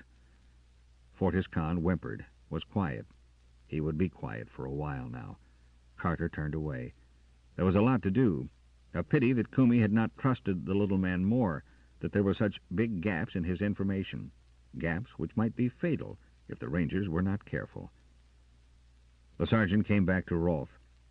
"There's a force bomb under the tower stairs, all right, and the can-hound is set to trick us out and blow it up. Everyone is being moved out of the top floors here before it goes off. Kahn came back for some precious personal possessions. The stairs are under guard." "We could blast through. Rather noisy, though." "Yes. One thing I'm wondering about. Why all these staircases when they had gravity wells, too? Odd. Maybe important." "This was a state building," Rolfe reminded him. "Might use stairs for reasons of ceremony, like those Opolti, who fly everywhere except in the Aphids' quarter. No evidence of any other way down from here. What about the boys? If that can-hound gets tired of waiting for them to come out, he may just set the bomb off anyway and trust to luck to bag the game." "Yes." Carter stood stiffly. He was blacking out. First the corridors, then this room. Here's awareness of Rolfe, of Fortis Kahn, of his own person. He did it. His mind touched Zynga's. He gave the warning. Then he was back in the frowsy room, shaking his head dazedly, to see Rolfe crouched by the door, listening. Men, 2, 3 of them, were coming along the hall outside, straight for this room. 10. Battle. A sharp rap on the door froze both Rangers. "Kahn, we're moving out now. Come along." But Fortis Kahn was deep in a world of his own. "Kahn, you fool, come on." Carter made mind contact. Out there was the young ship's officer he had met early in the day. 2 others, human, non-sensitive. They were impatient because of fear, and the fear won out. After some garbled conversation which came through the door only as a murmur, they went on. Rolfe glided to the window and studied what lay below. "I take it that we have to move fast?" he asked without turning around. They were afraid, too afraid to linger very long. "What's below?" "Another roof outcrop, but so far down we couldn't hope to make it without a climber's sucker pads." We have a substitute for sucker pads." Carter rolled Fortis Kahn off the bed and set to work tearing its covering into strips, which Rolf caught up and knotted together. Working against time, but testing each knot, they produced a rough rope. "You first," ordered the sergeant. "Then this." He touched Kahn with the toe of his boot. "I'll come last. Over now. Time must be running out fast, or they wouldn't have been in such a hurry to clear out." Rolf was gone almost before he finished speaking. Carter hung over the windowsill to watch, but the Faltharian was so quickly hidden in the dark that only the movements of the rope told when he stopped climbing down and signaled a safe landing. Carter pulled the clumsy line back into the room, his palms wet against the torn cloth. There was a terrible urgency goading him. He tied the cloth loop under Kahn's arms and manhandled the secretary's limp body over the sill, lowering it as slowly as he could until a sharp jerk told him Rolf was in charge. Carter did not even wait until Kahn was untied before he was descending hand over hand. And as his feet hit the surface of the roof below, it happened. There was no sound at first, but the support under him danced. He fell flat and buried his head in his arms, not daring to watch what was happening above. Force bomb, all right. He had once before been caught in the backwash of one. Had Zenga and File escaped in time? Resolutely he shut that fear out of his mind. There was a faint moan from Kahn. Rolf? But on the edge of that thought came the Faltharian's voice. "Quite a display. Kumi likes to play rough, doesn't he?" The sergeant sat up. He was trembling, perhaps with reaction from that frenzied descent, but he decided mostly from the black rage which possessed him now whenever he thought of the Agaritan. A rage he must best, or that other sensitive could turn it into a weapon against him. "How do we get away from here?" He must depend on Rolf's ability to pierce the gloom, for it was real gloom which walled them in now. The dancing lights of the city were gone. They were crouched in the middle of a black blot. "Window over there, not too high to reach. What about this prize package? Do we have to lug him along?" "He'll wake by morning. Get him inside a room and leave him. I don't think they'll try another bomb." "Not unless they want to bring the whole place down around their heads. Let's go. If you'll take Kahn's legs, I'll heave his head." Carter stumbled along, trusting to Rolf to guide them. They reached a window, beat open the casement, and crawled through with their unconscious burden. "Aren't we in the wrong building now?" the sergeant wanted to know. "I thought we climbed down over there." "You're right. We're in a different one. But this was the easiest and quickest route out. Did the boys get away?" For the second time, Carter tried to reach Zinga, sent out those shafts of thought. Once, for a single joyful second, he thought he had made contact. Then it was gone. He dared not try too long. The can-hound, if that creature still lived, or even Kumi, might be able to pick up his signal. "No use," he told Rolf. "I can't make contact. But that doesn't mean we have to worry. They may be too far away. We've never been able to discover what governs mental reception, or how far we can beam a call. And they may be lying low because the Agaritan is too near. But I did reach Zinga before the blast, and they had several minutes more than we did to escape." That was not much to pen any hope to, Carter knew that. But with such veterans as File and Zinga, it was almost enough. "Do we try to locate Smith?" "I think so. Or at least we can make contact with his rebels." Carter hooked his fingers in Rolf's belt and allowed the Faltharian to tow him through dark rooms and darker hallways, while he tried to keep some sense of direction. "Street level," came the welcome whisper at last. "I believe that we are facing the street which runs along the front of Kumi's headquarters." But before Rolf could affirm or deny that, a brilliant bolt of fire snapped across the dark, and both of them involuntarily ducked. A blaster shot, and that was another, from down the street. A third beam brought a choked, horrible scream in answer. "The war's on," Rolf pointed out unnecessarily. "And which is our side?" "Neither, just yet. I don't want to guess wrong and be fried," returned Carter grimly. "There's one to our left, about 5 feet away. He's crawling past us at an angle. I'll try to contact as he goes by and see who he is." The lashes of fire continued to light up the sod-grown street at intervals. There were no more cries, so either the aim continued to be poor or very, very good. The sniper crawled across their vantage point. "No uniform," Rolf reported. "Looks like a civilian to me, but he knows blasters. maybe the veteran of a sector war. He's not a Kumi man, but... Carter had no time for a warning. No, the man out there was not one of Kumi's followers, but he had caught that tentative mind touch in an instant, something which had never happened to Carter before, and his blaster swung around at the Rangers. "Patrol!" Rolfe yelled. The blaster aim wavered and then held steady at them. "Come out with your hands up," ordered a harsh voice. "I've set this on spray, and I'll use it that way, too." Carter and Rolfe obeyed, hunking forward at a half-stoop, for there were other blasters busy farther down. "Who in space are you?" demanded their captor. "Patrol Rangers. We're trying to contact Smith, our comm-tech near." "Yeah?" There was deep suspicion in that voice. "Well, you're going to contact him now. Get going down in that direction, and I'm right behind you if you try to run." They followed orders, which brought them to a dark doorway some distance away. "Stairs here," Rolfe informed his companion. "Sure," agreed the man behind them. "Go down them and shut up." But 5 steps down brought them to a barrier. "Knock on that 4 times quick. Wait a second and knock again," came the order of their guard. Rolfe obeyed, and the portal moved aside. They blundered through a thick curtain and found themselves in a dimly lighted hall, where 2 men eyed them with no pretense of friendship, and blasters were pointed at their middles. But when the light touched their comets, there came recognition and relaxation. One of the guardians stepped closer. "Take off your helmets," he commanded. The Rangers obeyed and then blinked as a torch beam centered on them. "It's okay. They're not Kumis. They must be patrol. Take them into Crowley. How's it going topside?" "We lie on our bellies and shoot. They do the same. At least we knocked out the robots' signal cables, so they can't turn those against us again. Far as I can see, it's stalemate," their late captor replied. "Okay. Let the old man out, boys. Back to the firing line." "Get one of them for me, Paul." "I'll do that, little thing. Fry him on a platter. Good landing. And clear skies." One of the guards closed the door and rearranged the folds of the improvised blackout curtain. The other jerked a thumb at the Rangers. "Down this way." They went down the length of the hallway into a large room, which was the scene of some activity. Several men squatted around some boxes, digging machinery parts out of packing. 2 others sat at a box table, and 3 more were making a scratch meal at the far end of the room. The newcomers were waved toward the 2 at the table.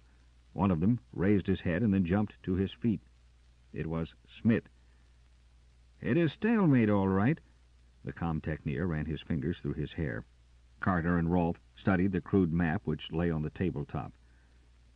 "We have them bottled up in the headquarters building. By the way, did they blow the tower? We felt some sort of a shock." The sergeant nodded without replying aloud. "If Kumi has disruptors," he said, "I don't see why he lets a handful of snipers pen him in. He could blow himself a path out any time he wants to." "Well," the slim, middle-aged man who shared Smith's table when the Rangers had been brought in stretched and grinned. "Kumi doesn't want to blow big holes in his nice city, not if he can help it, and snipers are hard to locate." "Not for a sensitive," Carter pointed out. "Give me 5 minutes out there and I can tag every one of your men. Kumi need only send out the canhound and—" Crowley's grin vanished as if wiped off by a brutal hand. "You have a point there, Sergeant," he admitted in a voice of mild tone, but the emotions seething below it were anything but mild.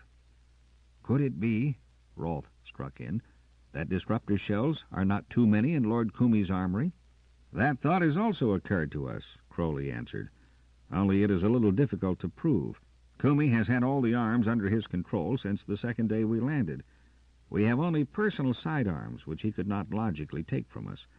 This whole rotten mess came about just because he was able to think faster than the rest of us, and be sure that he didn't overlook the point of holding all the guns he could. We might storm Kumi's headquarters, sure, but if the disruptors do work, that would be the end of the stormers. And he has 2 sensitives. We have 2 also, if I can contact Zynga. Any more among your people?" Crowley shook his head. Were about as ordinary a crowd of average citizens as you could find anywhere in controlled territory. Kumi grabbed all those of use to him, along with the arms. Rolfe had been studying the map, and now he dug a fingernail into the center of the square representing Kumi's hold. I notice you don't have the tube tunnel marked. What tube tunnel? Crowley wanted to know. Smith smashed his fist down on the box and swore at the pain. I'm 3 kinds of a Domanti idiot, he shouted, and then Carter's explanations interrupted him. It depends now upon whether Kumi has discovered those underground routes, the sergeant concluded. He doesn't know of them. I'm almost certain of that.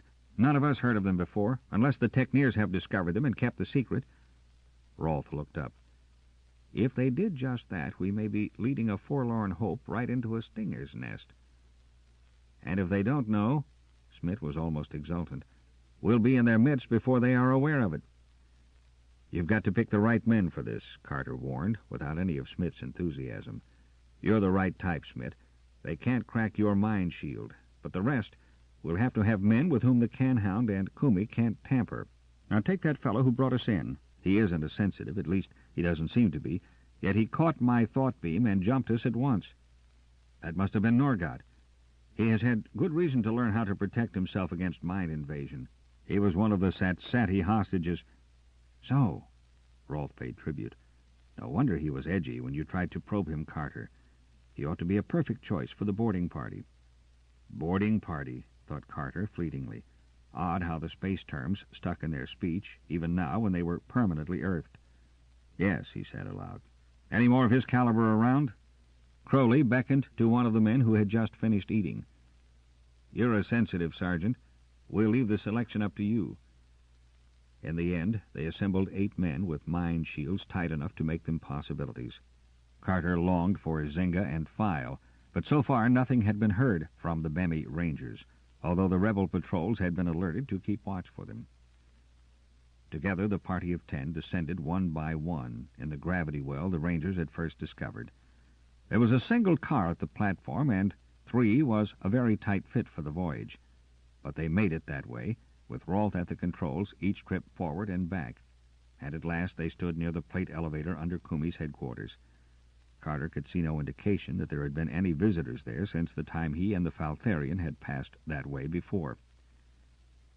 It was those 2 other stops along the way, the ones they had sped by then, which interested him now. If there was any welcoming party waiting for them at the top of the shaft, it might be well to make an earlier stop. So he pushed the lowest button on the wall. The 5 of them who had managed to crowd on the plate clung together as they were whisked up. Their support came to a stop in darkness, and Carter marshaled his 4 companions off to let the elevator sink back. Then he dared to flash his beam about. They were on a ledge from which a ramp ran up into the darkness. Underfoot was a coating of fine, gritty dust, which Carter believed had not been disturbed for centuries, and there was no indication of life other than their own. His perception assured him of that. Kumi must be ignorant of this breach in his defenses.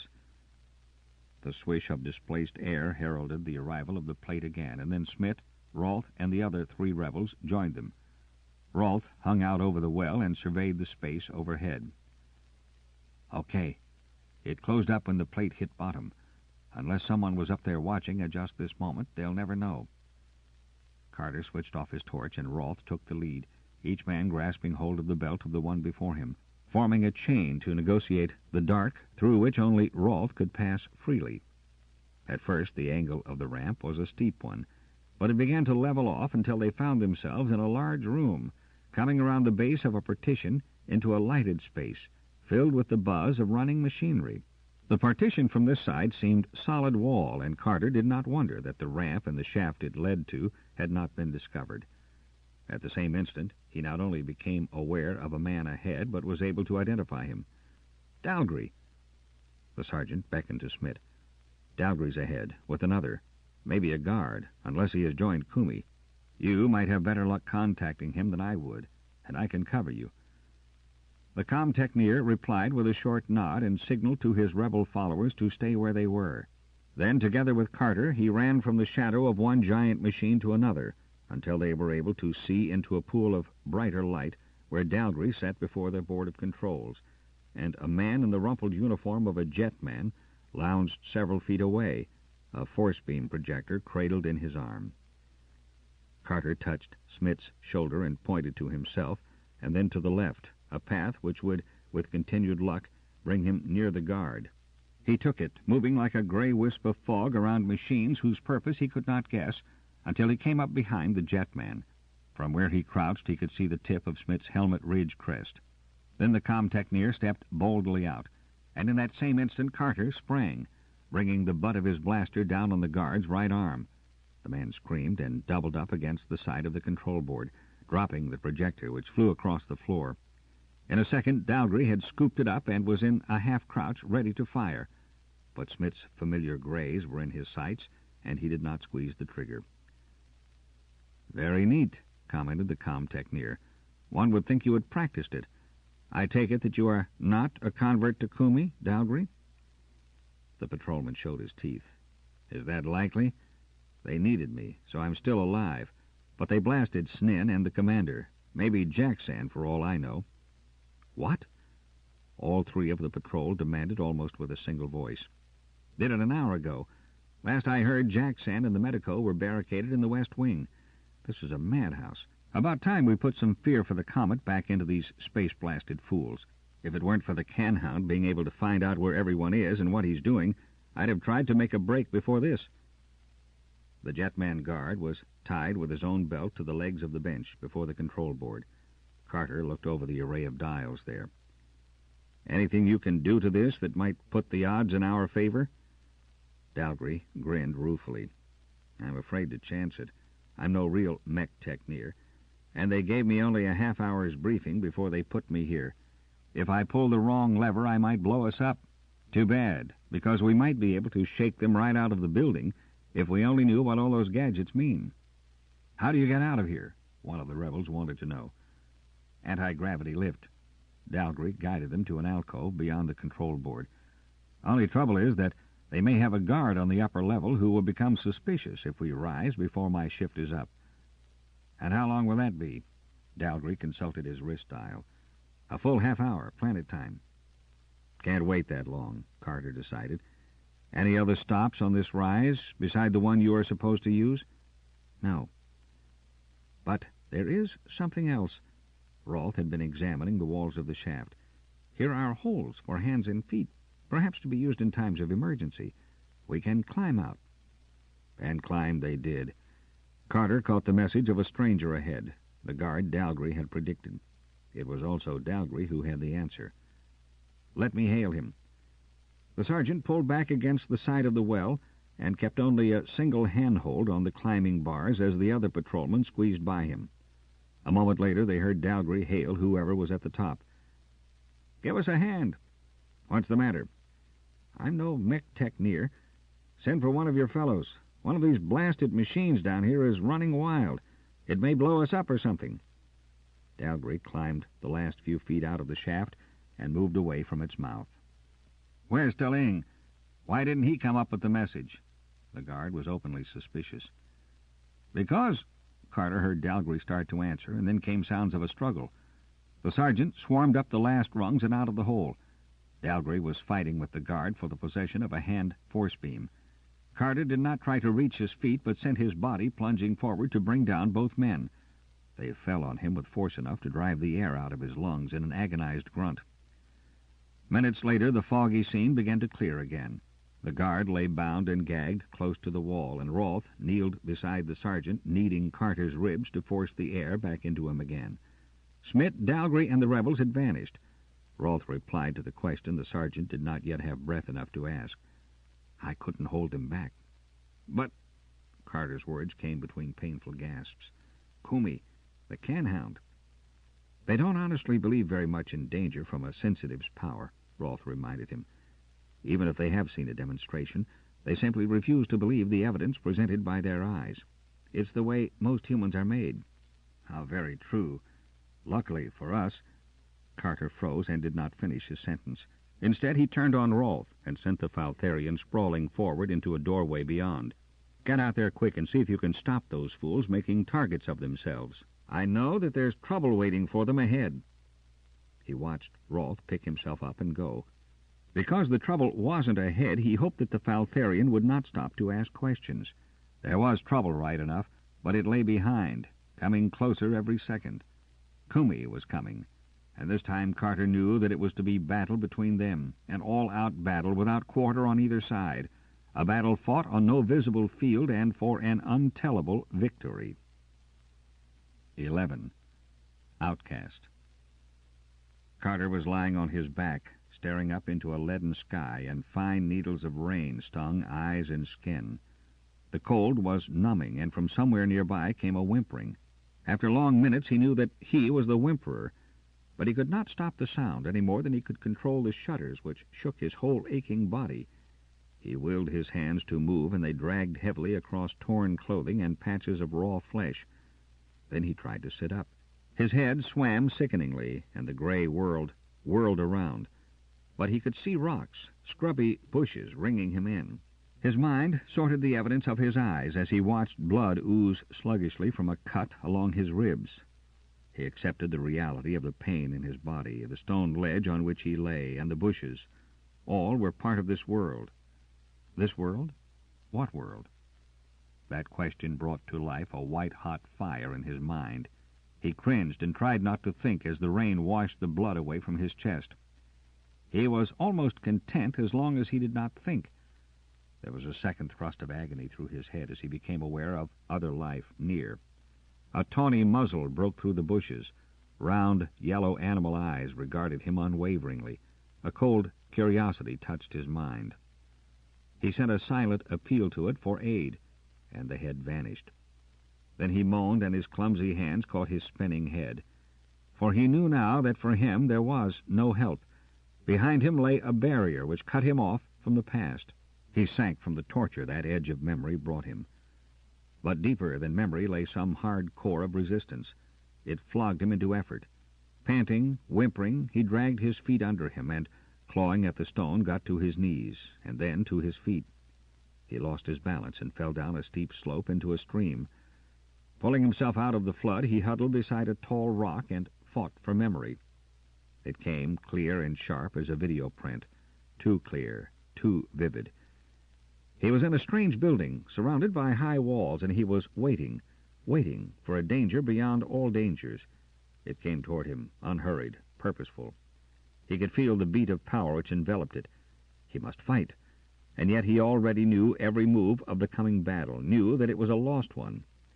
There was a clash of wills, the pouring out of mind force against mind force. There was a sudden leap of confidence at his own strength. Another mind snaked in to aid his enemy, a devious evil one, which left in its wake an unclean trail. But the two together were not able to force his barrier. He held to the defensive for a while and then struck. Under that blow the evil mind quivered, shrank, but he dared not follow its slight retreat, for its partner fought. And now that first mind began to plead, to promise. "Come in with us. We are of your own kind. Let us unite to rule these stupid cattle. Nothing can withstand us then." He seemed to listen, but under cover he planned. There was one very dangerous move he had not yet tried, but it was all that was left him. So he dropped his barrier, only for an instant. With a purr of triumph the evil fighter surged in, and he allowed it. Once it had come too far to retreat, he turned on it, surrounded and utterly crushed it. There was a scream which was only mental, and the evil was snuffed out, as if it had never existed. But the other, the one who had beckoned and promised, was still waiting, and at the very moment of his victory it struck, not only with its own force, but with added power it had kept cunningly in reserve, and he had known that this would happen. He fought desperately, vainly, knowing that the end was already decided, and he broke, so that the other, exultant, wild with victory, swept in. That which was his will was imprisoned, held in bonds, while his body obeyed the enemy. Down that blank-walled corridor he marched stiffly, purposefully, a blaster in his hand, his finger on the firing button. But within he was shrieking silently, because he knew what he would be compelled to do. Stabbing flashes of blaster fire cut back and forth across a wide-open space, and at the opposite edge of that area was what he had been sent to find, the ranger's sled. Against his will he crouched and crept from protection to protection. He saw men fall, and the one who shared this weird journey with him snarled in rage as they went down. The opposition was being overcome, and those who brought them down were his own friends. One more short rush would take him to the sled, and even as he was wondering why the other who commanded him wanted that so terribly, he made the spring. But two who crouched behind its shadow stared up at him in stunned surprise. He knew them, but still his arm and hand were forced down, and he fired. The startled croak from the fanged jaws of the nearer rang in his ears as he scrambled into the seat and grabbed at the controls. With his mind sick and cowering, he only half relaxed under the takeoff, which slammed him breathless against the padding of the seat. And that other inside his mind set the course, one which sent the slight aircraft spiraling up into the dusky dome, up and up, until it touched a balcony high above the heads of the fighters, and another leaped into the sled. And that other's will goaded them away, speeding out of the hall and away at top speed over the city, heading toward a horizon where a faint rim of gray proclaimed daybreak. Although he was obeying that order, he still struggled. It was a noiseless, motionless duel, carried on high above the ancient city, will against will, power against power. And it seemed to Carter that now the other was not quite so confident, that he was on the defensive, content to hold what he had rather than to attempt to strengthen his control. How did it end, that fight in the sky? Carter pillowed his aching head on the stone beside the stream and tried vainly to remember. But that was gone. He could only recall that he had blasted Zynga, that he had brought Kumi safely out of the city, that he had betrayed in his overconfidence and recklessness those who had most reason to depend upon him. And realizing all that, he closed his eyes and tried to blank out everything. Everything. Exhausted, he must have slept again, for he opened his eyes to be dazed by sun reflected from the water. He was hungry, and that hunger triggered the same instinct of self-preservation which had brought him earlier to the water. His hands were still slow and clumsy, but he managed to catch a creature which came out from under an overturned stone, and there were others like it. Toward evening he got to his feet again and stumbled along beside the water. He fell at last and did not try to struggle up. Maybe he dreamed, but he snapped to full wakefulness from a haze in which Zynga had called him. Awake, desolation closed in. Zynga was gone. Almost viciously he dug his hands into his eyes, but he could not wipe from memory the sight of the Zacathan's face as he had gone down under the beam from Carter's blaster. It would be best not to try to go on, to just stay here until he went into a world where memory could not follow. He was so tired. But his body refused to accept that. It was getting up to stagger on, and in time the stream led him out on a wide plain where tall yellow grass tangled about his legs and small nameless things ran squeaking from his path. In time the stream joined a river, broad and shallow, so that rocks in some parts of its bed showed dry tops under the sun. Bluffs began to rise beside the water. He climbed and slipped and slid painfully over obstructions, and he lost all count of time. But he dared not leave the water. It was too good a source of food and drink. He was lying full length on a rock by a pool, trying to scoop out one of the water creatures, when he started and cried out. Something had touched his mind, had made contact for an instant. His hands went to his head as if to protect himself from a second calling. But that came, and he was unable to shut out the alien presence which flooded into him, asking questions, demanding. Kumi. It was Kumi trying to get at him again, to use him. Carter threw himself off his perch, skinning his arm raw, and began to run without taking thought. Get away. Away from Kumi. Away. But the mind followed him, and there was no escaping its contact. He found a narrow crevice leading away from the water, half choked with briars and the water-worn drift of storm floods. Unheeding scratches, he plunged into the tangle. It was a very small pocket ending in a hollow under the overhang of the bluff, and into this he crawled blindly, a child taking refuge from a monster of the dark. He curled up, his hands still pressed to his head, trying to blank out his mind, to erect a barrier through which the hunter could not pierce. At first he was aware only of the desperate pounding of his own heart, and then there was another sound, the swish of an airborne craft. The contacting mind was closing in. What frightened him so much he could not have explained, unless it was the memory of how the other's dominion had made him kill his own men. What Kumi had done once, he might well do again. And that fear of his was the other's strongest ally. Fear weakened control. Fear. With his face buried between his arms, his mouth resting on the gritty soil under the overhang, Carter stopped fighting the pursuer and tried to subdue his own fear. Faintly, he heard the sound of a shout, the crackling of brush. Kumi was coming down the notch. The ranger's lips set in a snarl, and he inched out of the pocket of earth. His hands chose, almost without help from eye or brain, a jagged rock. He had been tracked like a beast, but this beast would fight, and the Agaritan might not be expecting physical attack.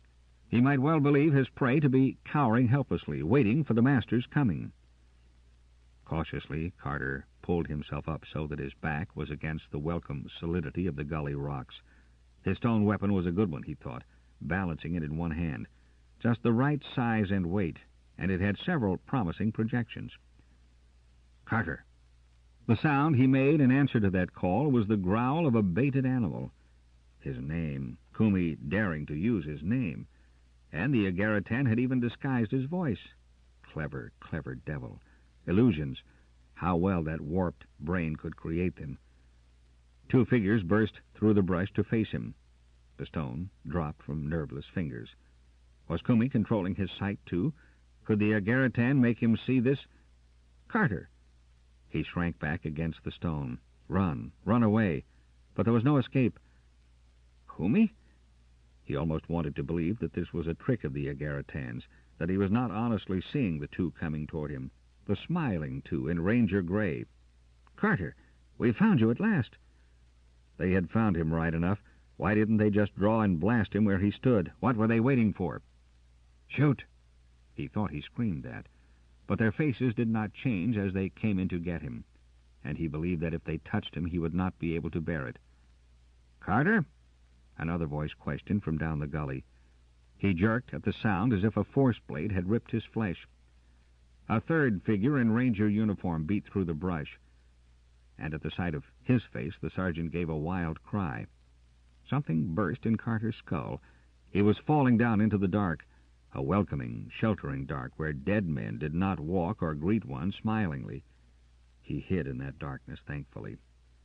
Carter? The dead called him, but he was safe in the dark, and if he did not answer, no one could drag him out again to face madness. What is the matter with him? Demanded someone. He lay very quiet in the dark, safe and quiet. Have to find out. We must get him back to camp. Look out, Smith. Use binders on him before you put him aboard. He could twist right over the edge. Carter! He was being shaken, prodded, but with infinite effort he locked his lips, made his body limp and heavy, and his stubbornness gave him a defense at last. He was left alone in his dark safety.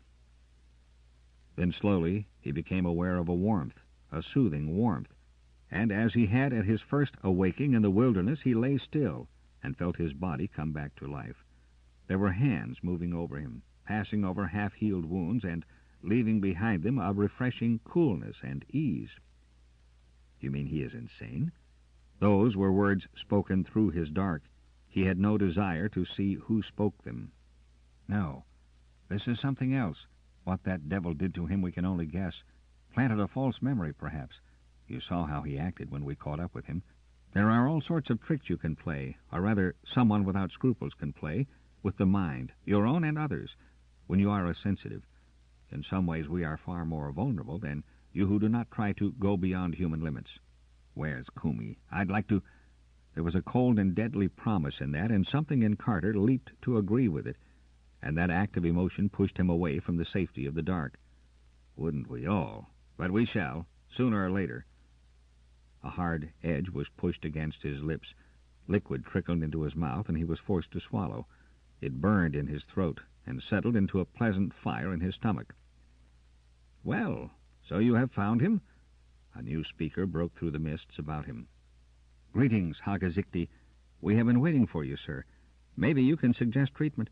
So, and what is the matter with the rescued? I see no wounds of importance. The trouble is here. Fingers touched Carter's forehead, and he shrank away from that touch. It threatened him in some odd fashion. That is the way of it, eh? Well, we might have deduced as much. A false memory, or... He was running away, running through the dark, but that other was behind him, trying to compel him, and, with a moan of desolate pain, Carter found himself again in the hallway, facing Kumi and the can-hound, made to relive for the third time that shameful and degrading defeat and murderous attack upon his own comrades. So Kumi took him over. He must have used other minds to build up such power. Kumi. There was a hot rage deep inside Carter, burning through the shame and despair. Kumi. The Agaritan must be faced and conquered. If he did not do that, he would never feel clean again. But would he, even if he vanquished Kumi? There would remain that moment of horror when he had fired straight into Zynga's astonished face. He took over. Was he actually saying those words, or were they only ringing in his head? I killed Zynga. Carter, great space, what is he talking about? You killed... Describe the killing. And he could not disobey that sharp command. He began to talk slowly, painfully, and then with a spate of words which seemed to release some healing in their flow. The fight for the sled, the escape, his awakening in the wilderness. He told it all. But that's perfectly crazy. He didn't do that at all, someone protested. I saw him. So did you, and you. He walked right through the whole fight as if he didn't see any of us, took the sled and went. Maybe he did pick up Kumi, as he said, but the rest, it's crazy. False memories, stated the authoritative voice. Kumi supplied them, guilty ones, so that he would want to keep away from us even if Kumi couldn't control him fully. Simple. But Carter's a sensitive. He does that sort of thing himself. How could he be taken in? Just because he is a sensitive, he could be that much more vulnerable. Anyway, now that we know what is wrong, you can cure him? We shall try. It may leave some scars, and it will depend upon how adept Kumi has been. Kumi. That was spat out as if the name were an obscene oath. Yes, Kumi. If we can turn Carter's will to meeting, well, we shall see. Again a hand was laid on his forehead soothingly. Sleep. You are asleep. Sleep. And he was, drowsily content now. It was as if some weight had been shrugged away. He slept. Waking was as sudden. He was staring up at a sloping roof of entwined branches and leaves. He must be lying in a lean-to, such as the Rangers built when in temporary camp. There was a cover over his body, one of the blankets of Usakian spider silk from their packs. He turned his head to see a fire. There was a dankness in the air. A mist or fog dulled the outlines of the trees that ringed in the clearing. Someone came out of the mist and flung down an armload of wood. Zynga. In the flesh and snapping, returned the Zakathan genially, bringing his jaws together smartly to prove it. Then it was a false memory. Carter drew a deep breath of wonder and infinite relief. That was the biggest lie you ever dreamed, my friend. And how do you feel now? Carter stretched luxuriously. Wonderful. But I have a lot of questions to ask, which can all be answered later. Zynga went back to the fire and picked up a cup which had been resting on a stone close to the flames. Suppose you get this inside you first. Carter drank. It was hot broth and well-flavored. He glanced up with a smile which seemed to stretch muscles that had not been used for a long, long time. Good. I think I detect File's delicate talent in cooking. Oh, he stirred it up now and then right enough and added some of his messy leaves. Down every drop of it now. But Carter was still holding the cup and sipping at intervals when another stepped out into the firelight, and the sergeant stopped in mid-gulp to stare. But Zynga was right here, beside him. Then who in the name of Tarnusian devils was that? Zynga followed Carter's eyes and then grinned. No, I haven't twinned, he assured the sergeant. This is Zikti, of Zakan to be sure, but a Hist Techneer, not a ranger. The other reptile man strolled up to the lean-to. You are awake, then, my young friend? Awake, and... Carter smiled at them both. In my right mind again, I think. But it may take some time for me to sort them out. The real and fake memories, I mean. They are rather mixed. Zynga shook his head. Do not work too hard at that sorting until you are stronger. Weak as you are, it might set you twirling about like a Tlat dust demon. But where? Oh, I was a passenger on the X-451, along with my family. We joined your force yesterday, or rather the Rangers found us in the early morning. What happened in the city after I... Left. Zynga's taloned finger moved with a faint scraping sound along his jaw. We decided to come away after the fight was over. Hunting for me? Hunting for you, yes, and for a couple of other reasons. Smith and Dalgry came across a ship the city people built. It brought us this far before it gave out. They are still working on it, under the delusion that they may be able to put it back together again if they can just solve a few of its internal mysteries. Smith and Dalgry? Yes. The patrol withdrew as a unit. It seemed best at the time. Carter considered all that statement might imply. There had been changes. He was suddenly eager to know how many. 12. Carter takes the trail. 3 in the uniform of the patrol squatted on their heels by the fire. Carter sat up, his back braced against bedrolls, watching them. You never said, he broke the silence at last, why you left the city. None of the 3 seemed to wish to meet his gaze. Finally, it was Smith who answered, an almost defiant ring in his tired voice. They were grateful to have Kumi and his men removed. Carter continued to wait, but that appeared to be all the answer the com-techneer was going to give. Big of them, Dalgry added after a long pause, a dry rasp underrunning his words. They decided, Zynga took up the explanation, that they did not want to exchange one official ruler out of the past for another. At least the impression they conveyed was that the patrol had better not plan to take over in Kumi's place. So we weren't welcome, especially the Rangers. Yes, they made it clear. Smith was bleakly cold. Now that the war is over, let the troops depart. The usual civilian attitude. We tended to be a disturbing element as far as they were concerned. So we took one of the city aircraft and left. Jackson? He went after the jetman who had burned down the commander. When we found them later, they were both dead. We're the last of the patrol, except for Rolth and File. They're out scouting. The 3 did not enlarge on that story, and Carter accepted their reticence. Perhaps to the city castaways who had tasted Kumi's grab for power, the patrol had become too much a symbol of the old way of things, and so the patrol had to go after the ruler had been deposed. But one thing had come of that. There were no longer crewmen or rangers. There was only patrol. Their second exile had cemented tight the bonds of the survivors. Ah, our fishing party returns. Zichty, who had been napping in the warmth of the flames, rolled over and got to his feet to greet the 3 coming through the screen of the trees. And what luck did you have, my dears? We put Rolf's blue torch down at the water's edge, and the creatures were attracted by its light, so we return heavily laden. The thinner voice of a Zakathan female answered. This is indeed a very rich world. Zor, show your father the armored creature you found under the rock. The shortest of the 3 ran into the firelight, holding in one hand a kicking thing of many legs and thick claws. Zichty accepted the captive, being careful not to encounter the claws, and examined it critically. But how strange! This might almost be a distant cousin of a Poltorian, but it is not intelligent. None of the water-dwellers appear to be, agreed his wife. However, we should be glad of that, for they are excellent eating.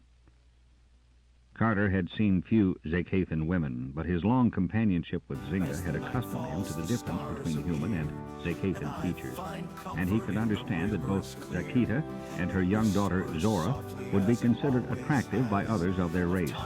As for young Zor, like an impish young male of any species, he was enjoying every minute of this wilderness life. Zakita made a graceful gesture to suggest that the company seat themselves again. Carter noted that Smith and Dalgry had been as quick to rise to greet the Zakathan ladies as the others. Their feelings concerning Bemis had certainly undergone a change. Carter awoke early the next morning and lay still for a long moment, frowning up at the slant roof of the lean-to. There was something, then his mouth straightened into a thin, hard line. He knew now what it was he had to do, and soon. Meanwhile, he crawled out of his bedroll. Above the drowsy quiet of the sleeping camp, he could hear the murmur of the river not too far away. A little unsteadily at first, and then firmly as he gained balance, he made his way down to its edge. The water was chill enough to bring a gasp out of him as he waded in. Then he lost touch with the sands of its bed and began to swim. Ah, the supreme energy and recuperative powers of the young. The booming voice was drowned out by a splash. Carter raised his head just in time to receive a face full of water as Zor passed him at full swimming speed, and Zikti was sliding cautiously down over a flat rock, allowing the stream to engulf him by inches. The dignified Zakathan blinked in mild benevolence over the wavelets at the ranger sergeant. With 2 lazy strokes, Carter joined him. Pretty primitive, I'm afraid, sir. The former Hist Techneer of the Galactic University of Zovanta gave a realistic shudder, but answered calmly, "It does one good at times to be shaken out of the comfortable round of civilized life, and we Zakathans are not so physically breakable as you humans. The general idea now held by my family is that this is a most delightful holiday, showing much more imagination on my part than they had believed possible. Zor, for one, has never been so happy." He grinned as he watched that small-scaled body shoot across the current of the stream in pursuit of a water creature. "But this is not a holiday, sir." Zikti's large grave eyes met Carter's. "Yes, there is that to take into consideration. Permanent exile." He looked away, over the tumbled rocks, the bluffs beyond the river, the massed greenery of the wilderness. "Well, this is a rich world, and a wide, empty one. Plenty of room." "There is the city, partly in working order," Carter reminded him. And in that instant he felt a warmth of reassurance close about him, a mental security he had not known for a long, long time. Zikti was not replying with actual mind speech, but answering the ranger in his own way. "I believe that those in the city must be left to work out their own destiny," the Hist Techneer said at last. "In a manner of thinking, that choice is now a retreat. They wish life to remain as it always has been, but that is just what life never does. It goes up, one advances, or it goes down, one retreats. And if one tried to stand still, that is retreat. We are now following the path our whole empire is taking. We have been slowly slipping back for the past century." "Decadence?" "Just so. For example, this spread of dislike for those who are not human, that is increasing. Luckily, we Zakathans are sensitives. We are ready to meet situations, such as that which ensued after the X-451 set down." "What did you do then?" asked Carter, momentarily distracted. Zikti chuckled. "We landed, too, on a lifeboat. There was a promising tract of wilderness not too far away. Before they got over the surprise of seeing us pop out of the escape port, we were safely beyond their reach. But had we not been able to sense Kumi's attitude, it might have ended differently. We came in this direction and established a camp, and I must tell you, Sergeant, I was the most amazed being in the solar system when I accidentally contacted Zynga, another Zakathan here. It was as if I had met a Sutekal face-to-face when I was not wearing a wrist blaster. After we joined forces with your party, everything was, of course, satisfactorily explained. They were hunting you. You are very well regarded by your men, Carter." Again, that warmth of security and reassurance flooded the sergeant's mind. He colored. "Then, when they found me—" "Yes, when they found you. Well, they loaded you on the lifeboat and brought you here. And your adventure has taught all of us an important lesson. Not to underrate an opponent. I would never have believed Kumi capable of such an attack. But in turn, he was not as strong as he thought himself to be, or you would not have been able to escape from his control after you left the city." "But did I?" Carter's frown was black. "In spite of your therapy, I can't remember what happened between leaving the city and waking up alone in the wilderness." "I believe that you did break free from him," Zikti said soberly, "which is why I have laid the compulsion on you. But let us examine the facts. You men of Yelin are 6.6 on the sensitive scale, are you not?" "Yes." "But Agaritans are supposed to be only 5.9. "True, but there is always the chance lately that one may be dealing with a chance mutant, and this is the proper time in the wave of history for mutants to appear. A pity we do not know more of Kumi's background. If he is a mutant, that would explain a great deal." "Would you mind," Carter asked humbly, "telling me just where on the sensitive scale Zakathans place themselves?" The big eyes twinkled at him. "We have purposely never submitted to classification, young man. It is always best and wisest to keep some secrets, especially when dealing with non-sensitives. But I would rate us somewhere between 8 and 9. We have produced several persons who are combination telepaths and teleports, and more only a step or two below them during the past 3 generations. So I am sure that while such mutation is on the increase among my people, it must be working in other races also. Mutants, Carter repeated, and he shivered. I was on Kablo when Pertivar started the mutant rebellion. Then you know what can come of such an upcurve in mutant births. There are good and bad results from all changes. Tell me, when you were a small child, were you aware of being a sensitive? Carter shook his head. No. In fact, I was never aware of my powers until I entered the Ranger Cadet School. Then an instructor discovered my gift, and I was given special training. You were a latent sensitive. Yelene was a frontier planet, its people too close to barbarism to know their full strength. Ah, to have such a vigorous world thrown away, the foul sins of war.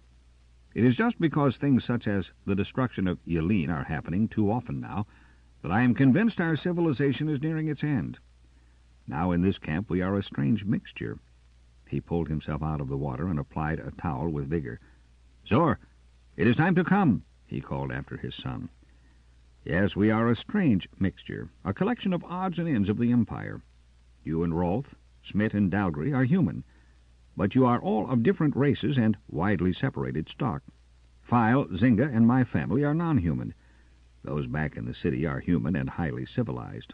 And, who knows yet, there may also be natives in this world. One might almost believe that someone or something was about to conduct an experiment here. He chuckled and sniffed the air. Ah, food, and I am indeed empty. Shall we go to see what lies in the cooking pots? But before they came up to the fire, Zikti touched Carter's arm. There is only one thought I wish to leave with you, my boy. I know little of your race. You may not be a mystic, although most sensitives tend to look beyond the flesh and seek the spirit, and you may have no religious beliefs. But if we have been chosen to work out some purpose here, it is up to us to prove worthy of being so selected. I agree, Carter returned shortly, but he knew that the other recognized his sincerity. The Zakathan nodded. Fine, fine. I'm going to enjoy my declining years, and to think I have been given this just when I thought that life was totally devoid of excitement. My dear, he raised his voice to address Zakita, the aroma of that stew is delightful. My hunger increases with every step I draw nearer to the fire. But Carter spooned up the soup mechanically. It was very well for Zikti to paint the future in such bold strokes. A Hist techneer by his training was always taught to look at the whole situation, not to study details. Now Ranger instruction worked in just the opposite fashion. It was the small details which mattered most, the careful study of a new planet, the long hours of patient spying upon strange peoples or animals, the rebuilding by speculation from a few bricks of a whole vanished civilization.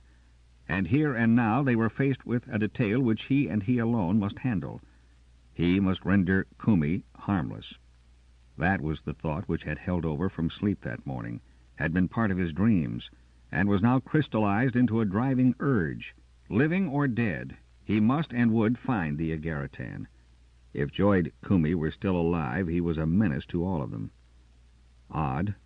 Carter shook his head as if to clear it. He was so haunted by that thought. Kumi was a danger, and Kumi was his business.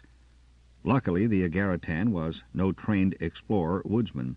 He must leave a trail so plain it would be child's play for a ranger to follow. They had been together when they left the city. Somewhere that night they had parted company. Had Kumi pushed him off the sled in the dark, intending the fall to kill him? If that were so, it would be a much more difficult task to locate the Agaritan. He would leave no footprints on clouds. The thing for Carter to do was to return to that ledge where he had first gained consciousness. That's 10, maybe 15 miles north. The sergeant started to hear the words come from Zynga's thin lips, picked out of his own thoughts. And, Carter, you do not go alone, not on that trail. He stiffened, but Zynga must know his protest without his putting it into words. That job is mine, the sergeant returned, his teeth set hard. Granted. But still I say you do not take such a trail alone. We have the lifeboat. It will cover ground with time-saving speed, and with it we can better prospect for any traces of Kumi's passing. That was good common sense, but it was no sweeter to swallow because it was logical. Carter would rather have left camp alone and on his 2 feet. It burned inside him that Kumi was his alone, and that he would not feel whole and well again until he had fronted the Agaratan and won.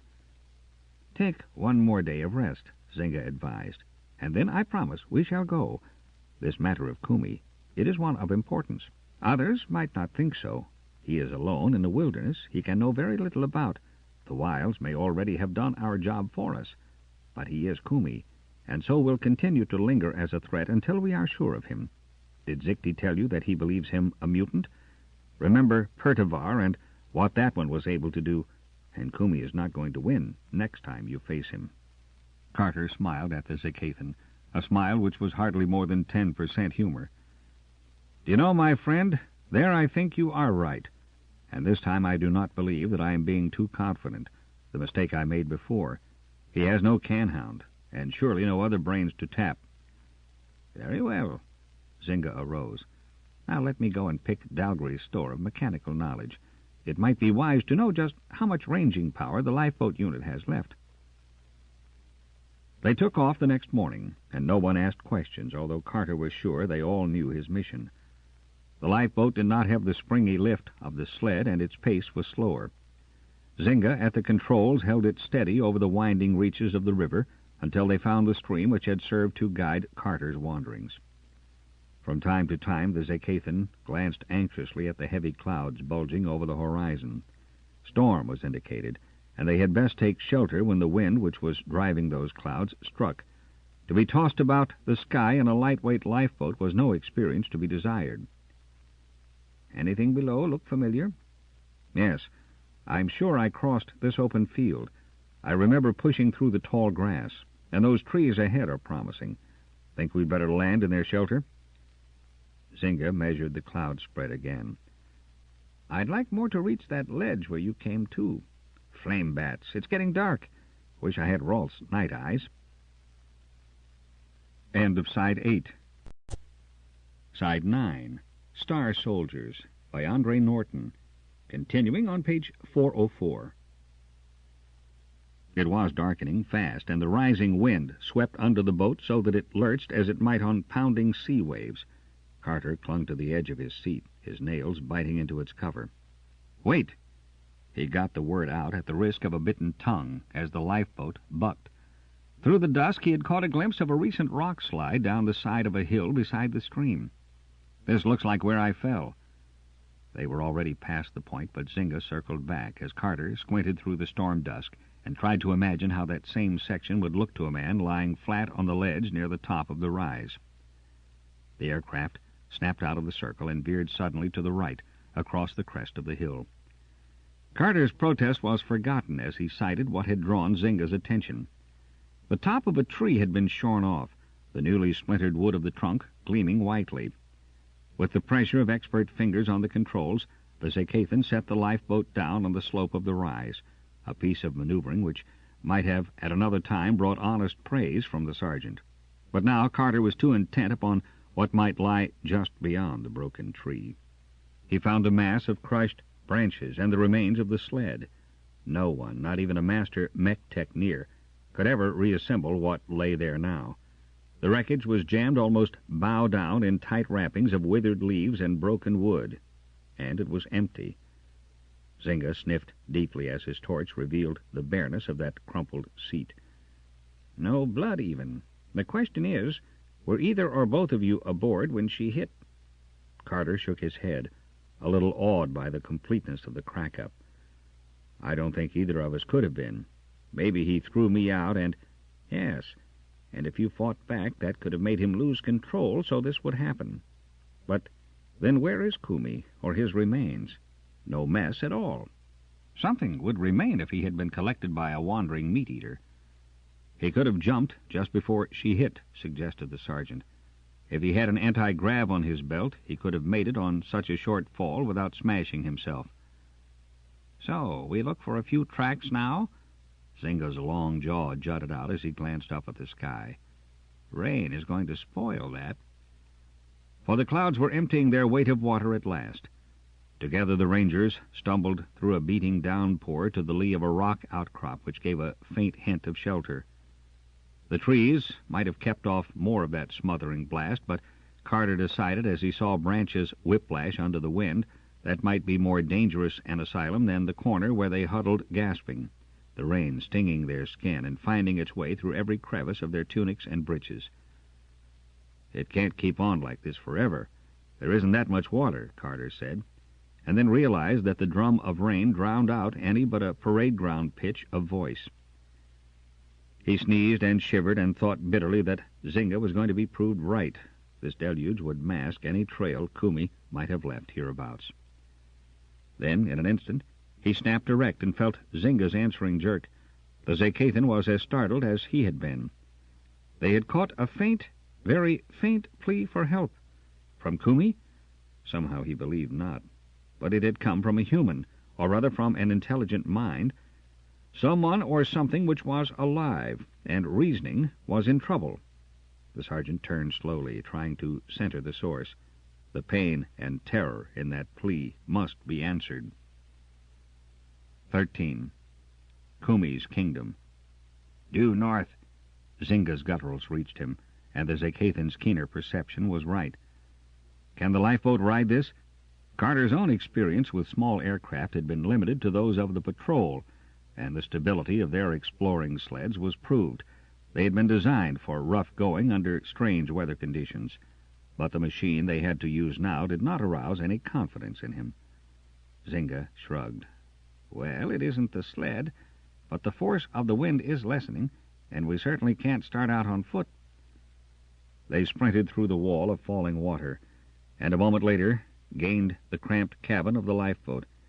It was a relief to be out of the pounding rain, but even as they settled into their seats, the light craft rocked under them.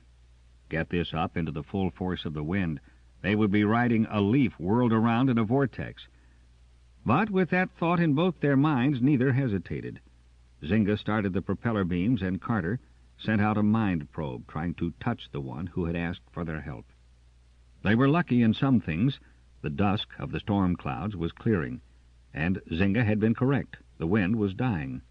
The light craft bucked, swerved, dipped, and soared as the Zakathan fought at the controls to hold her on course. But they were airborne and high enough above the treetops to escape the fate of the wrecked sled. "Should we circle?" Zynga thought instead of spoke. "Enough fuel?" Carter asked in answer to that as he leaned forward to read the gauge on the instrument board. "You're right. Can't afford that," Zynga agreed. "A quarter of a tal of bucking these winds and we'll be walking anyway." Carter did not try to translate tal into his own terms of measurement. He had a suggestion to make. "Pick out some good landmarks ahead and set us down." "Then we take to our feet. It might work. It will, if this deluge slackens. And there is your landmark. Agreed? Put us in the middle of that." That lay about a mile before them, a wide circle of bare and blackened ground, covered with the charred stumps of trees, among which the thin green heads of saplings were beginning to show. Sometime not too far in the past, this section had been burnt over. Zynga brought them down where the stumps were fewer. And just as they left the lifeboat, that plea for help reached them again, the terror in it plainer. Carter caught something else. They were not the only living things to answer that call. There was a hunter on the trail ahead, a 4-footed hunter, hungry, one who had not fed that day or the night before. The slot of an old game trail led across the burnt land. Years of pressing hooves and pads had worn it so deep that it could be followed by touch as well as by sight. Carter's boots slipped into it easily, and he trotted on through the slackening rain toward a sharp rise of bare rock. The rock wall, which had once kept the fire from advancing, was broken in one place by a narrow gap through which the game trail led, and then it went down slope into the heart of a real forest. Not too far ahead was the hunter, very close to its prey. Carter caught the mind of the one who was trapped. It was human, but not Kumi. A stranger, hurt, alone, and very much afraid. A different mind. Now the hunter knew it was being followed. It hesitated. and Carter heard a cry which was hardly more than a moan. There was a screen of bushes through which he beat his way, and then he stood looking down at broken tree limbs and at a small, pitifully thin body pinned to the ground by one shattered branch. A distorted face was turned up to him, and he saw that the captive was no straggler from the city. Carter threw himself down in the soft muck and tried to lift the weight of the limb, but he could not shift it far enough for the other to escape, and now the hunter waited, just beyond a neighboring clump of bushes. "Yah!" That rising, horrible bellow was the battle cry of a Zacathan warrior. A blaster cracked above Carter's head. The tawny-furred body had been met in mid-spring by a searing shaft of flame, and the power of the beam bore it back, already terribly dead, into the very nest of leaves from which it had just sprung. A thick stench of singed hair and flesh curled about them. Carter went back to work. He was scooping the soft earth from under the branch when a shriek of pure, unreasoning terror whipped him around. The captive's face was a mask of naked fear, distorted out of human shape. But there was nothing there to fear. The giant cat was dead. Only Zynga stood there, slipping his blaster back into its holster. Only Zynga. But it was the Zacathan who aroused that fear. Carter did not need to give warning. The other ranger had sensed what was happening and disappeared, melting back into the bushes instantly. Carter saw the captive was limp now, eyes closed, unconscious. Well, if he would stay that way for a while, it would simplify the task. As silently as he had vanished, Zynga came back, and together they worked until they had that slim body free and straightened out between them on the ground. Carter's hands made quick and skilled examination. No bones broken. The worst damage is this. There was a deep and ugly gash across the ribs where a fold of the stranger's flesh had been pinned by a sharp stub. The body was thin. Outlines of ribs showed beneath the sun-browned skin. And the stranger was small and slight, very small to be full-grown or close to that, as Carter judged the boy to be. His head was covered with a tangled, mud and briar-filled mass of yellow hair, and there were downy sproutings along the lines of his jaw and across his upper lip. His torn garments consisted of a sleeveless open jerkin made of the hide of some animal and a pair of leggings of the same material, while there were strange bag-like coverings on his feet. Very primitive. A native? Zynga wondered. Or a survivor of another wreck. The Zacathan bit at one talon. Might be. But then, yes, if the stranger was the survivor of another galactic shipwreck, why his terror at the sight of you? The Zacathans were widely known, and they did not arouse fear. They had never been raiders. But Carter studied his companion objectively for the first time. Suppose one had never seen a Zacathan before. Suppose one's world was only inhabited by beings more or less like one's self.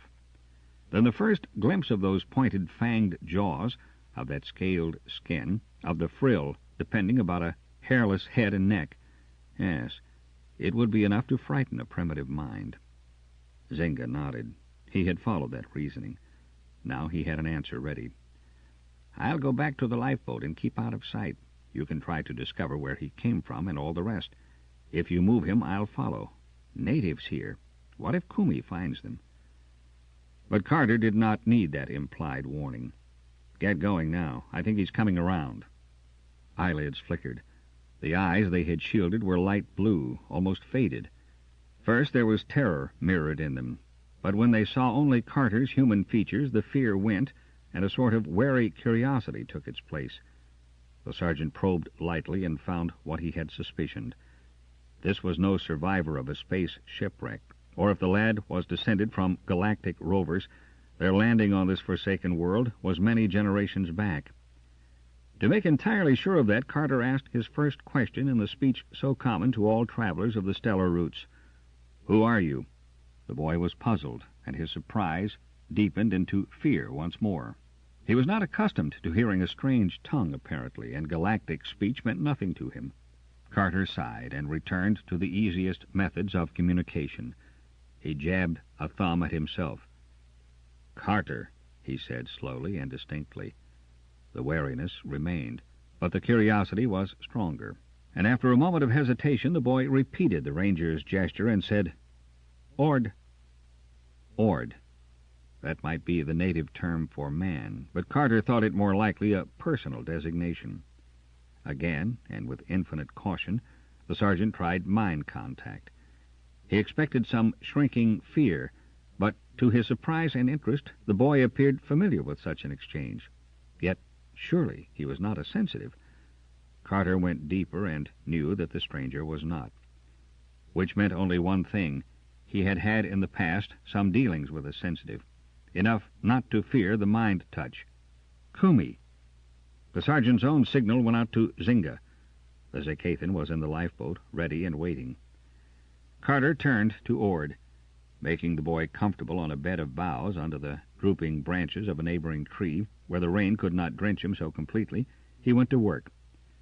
Some time later, with mind touch and a fast-growing vocabulary, he learned that Ord was one of a tribe who lived a roving life in the wilderness. Any mention of the city sent him into shivering evasion. It was, in some manner, taboo. Those shining places had once been the homes of the sky gods. But now the gods return, Ord was continuing. Carter's attention snapped to alert. The gods return? Even so, one has come to us, seeking out our clan, that we may serve him as is right. What is the appearance of this sky god? Asked the sergeant, keeping his voice carefully casual, as if it mattered very little. He is like unto you, but... Ord's eyes widened. But then, are you also of the sky gods? And he made a gesture with crossed fingers pointed at the ranger. Carter took the plunge. After your way of speaking, yes, I come out of the sky, and I am trying to find the god who is now among your people, Ord. The boy moved uncomfortably, inching away from the sergeant. His hand fell on his bandaged side, and he looked up with the old wary suspicion. He said that there were those who might come hunting him, night demons and doers of evil, and terror colored his voice again. When first you came upon me, I thought I saw with you such a one, a demon. His voice slid upscale until it was almost a scream. Do you see him now, Ord? I alone am here with you, and you say that I look like the sky god who is with your people. You must be truly a god, or a demon. You killed the silent hunter with fire. But if the god who came to us is your friend, why did he say that those who came after him were his enemies? The ways of the gods, Carter answered loftily, are not always the ways of man. Had I been a demon, Ord, would I have brought you out from under that tree, bandaged your hurt, and treated you well? I think that a doer of evil would not have done that for you. The other responded to this simple logic almost eagerly. That is right. And when you come with me to the clan, we shall have a great feast. And later we shall go together to the meeting place of the gods, where you can be as you were in the very ancient days. I want very much to go with you to your clan, Ord. How may we reach them? The boy's hand pressed his injured side, and he frowned. It lies 1 day's travel away, does the camp. I will not be able to walk swiftly. We shall manage, Ord.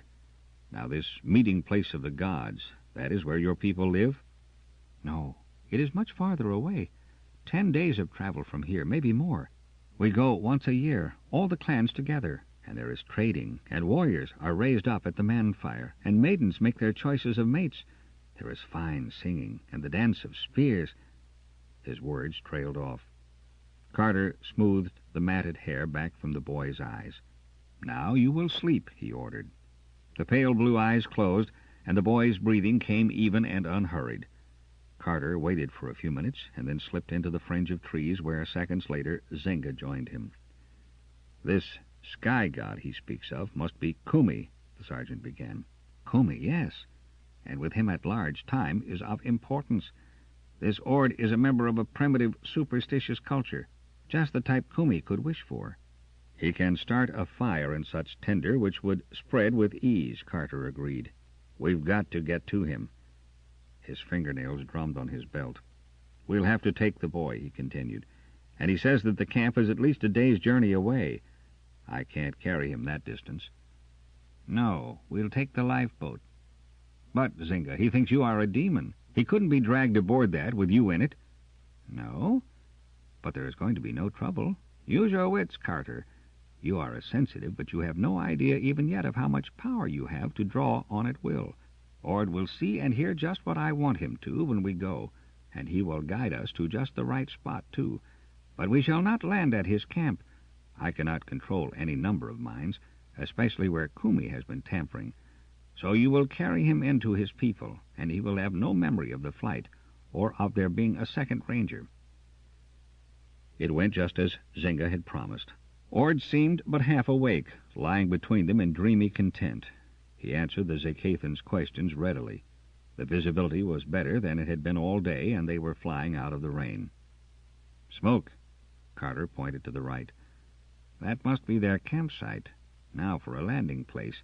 Not too far away. You take him in." 10 minutes later, Carter grunted as he paused, the boy's limp body in his arms. He was on the edge of an open park-like expanse, in which were set up, in no particular order, a cluster of skin tents. He could sense some 20 individuals within range of mind touch, but not Kumi. "Ord!" A girl was running toward the ranger, long braids of the same yellow hair as the boy's, swinging over her shoulders. "Ord?" She stopped short, staring with a hint of terror at the sergeant. To his relief, the boy roused at her cry and turned his head. "Quetta!"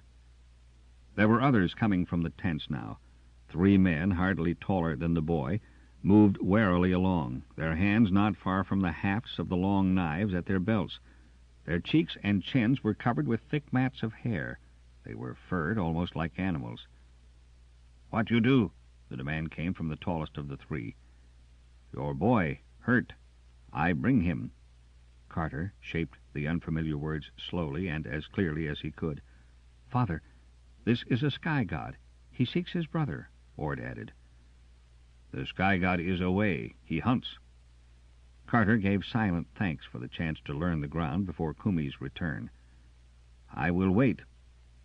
They did not dispute that. Ord was taken from him and established on a pile of furs in the largest of the tents, and the ranger was given a mat by the fire and offered a steaming bowl of stew. He ate hungrily, but it was not appetizing stuff. "How long ago did the sky god leave?" he asked at last. Wolf, the hairy chieftain and Ord's father, squinted and sucked upon a tightly rolled stick of dried leaves, which he hit lit with a blazing splinter, and moved contentedly between his bearded lips, puffing out a gray, acrid smoke. "With the first light. He is very clever. With his magic he holds fast the beasts until the young men can spear them. We feast in plenty since he came to us. He will go to the meeting place of the gods, and there call upon his people, and they shall come to us. Our maidens shall marry with them, and we shall be great and rule this land." "Your people have lived here always?" "Yes, this land is ours. There was a time of burning fire, and the gods departed into the sky. Then we were left behind. But we knew that they would come again and bring a good life with them, and so it has come to pass. First came Kumi. He had trouble with the name. Now you are here. There will be others, as the old ones promised." He puffed silently for a moment or two, and then added, "Kumi has enemies. He said that the demons fear that he may make us great again." Carter nodded. He gave every appearance of listening closely to what the chieftain was saying, but he was listening with more than ears alone. They were expert woodsmen, these natives. For the past 5 minutes they had been creeping into position in the dark behind him. They planned a sudden rush, a neat enough idea. It might have worked with a non-sensitive caught in the trap. As it was, he could turn and put hand on every one of them, and he must make some move before that rush came. "You are a great and clever chieftain, Wolf, and you have many strong warriors. But why do they lurk in the dark like frightened children? Why does he with a split lip crouch there?" The sergeant pointed to his left. "And the one with the 2 knives there." His hand moved from side pocket to the fire as Wolf's head jerked around. A tongue of greenish flame shot up to bring light to the faces of the men who had believed themselves completely hidden. There was a wild animal howl of fear as they threw themselves back out of that betraying light. They scattered, but to give full credit to the chieftain's courage, he did not move. Only the roll of leaves dropped from his mouth to singe the hide legging on his right knee. If I were a demon, Carter continued in his ordinary voice, those would now be dead men, for I could have slain them as they hid. But I have no hatred for you or your people in my heart, Wolf. You are Kumi's enemy, returned the other flatly. Has Kumi said so, or do you only guess that? Let us wait until he returns. He has returned. The chieftain did not turn his head, but there was a subtle alteration in his voice, a quickening of intelligence in his eyes, as if another personality now inhabited the squat body. Carter got to his feet, but he did not draw his blaster. He could only use that weapon for a last defense. Surely the Agaritan wouldn't hurl these poor fools at him. That I shall believe when I face him. Gods do not fight from behind others. So say the noble patrol, the fearless rangers. Wolf's lips twisted as he shaped words entirely alien to his own tongue. You are still bound by those outmoded codes? The worse for you. But I am glad you have come back to me, Sergeant Carter. You are a better tool than these brainless woods runners. And before Wolf had half finished that speech, a bolt of mental force struck Carter. If Kumi had not betrayed himself by words, he might have had a better chance. But the ranger was armed and prepared, and into him flowed Zynga's support, so that he stood smiling faintly in the firelight as he parried and thrust in the silent, motionless duel. Kumi did not try heavy assaults. Instead, he used quick rapier stings of attack, which one must guard against constantly. But Carter's confidence grew, and he was doing all the work, he realized with mounting exultation. Zynga was only in watchful support. Let Kumi be a mutant of unknown powers. He was going to meet his match now in a frontier barbarian from a vanquished planet. The ranger had a second's flicker of new knowledge. Yelene had been burnt off because an Agaritan had realized the threat of that world. His confidence grew. Perhaps Yelene had been the check upon the growing Agaritan ambition. Very well. A man from Yelene was about to avenge both his people and his world. 14. Plague. But that confidence was to be suddenly shaken. The pressure exerted by Kumi stopped as quickly as if some force blade had cut it. And in place of that darting attack, there was a confused boiling of unrelated thoughts and impressions. Was that to lure him from behind his block, to set him up for some more subtle attack? But Carter remained wary, ready to meet what came. And it came with a wild blast of desperation, as if the Agaritan must win at once. That ebbed, and still the sergeant was on guard, believing that the other had withdrawn to gather his forces for another assault. And by thinking that, he almost died. For the attack which came was not mental but physical, a lance of blaster fire. With a choked cry of pain, Carter dropped. He lay flaccid in the glow of the flames. The chieftain shook his head and stared almost stupidly at the limp body of the ranger. He was still in the process of getting to his feet when another came out of the shadows and approached the fire, a gleaming blaster in his hand. Got him! There was an odd hesitation in those words of triumph, and before he reached the body, the newcomer stopped and half raised his hand to his head. Then his face twisted, and he cried out. The blaster fell to the ground, bounced, and landed close to the body of his victim, and a second later he too had crumpled up. Carter raised himself. His hand went to his left shoulder. The Bliss hide jerkin had taken some of the force of the blast, and it had not been well aimed. He had a nasty burn, but he was still alive, scooping up Kumi's blaster as he got to his feet. That blaster. Why had Kumi tried to burn him down? The sergeant was sure that the Agaritan relied on mental power. The weapon was entirely out of character. Kumi was too civilized, too self-confident. And how in the world had he been able to knock the Agaritan out so easily just a minute ago? Why, Kumi had reacted to his bolt as if he had had no mind blocks up at all. As the ranger bent over him, Kumi stirred and moaned faintly. The Agaritan's breath came in painful gasps, his chest laboring as if he were fighting hard for every lungful of air. But that was not natural. What was wrong with the man? Kumi? What does? Wolf hovered timidly by the two. Carter shook his head. Turn him over, he ordered briefly. The chieftain obeyed gingerly, as if he dreaded touching the man on the ground. Carter went down on one knee, setting his teeth against the sharp twinge of pain that motion cost him. In the firelight, the Agaritan's sharp features were plain to see. His mouth was open and he was gasping. There was a faint, dark shadow pinching in above his beaked nose and about his lips. Carter stiffened. "Empire fever," he broke out, though Wolf could not understand. It was a common enough disease. He had had a bout with it once himself. The remedy was Galdine. But before the medicos had discovered that drug, Empire had been serious all right.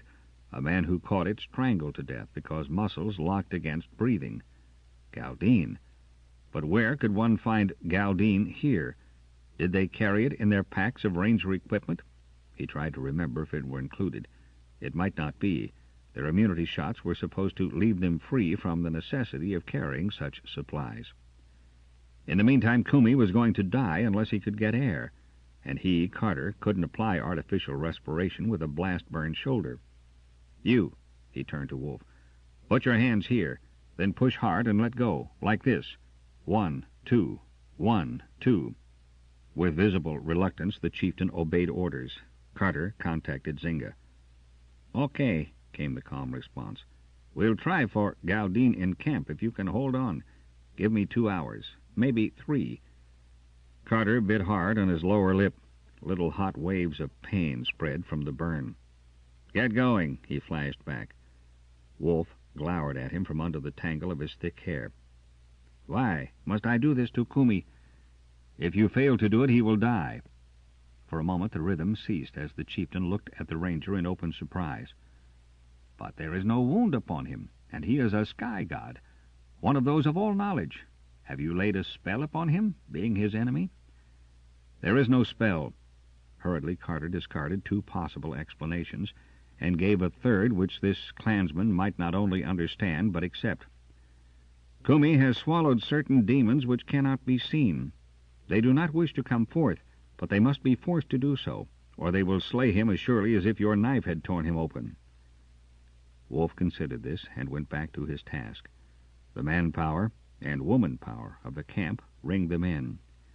And as Wolf began to tire, Carter arbitrarily chose the nearest and strongest of the men and set him to work in the chieftain's place.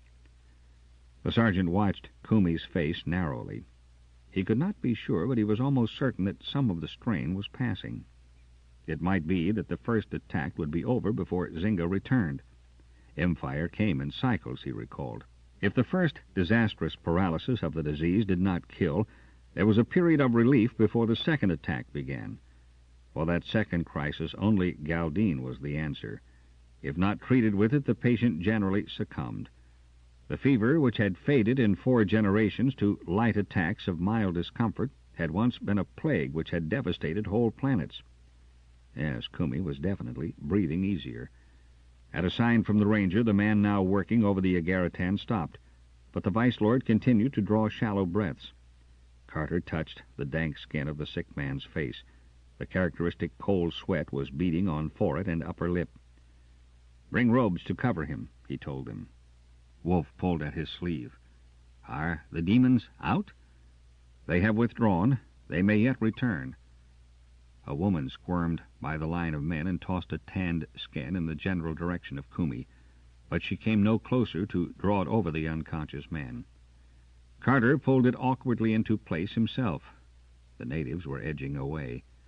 Wolf had retreated to the other side of the fire, where he hovered nervously, as if in 2 minds about whether to follow his people into the tight group of whisperers by the tents.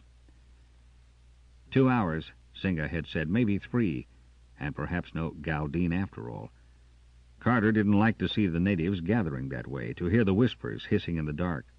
They couldn't start any trouble without his knowledge, but he was 1 man against 20 or more of them. He had 2 blasters, which he could only use as a very last resort. The years-long conditioning of the rangers would not permit him to fire until it was absolutely necessary in order to save his life. "You—" That weak thread of voice came from beside him. Kumi was awake. "What?" the Agaritan began with a question. Carter answered with 1 word. "Empire." "Beaten by a virus." There was self-contempt in that. "Galdine?" "Maybe. I have sent someone to see if it is among our supplies." "So, then there were 2 of you." Kumi's voice was gaining strength. "But you are alone now." "I am alone." The Agaritan's eyes closed wearily. He was holding a complete mind block. Perhaps behind it he was planning. But M-fire affected the mental powers as well as the muscles. He could do little to start trouble now. "You are going to have difficulties with the clan, you know." He was continuing in a conversational tone, a sort of malicious amusement just below the surface. "I've had time to indoctrinate them pretty thoroughly. They are not going to take kindly to my collapse. They'll believe that you've tried to murder me." Carter did not answer, and his silence appeared to sting Kumi to another effort. "You won't win this bout, Ranger, any more than you won the last. If I die, you'll go down under their knives and spears. A fitting end for a barbarian." The sergeant shrugged, although that motion almost wrung a cry of pain from him. Kumi's half-open eyes narrowed, and a grin drew back his lips in an animal snarl. "So I did mark you. Well, that will make you easier meat for Wolf and his men when the time comes. You have it arranged? Very neatly, I suppose." Carter dared to yawn. He might not be able to read what was going on behind the Agaritan's block, but he could guess how he himself would answer such an impasse, and he gave Kumi credit for devising something as easy. "I will be taken care of, and then you will lay an ambush for whoever comes with the Galdine. It will be simpler to get it from a dead man." But Kumi's eyes were closed again, and he gave no sign that the other might have scored. Carter looked to Wolf. The chieftain was sitting cross-legged again, staring into the fire. Was Kumi busy now, making mind contact with that hunched figure? The sergeant sighed. During the past few days he had discovered that there were vast unexplored possibilities tied up with this gift of his. Why, the adept who had schooled him had known practically nothing.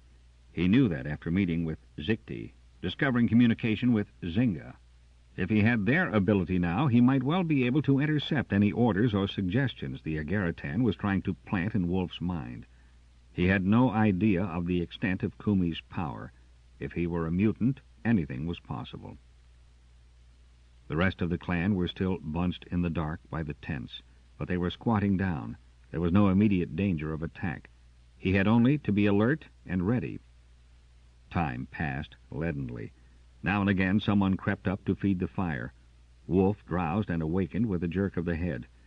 To all appearances, Kumi either slept or was unconscious. But Carter stayed on guard. Fortunately, the pain in his shoulder would not let him rest. At last, the sound he had been straining to hear came, the faint swish of the lifeboat's air passage. He drew a deep breath of relief and straightened. Then he glanced down. Kumi's eyes were open, dark holes of evil malevolence. What was the Agaritan going to try? Wolf stirred, and Carter's hand reached for the blaster Kumi had dropped. The chieftain arose stiffly to his feet. 3 more men came out of the shadows to join him. "Carter!" That mental call was imperative, and it came from Zikti, not Zynga. "There is no Galdine." Even as the message reached the ranger, Kumi uncoiled, his legs flailing out in a move which might have brought Carter down had he not sprung backward at the same instant. The Agaritan was crazy if he thought he could ever surprise a sensitive. But by his maneuver the Vice-Lord had been able to get to his hands and knees. This was it. Carter lurched to the left, keeping the fire between him and the clansmen who were moving to come up to him. They had their knives out, and he couldn't turn his blaster on the poor fools. He couldn't. He lashed a kick at Kumi, who, reflexes weakened by the fever, could not dodge the blow. As the Agaritan sprawled flat on his face, the ranger hurtled his body and began to back toward the woods in the general direction of the hidden aircraft. Seconds later, he heard a welcome voice behind him. "I have them covered, Carter. Kumi controls them." "Okay, I've got him too. Fall back to the trees. Zikti is waiting for us." Rolf spoke calmly as he stepped out of the shadows to stand shoulder to shoulder with the sergeant. Kumi caught at Wolf as the chieftain passed him. Using the native as a support, he pulled himself up on his feet. "So, you don't have Galdine," he spat at them. His face was no longer malevolent. It was twisted and white with pure fear. "I may be a dead man," he went on softly, "but I still have time to finish you, too. He released Wolf suddenly and pushed him at the Rangers. "Kill!" he screamed. "We'll do what we can for you," Carter said slowly. The Agaritan was holding himself erect with an effort which was draining the last resources of his strength. "Still living by the code, fool! I shall live to see your blood, barbarian!" "Ah!" The scream was shrill, and it bit Rawley at the nerves. It could only have been torn from a woman's throat. Wolf and his men half-turned just as a second scream broke. There was a frenzied gabble of words which Carter did not catch, but Zichte's thought translated for them. "One of this tribe, a maiden, has fallen ill.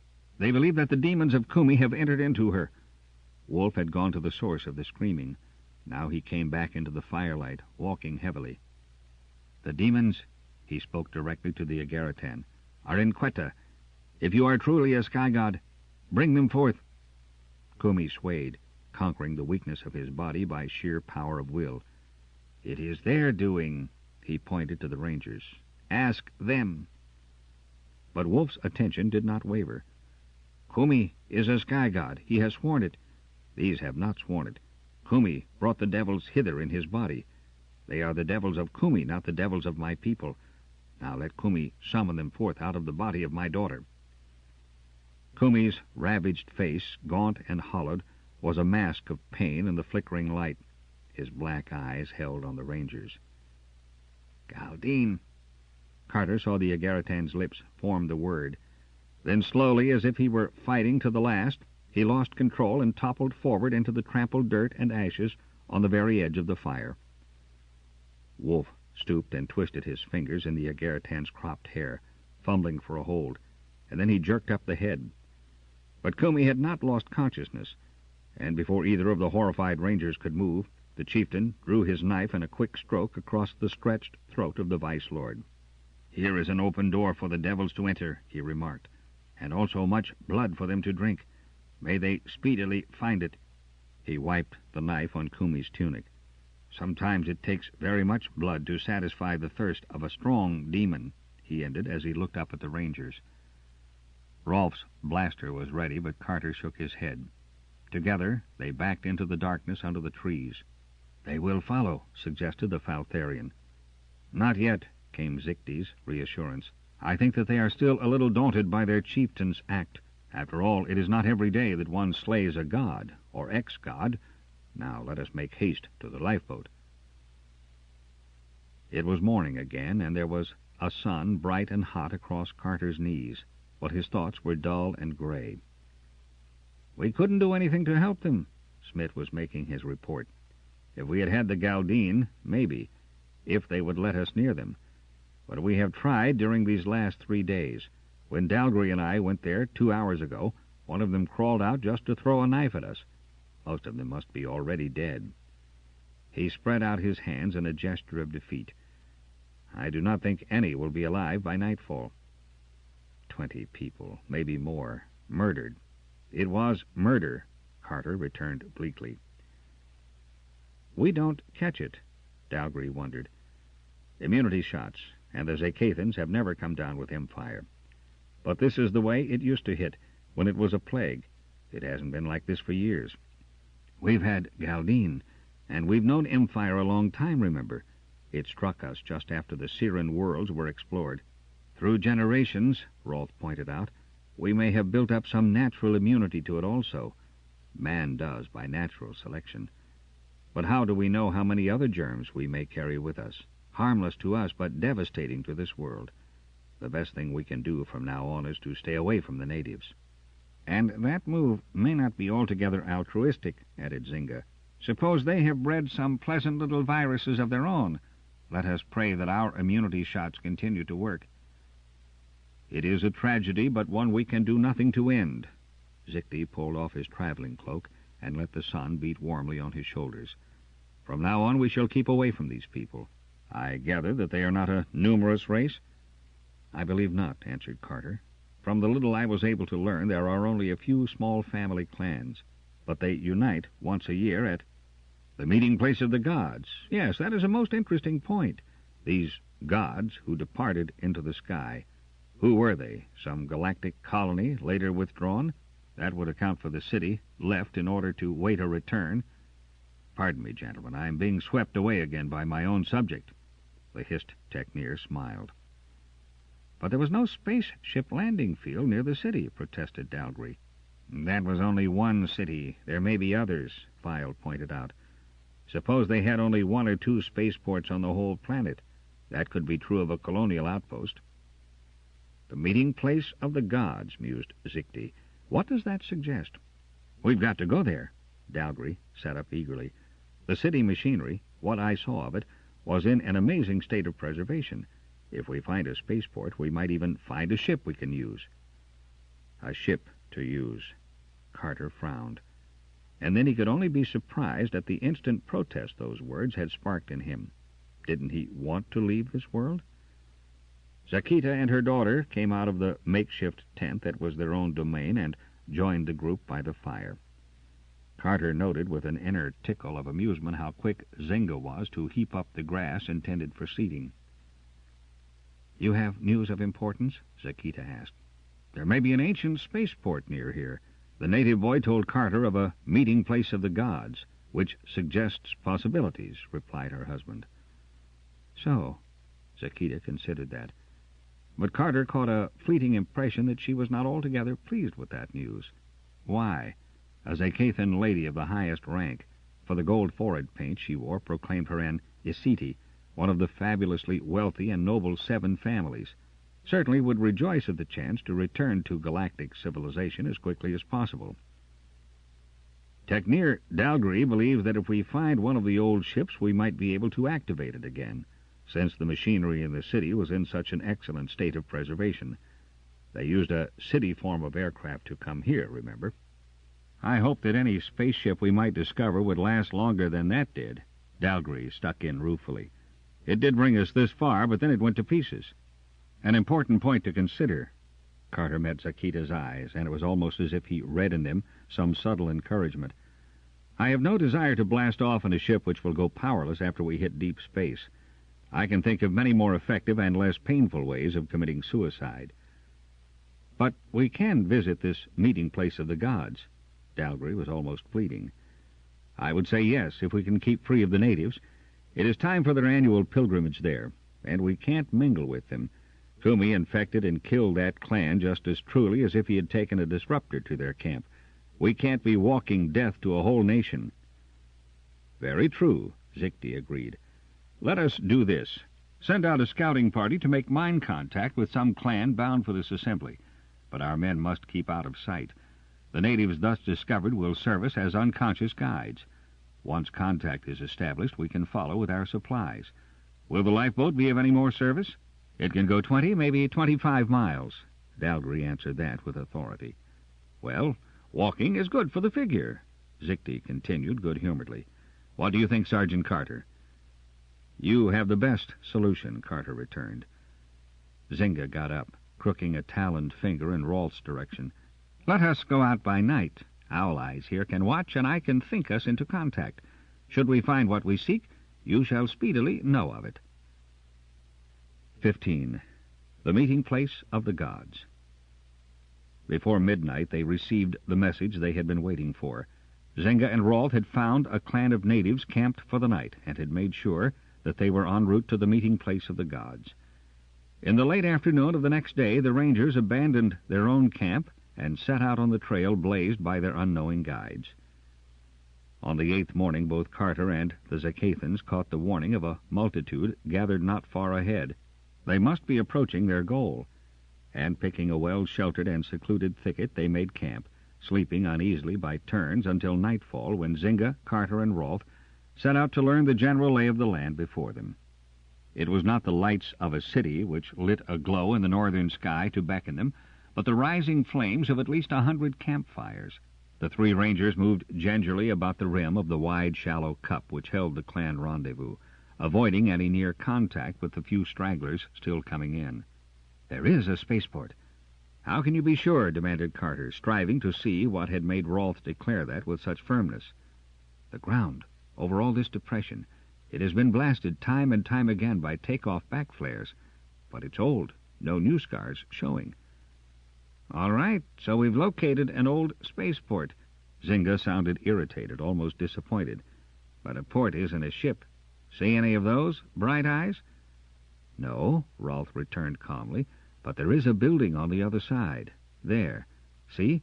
That fire lights it just a little. Carter, now that his attention had been directed, sighted it, an expanse of massive blocks only barely perceptible in the poor light. It's large. Rolf cupped his hands around his eyes to cut some of the fire glare. Let's have the visibility lenses, Carter. And when he used those, he added with a faint trace of excitement, it's huge, bigger than anything we saw in the city. And did you ever visit Central City? Carter laughed bitterly. I saw visographs of it. Do you think we outer barbarians ever came so close to the fount of all knowledge as to see it in reality? And what has Central City got to do with this? Zynga wanted to know.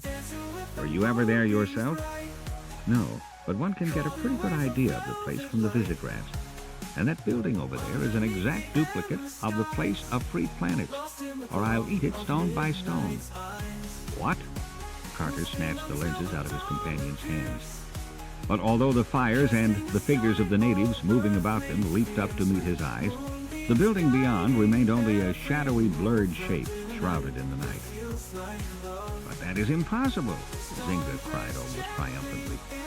Even the newly hatched know that the place of Free Planets is archaic, designed by architects who lived so far in the past we don't even know their names or home worlds, and it has never been copied. Except that it has, right here, Rolf returned stubbornly. I tell you, there is something odd about this world. Those tales you heard, Carter, of the gods who took to space, that city left waiting, ready for its owners to return, this place where the natives have a tradition that they must gather at regular intervals to await such a homecoming, it all adds up. If we only knew how to add... Yes, agreed Carter. There is some mystery here, a bigger one maybe than we have ever tried to solve before, in spite of our system ranging. Mysteries, Zynga scoffed. And now, my friends, we had better withdraw in a hurry, unless you wish to be trampled by a select party from below. But Carter had received the same sense warning and was already creeping on his hands and knees back from the rim of the ancient spaceport.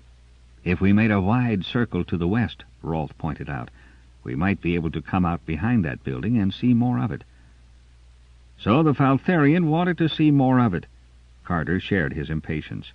A solitary building which resembled the sacred place of Free Planets. He must get to the bottom of the mystery. He had to. A world not included on even the most ancient routing tapes he had seen. In a solar system so near the rim of the galaxy that it had been overlooked, or forgotten, centuries before he was born. Yet here, beside an age-old spaceport, stood a replica of the oldest and most revered public building ever built by human beings. He must find out why, and who, and what. During the next few hours they made the western circle Rolf had suggested, and when just before dawn they were joined by the other rangers and patrolmen, they were behind the building. Carter's eyes were grainy from lack of sleep, but excitement would not let him go back to their camp. He had to see what Rolf had described. They moved from cover to cover, at last crawling snake-wise to reach a point from which they could see clearly. Rolf was right. Dalgry's voice rose to a squeak in his amazement as he looked down at the white mass. My father was stationed at headquarters one year. We lived in Central City. I tell you, that's the place of Free Planets down there. Carter's hand pushed him flat. All right, we'll take your word for it, but keep your voice and your head down. Those men below are trained hunters. They could easily spot you. But how did it get here? Dalgry turned an honestly bewildered face to the sergeant. Maybe. Carter brought out the thought which had been born in him during the night. This came first. Came first? Smith wriggled up and screwed the lenses tight to his eyes. Came first, but how? You mean it could be that old? Breathed Rolf. You've the lenses, Smith. Take a good look at the edge of the roof and the steps leading up to the portico. Yes, the com-techneer agreed a moment later. Erosion. That place is very old. Older than the city, even, he added. Unless, being set out alone in the open had hastened decay, I'd like to have a closer look. Wouldn't we all? Zynga interrupted him. How long do you suppose our friends down there are going to sit around? Some days, at least. We'll just have to button up our curiosity until they do leave, Carter answered. It'll probably keep us busy to just elude parties coming in and going out. We had better stay some distance away from now on. Smith uttered a slight groan of protest, and Carter could sympathize with him.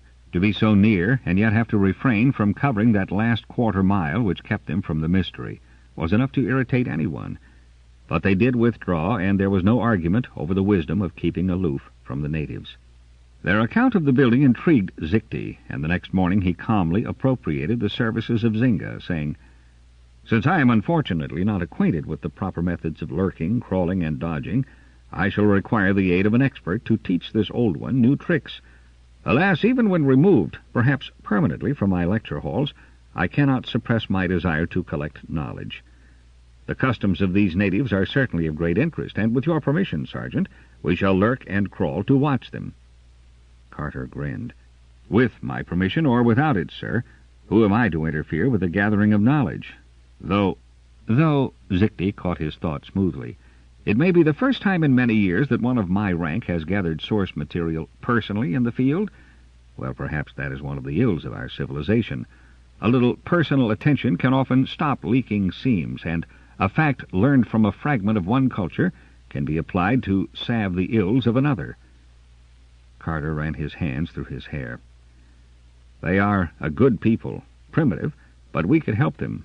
I wish, if we only had the medical skill and learning, we could mingle with them in safety. Or you could. Whether they would ever accept a Bemi," Zichty stabbed a talon at his own arched breast, "is another question. Among primitives, what is the general attitude toward the unknown? They fear it." "Yes, that poor boy thought that Zynga was a demon," Carter replied reluctantly. "But in time, when they learned that we meant them no harm—" Zichty shook his head regretfully. "What a pity that we do not have a medico among us. That is one of the few limitations of our present situation which bothers me." "You are ready to march, Haga Zichty?" Zynga came up to them, bowing his head and addressing the elder Zakathan with one of the 4 titles of respect, which confirmed Carter's suspicions that the Hist Techneer was a noble on his own world. "Coming, my boy, coming. There is one thing which I and my household may thank the First Mother for," he added, "and that is that we have such companions in misfortune." Carter, warm with pleasure, watched the 2 Zakathans out of sight. He realized that Zichty, much as he withheld from giving any opinion until asked, or from intruding upon the ranger councils, was a leader. Even Smith and Dalgry, for all their inborn suspicion not only of unhumans but also of sensitives, had fallen under the spell of the urbane charm and serene good nature of the Hist Techneer and his family. The patrolmen fetched and carried cheerfully and readily for Zakita and Zora, and preserved a lordly big brother plagued by small tag-along attitude toward Zor. Just as the difference between ranger and crewman had vanished, so had that between human and Bemi. "And what are you thinking of when you stand there smiling at nothing at all?" File dropped a bundle of firewood and stretched. "You should come and haul in some of these logs, if you have nothing better to do." "I was thinking that there have been a lot of changes," began the sergeant. But for once he found File as intuitive as Zynga. "No more Bemis? No more crew and rangers, you mean? It just happened, somehow." He sat down on the woodpile. "It may be that when we got out of the city, he jerked his head in the direction Smith and Dalgry had taken a few minutes previously, had to make a choice, once and for all. They made it, and they aren't looking back. Now they don't think about differences, any more than you and Rolf ever did. We were almost Bemis ourselves, Rolf with his night sight and I a sensitive, and I was a barbarian into the bargain. Those 2 are both inner-system men, more conventional in their conditioning. We must give them credit for conquering some heavy prejudices. They just started to use their brains." File's crest lifted. He raised his face to the sky and poured out a liquid run of notes, so pure and heart-tearing a melody that Carter held his breath in wonder. Was this File's form of happy release from emotion? Then came the birds, wheeling and fluttering. Carter stiffened into statue stillness, afraid to break the spell. As File's carol rose, died, and rose again, More and more of the flyers gathered, with flashes of red feathers, blue, yellow, white, green. They hopped before the Christian's feet, perched on his shoulders, his arms circled about his head. Carter had seen File entice winged things to him before, but never just this way. It appeared to his bewildered eyes that the whole campsite was a maze of fluttering wings and rainbow feathers. The trills of song died away, and the birds arose, a flock of color. 3 times they circled File, hiding his head and shoulders from sight with the tapestry of tents they wove in flight. Then they were gone, up into the morning. Carter could not yet move. His eyes remained fixed on File, for the Christian was on his feet, his arms outstretched, straining upward, as if he would have followed the others up and out. And for the first time, dimly, the sergeant sensed what longings must be born in File's people since they had lost their wings. Had that loss been good? Should they have traded wings for intelligence? Did File wonder about that? Someone beside him sighed, and he glanced around. The 3 Zacathans, Zakita, Zora, and Zor, stood there. Then the boy stooped to pick up a brilliant red feather, and the spell was broken. File dropped his arms, his feather crest folded neatly down upon his head. He was again a ranger of the patrol, and not a purveyor of winged magic. So many different kinds. That was Zakita with her usual tact. I would not have dreamed that these trees give harborage to so many. Yes, Zor, that is indeed an unusual color for a sky creature, but every world has its own wonders. File joined the Zacathan boy, who was smoothing the scarlet feather delicately between 2 talons. "If you wish," he said, with a friendliness he had not often displayed before, "I can also show you those who fly by night." Zora's yellow lips stretched in a wide smile. "Tonight, please. And can you bring them here in the same way?" "If you remain quiet and do not alarm them. They are more timid than those who live by the sun. There is a giant white one who skims through the dark like a Korab mist ghost." Zor gave an exaggerated shiver. "This," he announced loudly, "is the best holiday we have ever had. I hope that it is never going to end. Never." The eyes of the 4 adults met above his head, and Carter knew they shared the same thought. This exile would probably never end for them. But did any of them care? Carter wanted to ask, but he couldn't, not just yet. The Rangers spent the day overhauling their equipment and making minor repairs.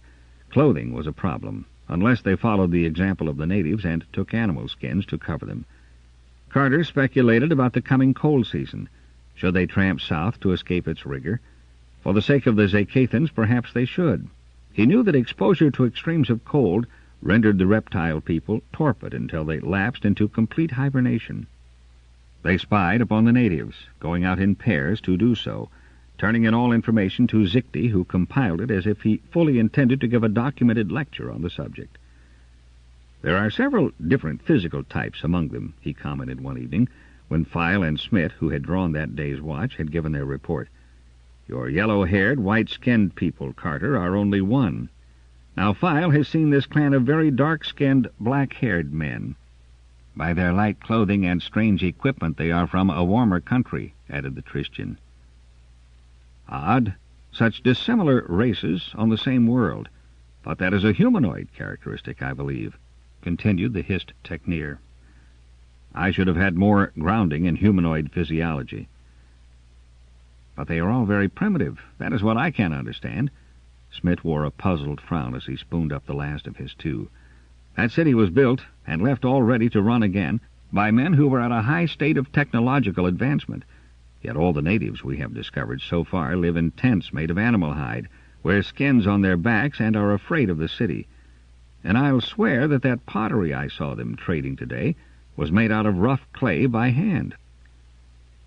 "We don't understand that any better than you do, my boy," answered Zikti.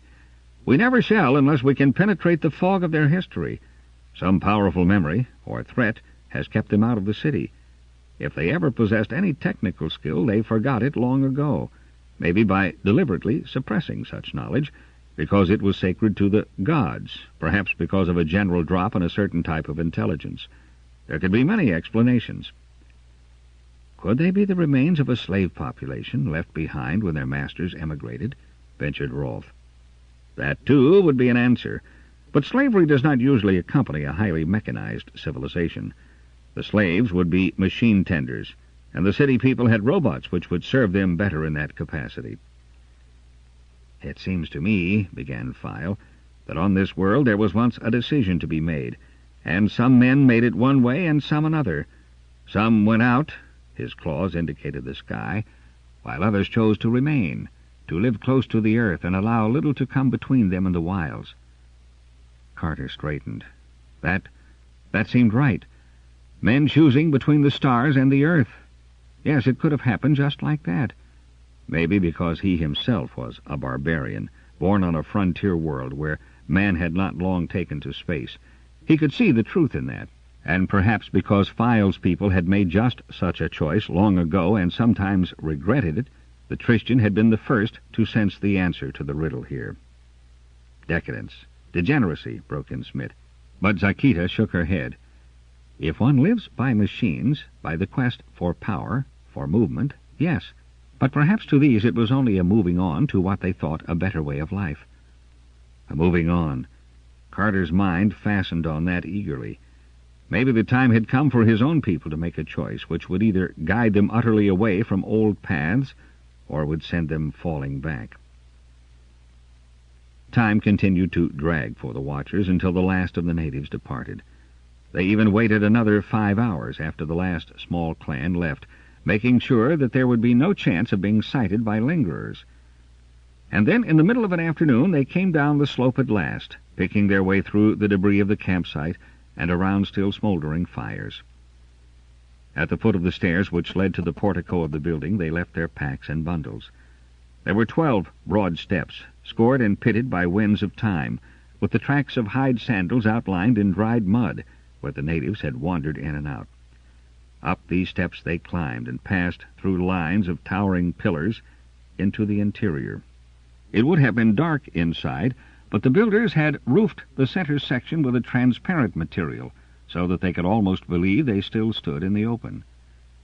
Slowly, still in a compact group, they came down an aisle into the very middle of the huge hall.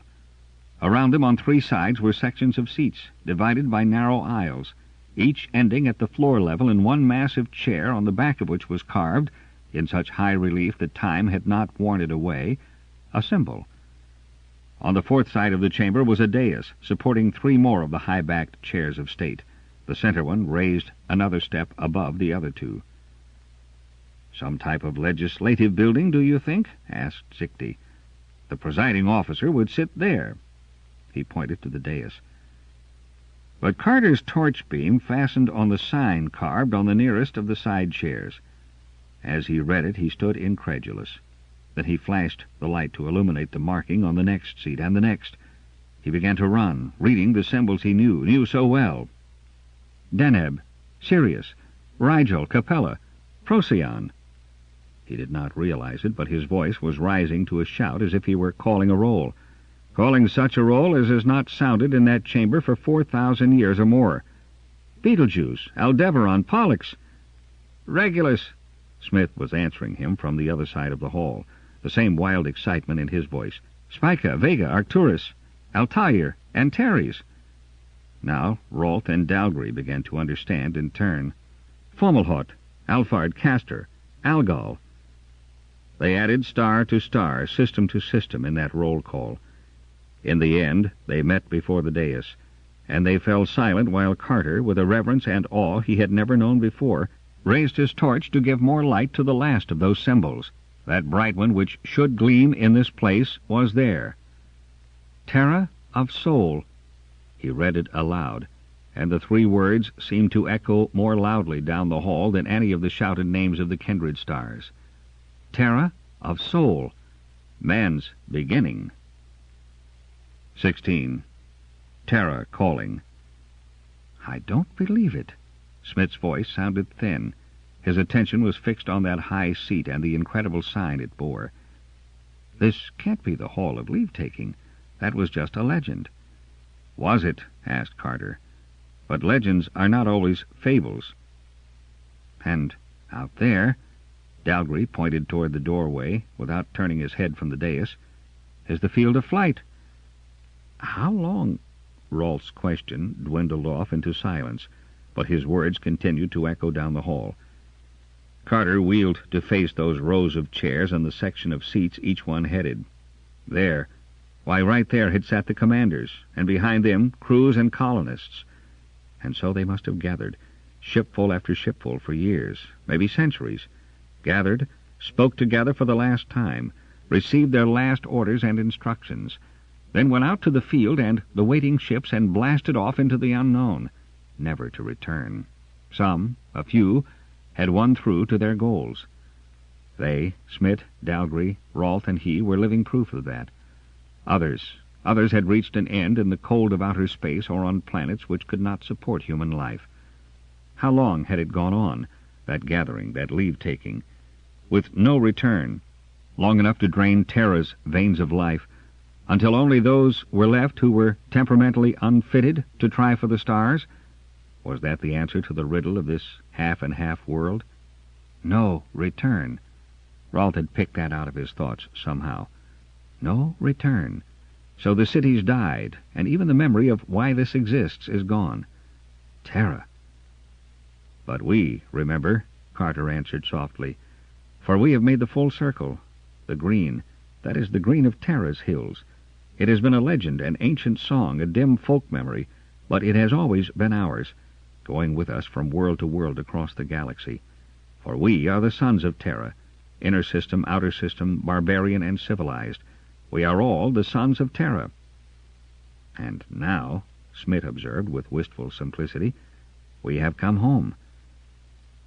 It was a home which bore no resemblance to the dark mountains and chill valleys of Rolf's half-frozen Falthar, to his own tall forests and stone cities now forever dust, to the highly civilized planets which had been the birthplaces of Smith and Dalgry. It was a planet of wilderness and dead cities, of primitive natives and forgotten powers. But it was Terra, and as different as their races might be today, they were all originally of the stock which had walked this earth. Once more he surveyed that assembly of empty seats. Almost he could people it. But those he summoned to sit there could not be the ones who had once done so. The men of Terra had been gone too long, were scattered too far. He walked slowly down the center of the hall. The Zacathans and File had drawn apart. They must have watched with amazement the actions of the humans. Now Carter tried to explain. This is Terra. But Zikti knew what that meant. The ancient home of your species. But what an amazing discovery! What else he might have added was drowned out in a shout which drew all their attention to the dais again. Dalgry stood at the left of it, beckoning to them. Rolf and Smith had disappeared. In a body, they hurried to join Dalgry. The new discovery was behind the dais, hidden by a tall partition, and it covered most of the wall. A giant screen of some dark glass on which pinpoints of light made patterns.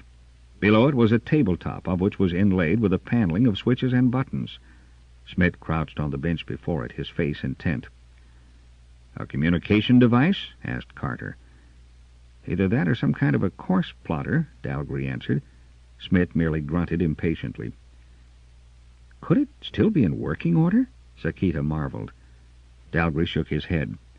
"We can't tell yet. The city functioned again after they pulled the right switches, but this—" He indicated the giant star map and the intricate controls on the table. "Will have to be studied before we can push the right levers. Why, we don't understand any of their wiring methods."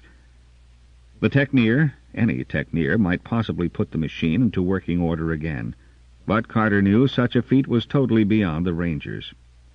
He studied the star map slowly, identifying the points he could recognize. Yes, here was the galaxy as it appeared from this ancient planet close to its rim. He noted the brilliance of Sarmak, moved on to Altair and the others. Had this board once plotted the course on which man went out to those far-off suns and the worlds they nourished? It was growing darker as the evening closed down, but even as the light faded from overhead, a soft glow outlined the star map and illumined the table, although the rest of the hall remained shrouded with shadows. Carter moved. "Shall we camp outside or return to the hills?" he asked Zikti. I see no reason for returning, the Zakathan replied. If all the natives have withdrawn, as they apparently have, surely there can be no objection to our staying. Behind him, Zynga laughed and pointed a talon at Smith. If you think you can drag him away from here even by force, you are sadly in error, Sergeant. Which, of course, was true. The com-techneer, confronted by a mysterious device in his own field, refused to leave even for food, preferring to gulp down a cup of water and chew on a piece of tough meat absently, while his eyes were busy with the marvels before him. They chose to drag their bedrolls into the hall when the full night fell, putting out their cooking fire and lying closely together below the empty seats of the vanished colonists. "There are," Zichte's voice boomed through the emptiness, "no ghosts in this place. Those who gathered here once were already voyaging on in spirit, even as they sat here, eager to be gone. They have left nothing of themselves behind." In a way, Rolt agreed, that was also true of the city. It was discarded. Carter produced the right word as the Falfarian hesitated. Discarded as might be a garment grown too small for its wearer. But you are right, sir, we shall meet no ghosts here, unless Smith can awaken some with his tinkering. Is he going to stay there all night? Naturally, Zynga replied, and let us hope that he will not raise any voices out of the past, even out of your human past, friend. I have an odd desire to spend this night in slumber. Carter awakened twice during the night, and by the faint glow which crept around the edges of the partition, he saw that Smith's bedroll was still unoccupied. The com-techneer must be hypnotized by his discovery. But there was a limit to everything. So at his second awakening, Carter pulled himself out of the warmth of his bed with an impatient sigh, shivered in the chill, and padded on bare feet across the cold stone. Either Smith would come willingly, or he would be dragged to bed now. The com-techneer was still on the seat, his head thrown back, his gaze fixed on the star map. In the reflection of the light, his eyes appeared sunken, and there were dark shadows like bruises along his cheekbones. Carter followed the direction of the other's set stare. He saw what held Smith fascinated, blinked, and gave a gasp. There was a red dot on the black glass surface, a dot which moved in a steady curve. "What is it?" Smith replied without taking his eyes from the traveling dot. I'm not sure. He passed his hands across his face. "You do see it, too?" "I see a red dot moving, but what is it?" "Well, I've guessed." And Carter knew the nature of that guess. A ship moving through space, headed in their general direction. Coming here? It's on a course, but how can we tell? Look! Another dot had sprung into being on the screen, but this moved with a purpose. It was on the track of the first, a hunter on the trail. Carter pushed down beside Smith on the bench. His heart was thumping so that he could feel the sullen beat of blood in his temples. It was very important, that flight and pursuit. Somewhere within him he knew that. So important he feared to watch. The first dot was moving in a series of zigzags now. Evasive action. Smith mouthed the words. He had served on a battle cruiser, Carter knew. What kind of ships are they? If I understood this, Smith swept his hand over the controls before him, maybe I could answer that. Wait! The first dot engaged in a complicated maneuver which had no meaning as far as the sergeant could see, but which flipped it back on a level with its pursuer. That's a patrol ship. It's offered battle. But why? They were even, those two dots, and then a third appeared on the board. It was slightly larger and moved more slowly, avoiding the two which would shortly be locked in combat. And in making the arc to avoid the flight, it headed straight toward Sol's system. Covering action, Smith translated. The patrol is covering for this other ship. A suicide mission, I think. Look, their battle screens are up now. A faint, very faint orange haze encircled the two dots near the outer verge of Sol's system. Carter had never been in space action, but he had heard enough tales, seen enough visographs, to be able to create in his mind a picture of the struggle now beginning. The larger dot had no part in the struggle. Instead, it crept at its snail's pace on and on, away from the deadlocked fighters. Pressure of screen against screen. And when one of those screens failed, flaming and instant death. That was a patrol ship out there holding the enemy at bay while a defenseless prey escaped. If I could only read this!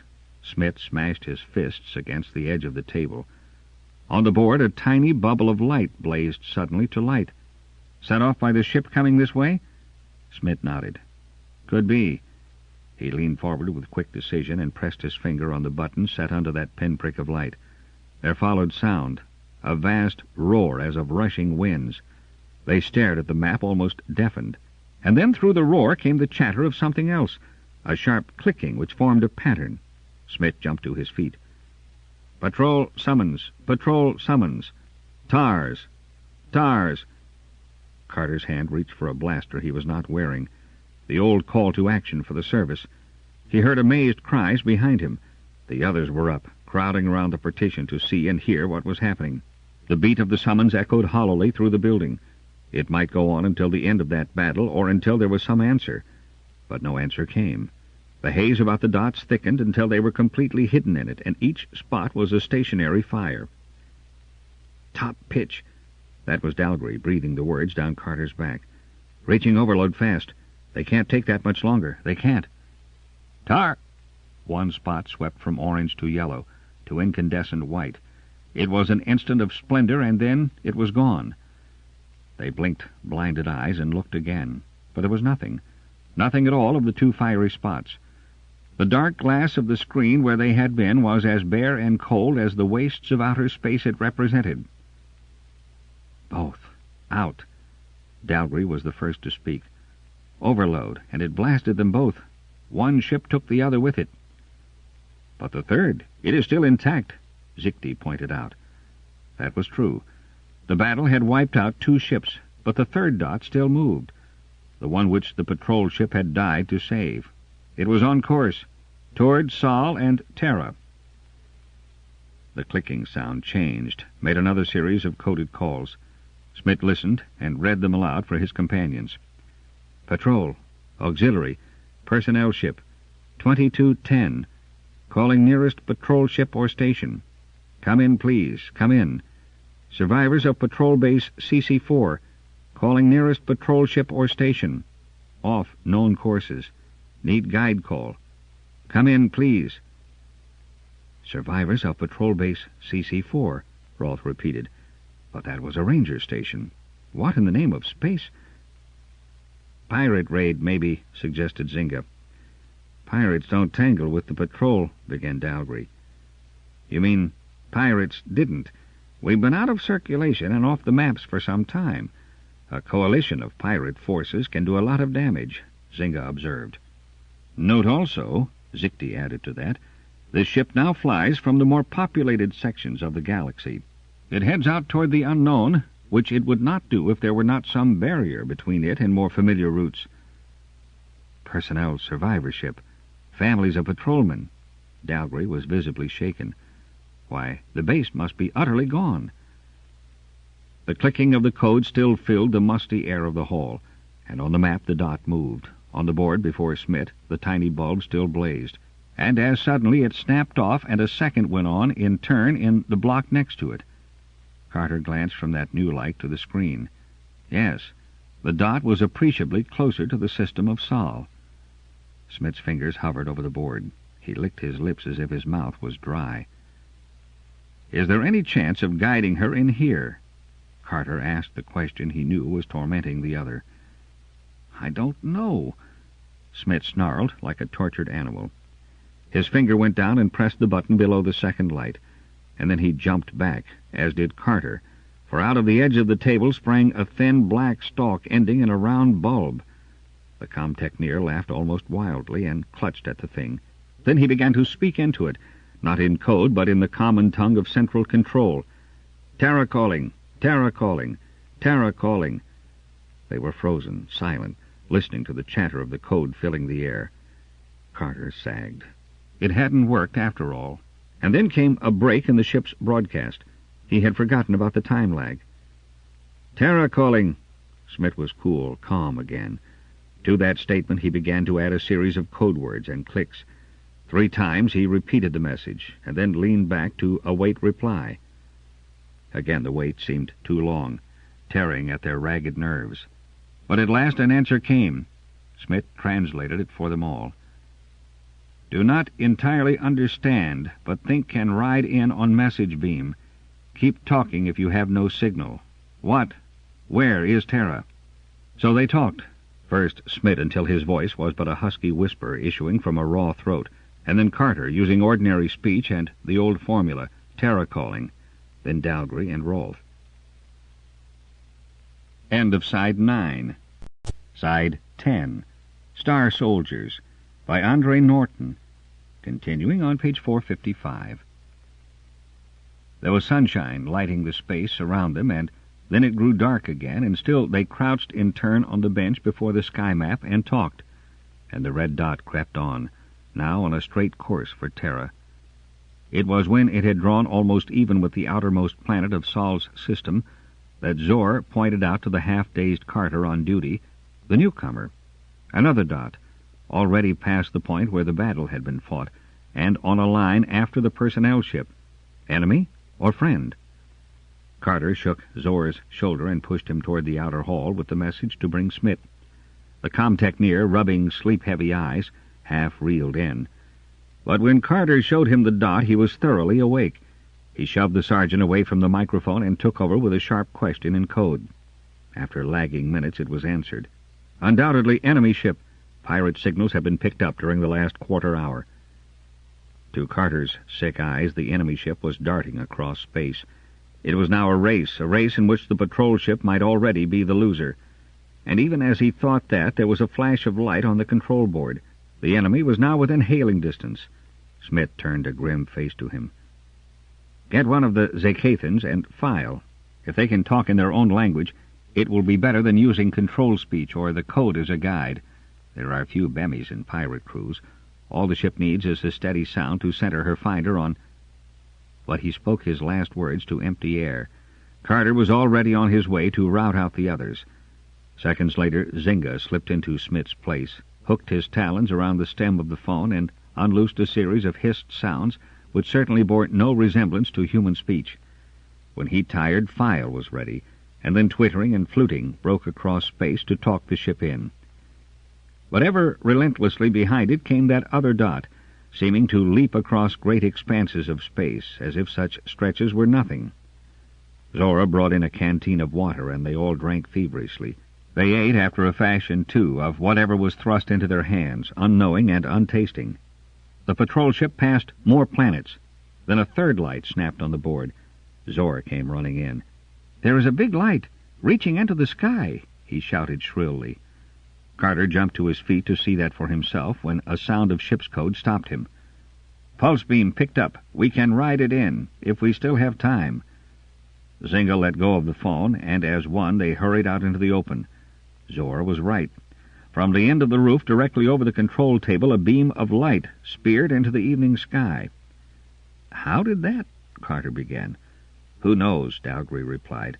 "They were master techneers in their day. That must pulse strongly enough to be picked up by a ship approaching this planet within a certain distance. At least we can now stop talking." In the end, they drifted back to the map to watch the ship and its pursuer. The gap between those two was narrowing, too quickly. A last light flashed on the control board. It was warning red. "Ships entered the atmosphere," Smith guessed. "Get everybody inside here. It may not land on the field, and the power wash will be brutal." So they waited inside the ancient hall of leave-taking, and they heard rather than saw a ship land on a field which had not felt the bite of spaceship's fire for at least 1,000 years. But it was a good landing. Smith remained at the board. "The other is still coming!" His warning rang out to hasten the others.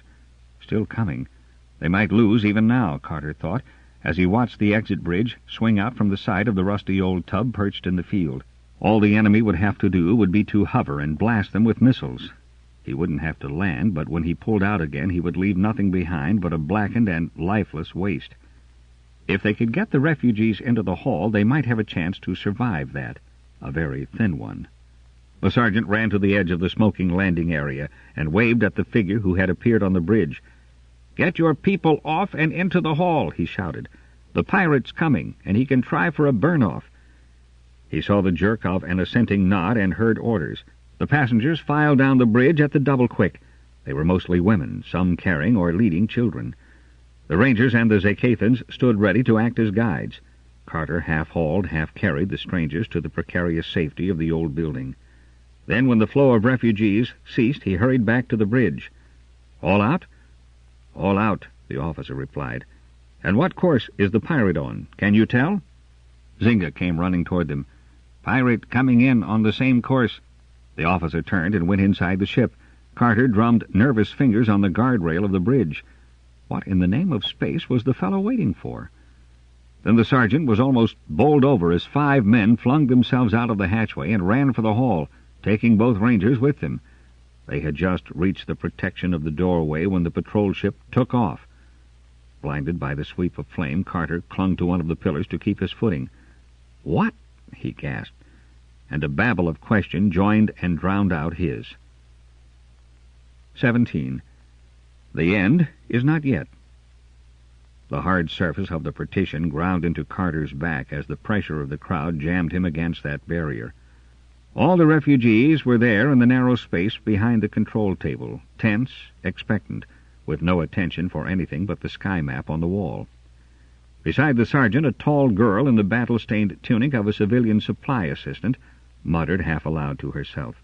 "There's only one of them. By the grace of the 3, there is only one for him to face." Her one was that ominous red dot of the pirate ship still on course to Terra, headed without doubt for the very point on that planet where they now stood. But even as they watched that advance helplessly, a second dot appeared on the screen, the patrol ship moving out to meet the enemy. "Time to try evasive." Carter caught the urgency in that man's voice, rising from the mass of watchers. "Evade, chorus!" And as if that half-order, half-plea had actually reached across space, the course of the patrol ship changed. It seemed now as if it were attempting to make a futile run for safety, trying to elude the pirate. Out there a single brave man swung before a control panel, enmeshed in a pilot's web, prepared to fight a last battle to save his fellows. One lone patrolman. He continued to evade skillfully, altering his course just enough each time to draw the enemy after him, to persuade the other ship into pursuit and away from Terra. He had his screen up, as the haze testified. That should act as a flaunting challenge to the pirate. The impulse of the pursuer would be to follow, to beat down the weak barrier, to put on a traction beam and warp in the patrol ship. Only what Captain Chorus flew was no longer a ship. It was a single deadly weapon, and the enemy who strove to overtake and capture it would only trigger his own death in the same instant that he drew it in. Carter heard sobs, subdued, and little angry mutters from those about him. "He has the warhead ready." That was the girl.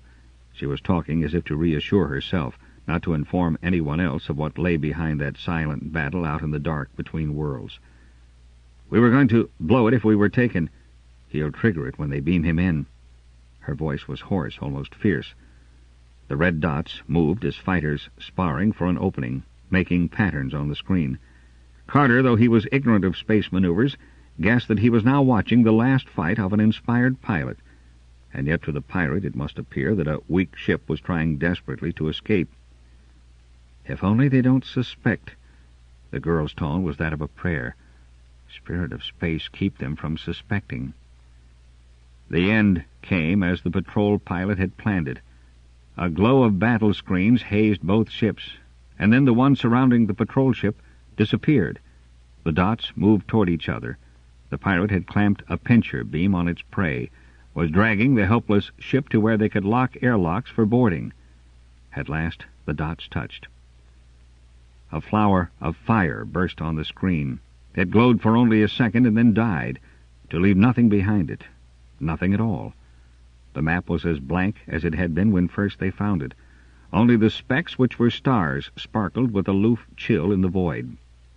No one in the crowd moved. It was as if they did not believe in the truth of what they had just witnessed, that they did not wish to believe. Then there was a single sigh, and the tight mass broke apart. People drifted, with eyes which seemed to see nothing, out into the hall. Except for the shuffle of feet over the stone, it was very quiet.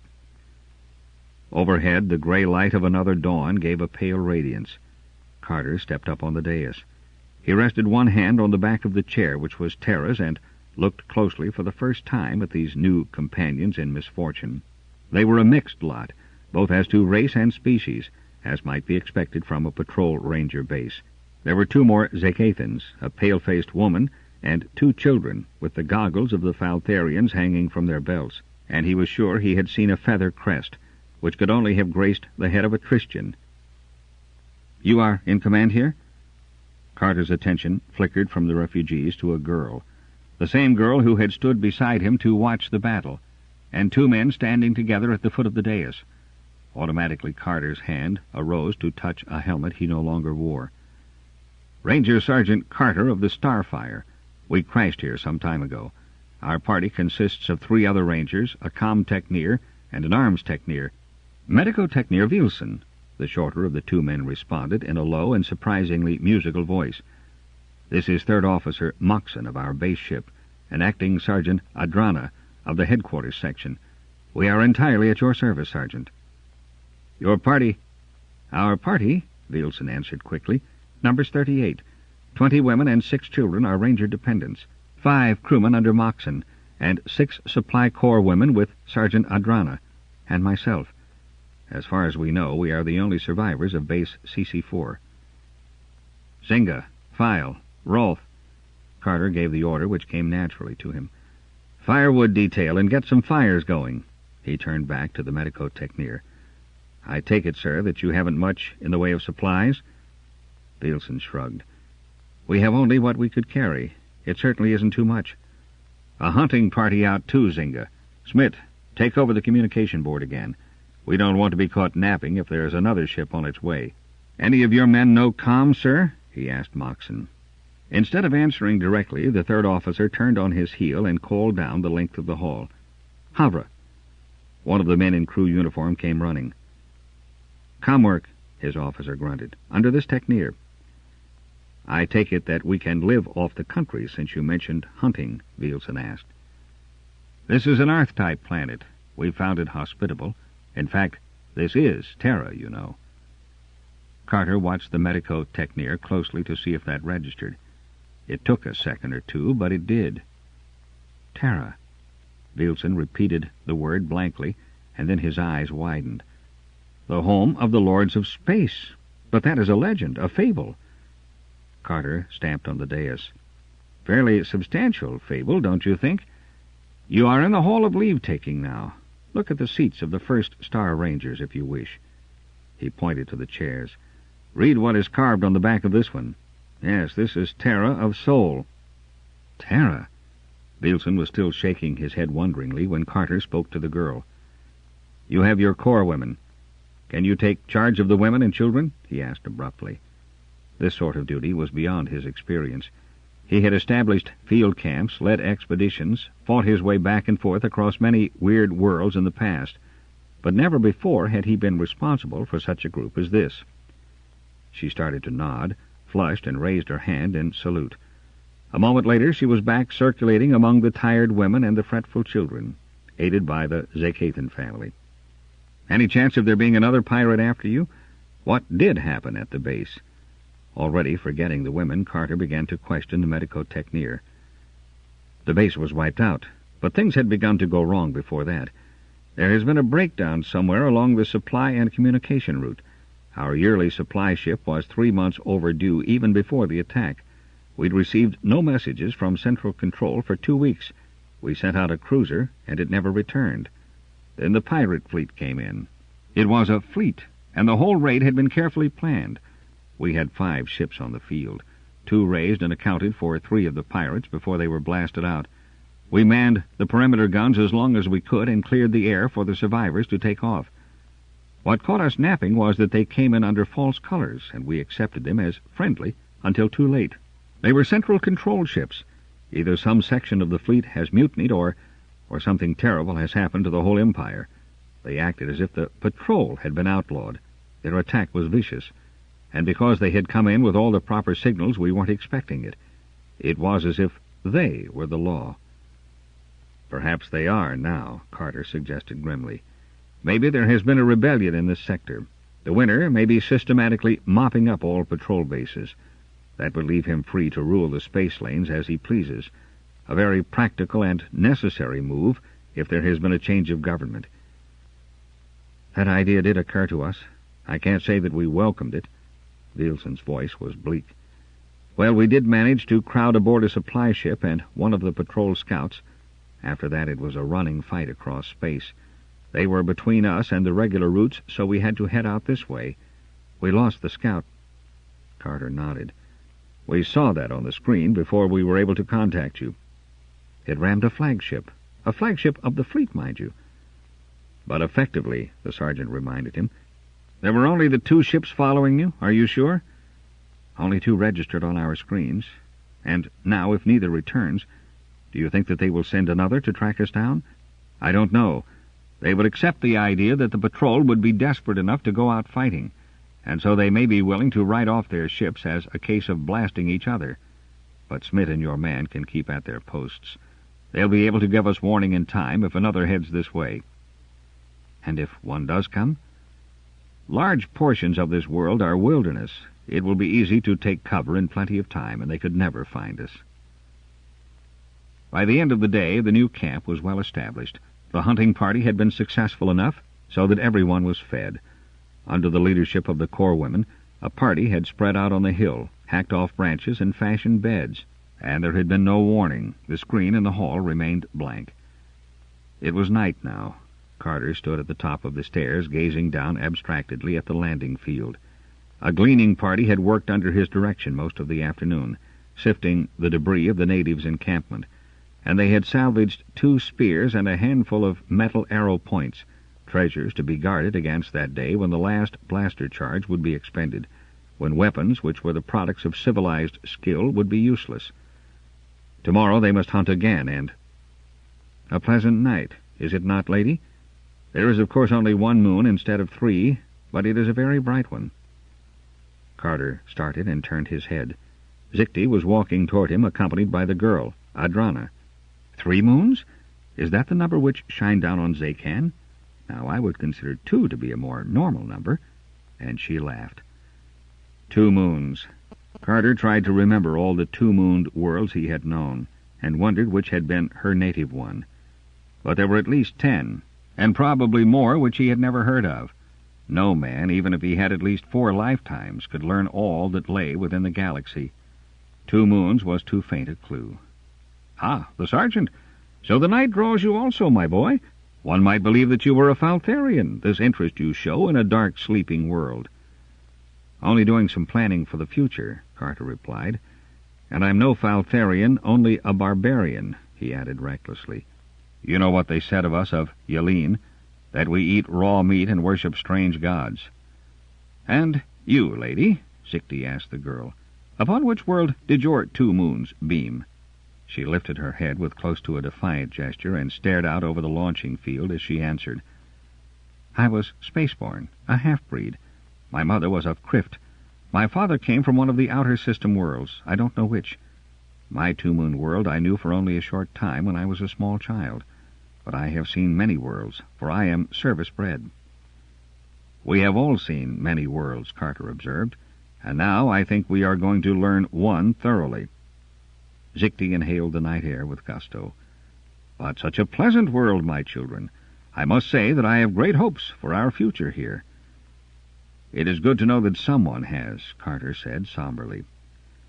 But it was Adrana who rose to the Zakathan's challenge. You are right. She laid her fingers on the Hist Techneer's scaled arm. This is a good world. When I was up on the hill today, the air was like wine in my throat.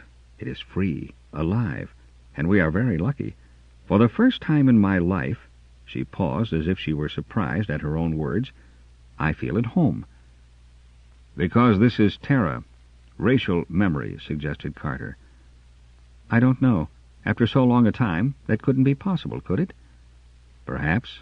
He added a confession of his own. The first day we landed here, when I saw the green of this vegetation, it seemed then that I, too, remembered. Well, children, I do not remember Terra, nor can any of my race, but still I say that we have landed on a good world, a pleasant one to make our own. We have only to do that. What of the city and the clans? Inquired the sergeant. Are they going to sit passive and allow us such usurpation? This is a wide world, and that problem we shall face when it arises. Now, moon-gazers, not being a Faltharian, I shall seek my bedroll. You must pardon my withdrawal. Chuckling, he padded away. What did you mean, the city and the clans? Are there natives here? Questioned the girl. Yes. Briefly, Carter gave her the facts. So you see, he ended, this world is not altogether ours for the taking, and since we cannot remain at this point on it indefinitely, we shall have decisions to make soon. She nodded. Tell the others tomorrow. Tell them all you have told me. You mean leave the decision up to them? All right. He shrugged. What if they chose the comfort of the city? Such a decision would only be natural. But he was very sure he would not go back there, nor would the others who had followed him out of that monument to a too ancient past. Because he agreed that each must decide for him or herself, he stood again the next morning in the pool of hot sunlight which crossed the dais. His throat was dry. He had been talking steadily, and now he was tired as if he had spent half the day cutting through heavy brush.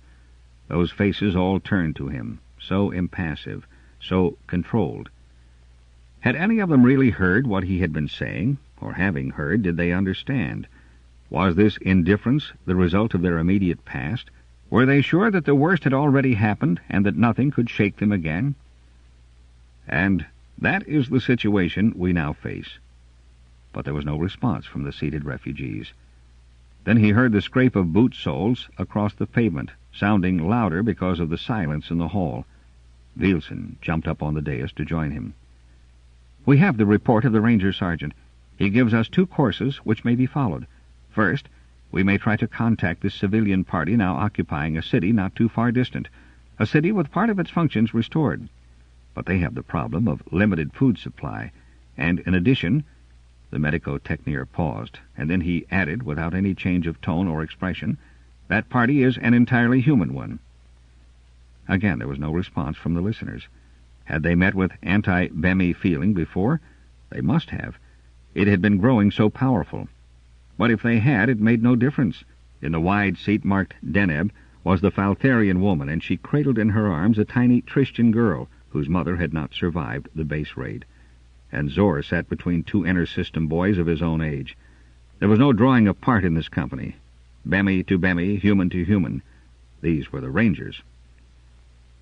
So we may go to the city, Wilson repeated, or we may choose the second solution, which could mean a much greater measure of hardship, though we of the Rangers, by training and tradition, are better able to face what it may demand of us, and that is to live on the land after the fashion of the natives. Sergeant Carter has spoken of a cold season reported to be approaching now. He has also pointed out that we cannot remain here due to lack of supplies. We can travel south, as the majority of the natives did when they left here a few days ago. Contact with the natives, while impossible now, judging by the sergeant's unfortunate experience, may be allowed later as we have some medical supplies and knowledge, but it might be years before we dare attempt such fraternization. These are the 2 choices we are now assembled to vote upon. Medico Wilson, one of the crewmen was on his feet. Do you rule out the possibility of rescue, then? Couldn't we remain near here and try to use that communicator to summon help? Any patrol ship. Again, the lack of expression in the medico-techneer's voice underlined his words. A communication attempt might just as well bring down roving pirates upon us. There is no way of identifying until too late any ship we might be able to beam in. And remember, Terra is off every known chart, so forgotten that its name is now only a legend. A murmur ran from seat to seat. So we must accept exile? That was a woman. I believe that we must. Wilson's answer came clear and firm. Another silence followed. They were facing truth now, and, Carter thought proudly, they were accepting it quietly. I believe that we wish to remain together, Wilson continued slowly. Yes. That answer was so loud it woke a faint echo from the roof. The patrol would stand together. That creed which had been theirs for generations still held them. We will abide by the will of the majority. Those who wish to seek shelter in the city may take their places against that wall. Those who would remain apart, on the land, Stand here."